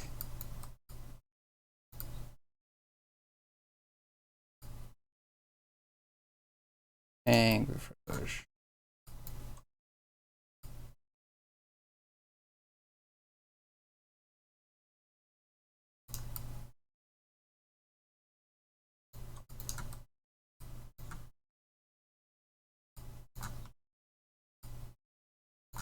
So we wouldn't expand the jaw while doing an open mouth, right? That's like a closed mouth. Oh, that's gross. Forget I did that. I never touched that. So maybe all of them together might just be an extra long ball sack.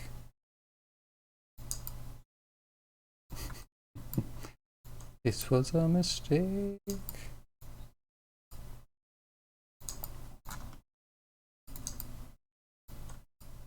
Oh, I could probably paint their weights a little bit better. So I'm going to say that I'm going to animate tomorrow. We might end up just painting more weight. We'll see. So if that stays there and the jaw opens or closes.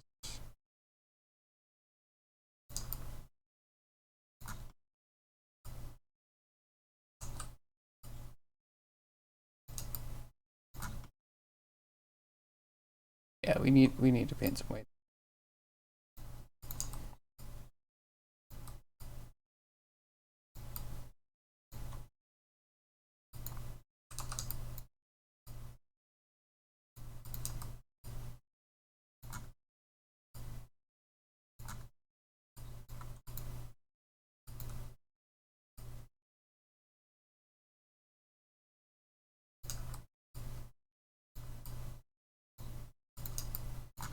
Alright, let's get a quick render and then we'll finish up because I don't want to be late. I want to eat dinner on time tonight. Post. I guess we unpose it to actually get the mirrored one because the mirrored one is pre. Yeah. Yeah.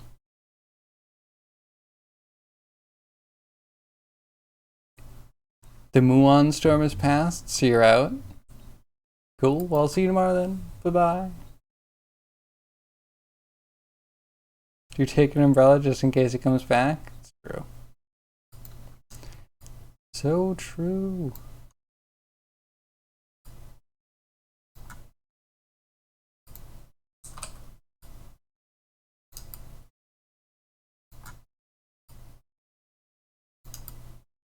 Yeah, we definitely have to work on that. And I guess these would probably inflate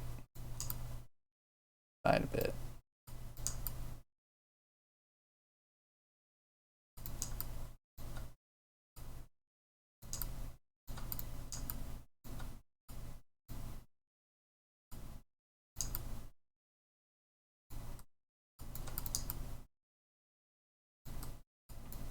You know, maybe we reset these. I don't like them.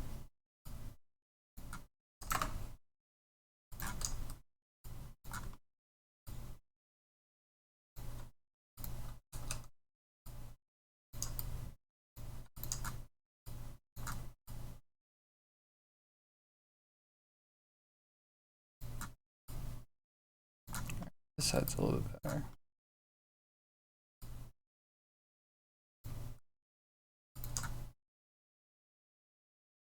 Yeah, it's kind of framed.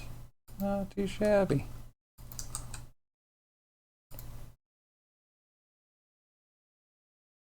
You have a partially retopoed version of the other Kobold. Oh, okay. You're guessing you left it there because you weren't sure how to move forward. That's fair. Where do you think you stopped on the retopo?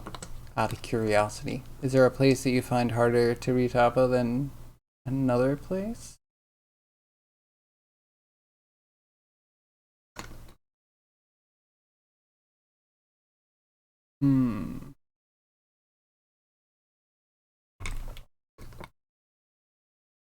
Okay, subsurface scattering is too high because inside the mouth I can see too much light. You can poke that real quick.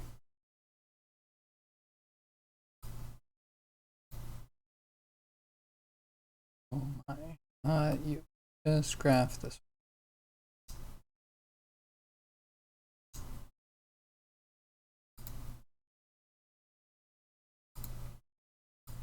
Subsurface scattering.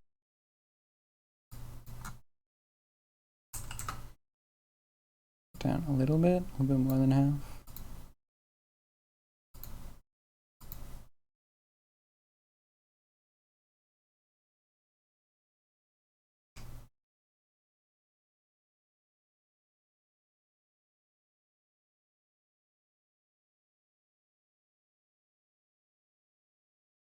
And if we combine our kobolds, we could have a short animation where maybe a kobold either touches an artifact or casts a spell and shoves them into a new dimension. It'd either go real to cartoon or cartoon to real. Not that it's the most original idea in the world. Thinking of what we could do with the assets we have. Yeah, still a little bit. Maybe the scales.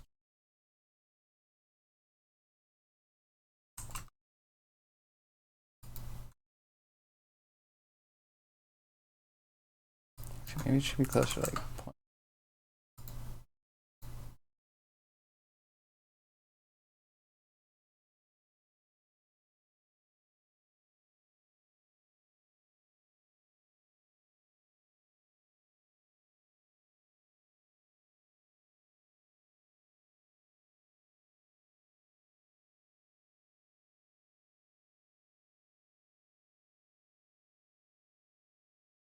Makes it fleshier, especially around the base.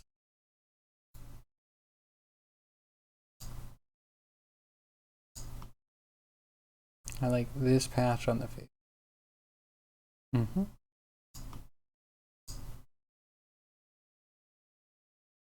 Could also do something that increases surface scattering in some cases. Like more translucent skin, like the gun worked really more scattering. It what's that word? I can't think of it. I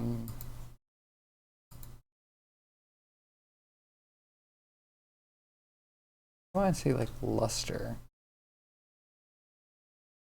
Iridescence. That's what I'm thinking of.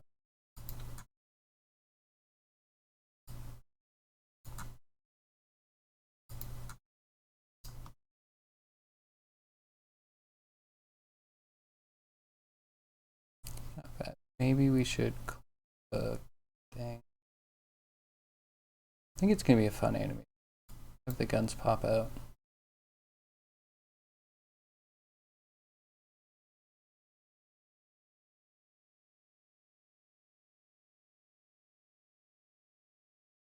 It's a decent.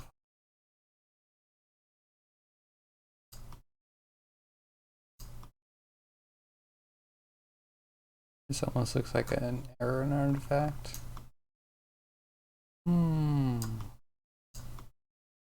think I like it though. Should I have taken the bumps off the face? So many questions.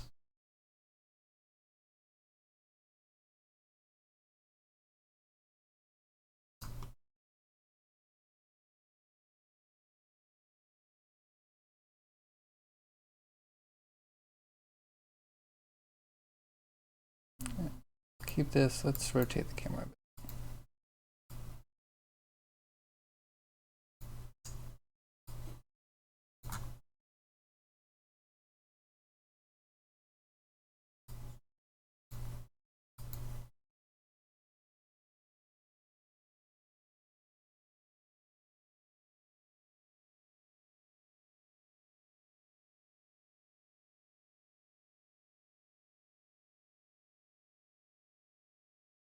Come on forward. Get rendered.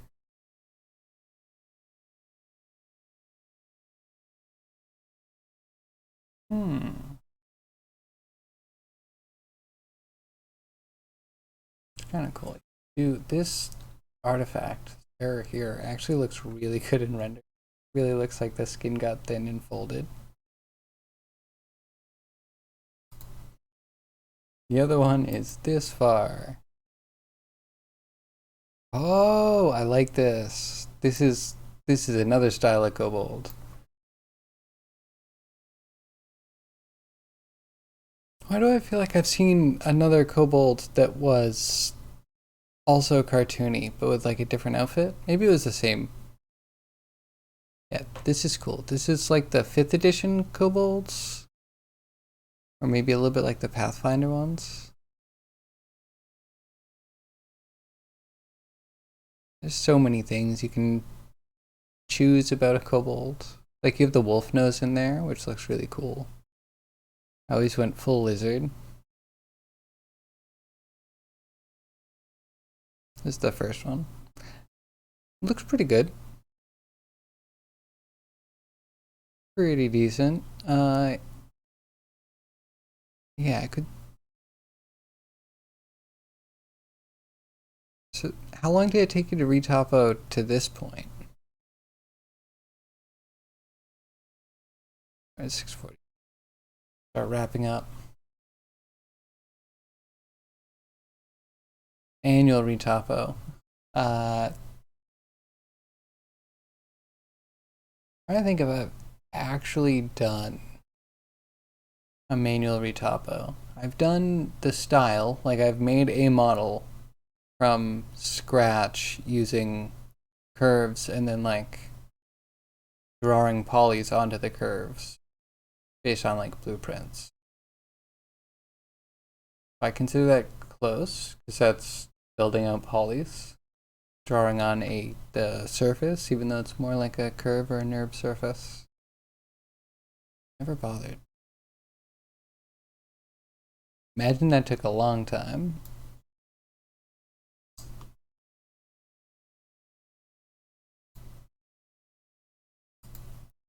Save that. I like that one too. Looks good. What other...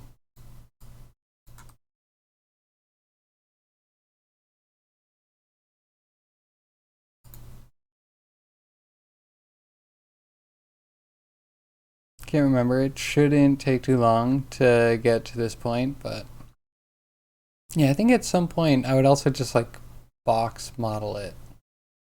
Part of me is just like, if I extrude out from the hip all the way down to the knee, and then I add in subdivisions and scale it up to fit the right thing, I think that it is even more straight to the point in my mind than drawing on a mesh.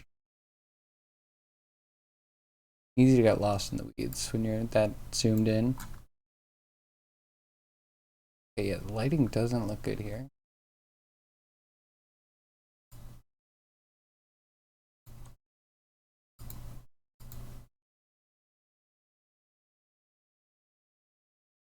We could tweak the lighting. Maybe that's the right move.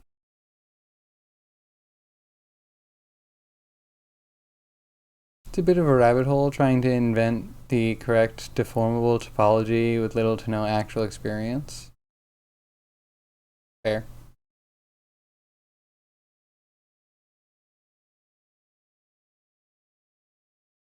That is fair. Though, I think with experience you learn that there's only a few things you really don't want to do. Like there might be some perfect practices, but you don't need to be perfect every time. At least I don't think so.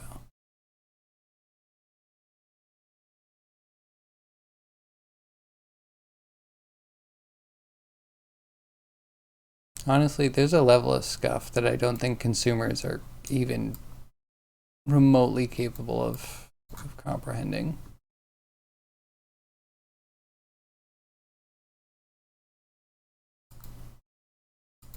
We need a new lighting setup for this guy. Hey Fox, you're right at the end. I gotta run like really soon. Like I'm questioning whether we raid or not. So if anyone has someone to raid and run, you know, post it now, because that's happening soon. Yeah, I think it's looking pretty decent. That one's my favorite. Let's save the back one. Yeah, I put one in Discord. I realized that if I leave the background out, that you get like a transparent image. And just like, I fell in love with this. Look at how good this is. Look at how frog just sitting on my Discord. Love that. So we'll have this guy up today.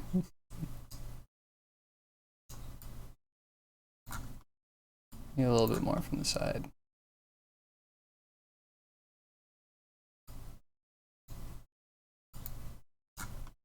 Yeah, then I have to run away. That's what I'm actually going to do it this time. And I'm never coming back. So yeah, how are you, Fox? How are you? Yeah, sorry. Yesterday I was like 15 minutes late for dinner. It was bad. You get it done someday? I know you will. Looks really detailed? Thank you. Yeah, I got most of the detail in Substance Designer.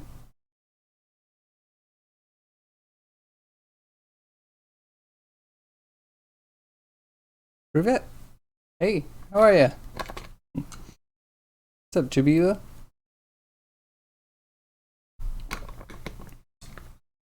So yeah, wrapping up real soon. Apologies. Yeah, drop a follow, I'll be back tomorrow. Is this the same render? More. Drop a follow, I'll be back tomorrow. We'll wrap up real quickly. Thank you all my lurkers, my chatters, my VOD watchers. Wonderful stream. We got some weights done. We'll get some animations done tomorrow. Hopefully. Fingers crossed. Ooh, thanks for the follow. Yeah, so I'll be back tomorrow between 2 p.m. and 6 p.m. Eastern Standard Time, even though that's getting later and later. Yeah, I hope everyone has a great day. Let's find someone to raid real quick. Someone has anywhere they're going anyway? Do Irish John. Haven't been in Irish John's chat in a while.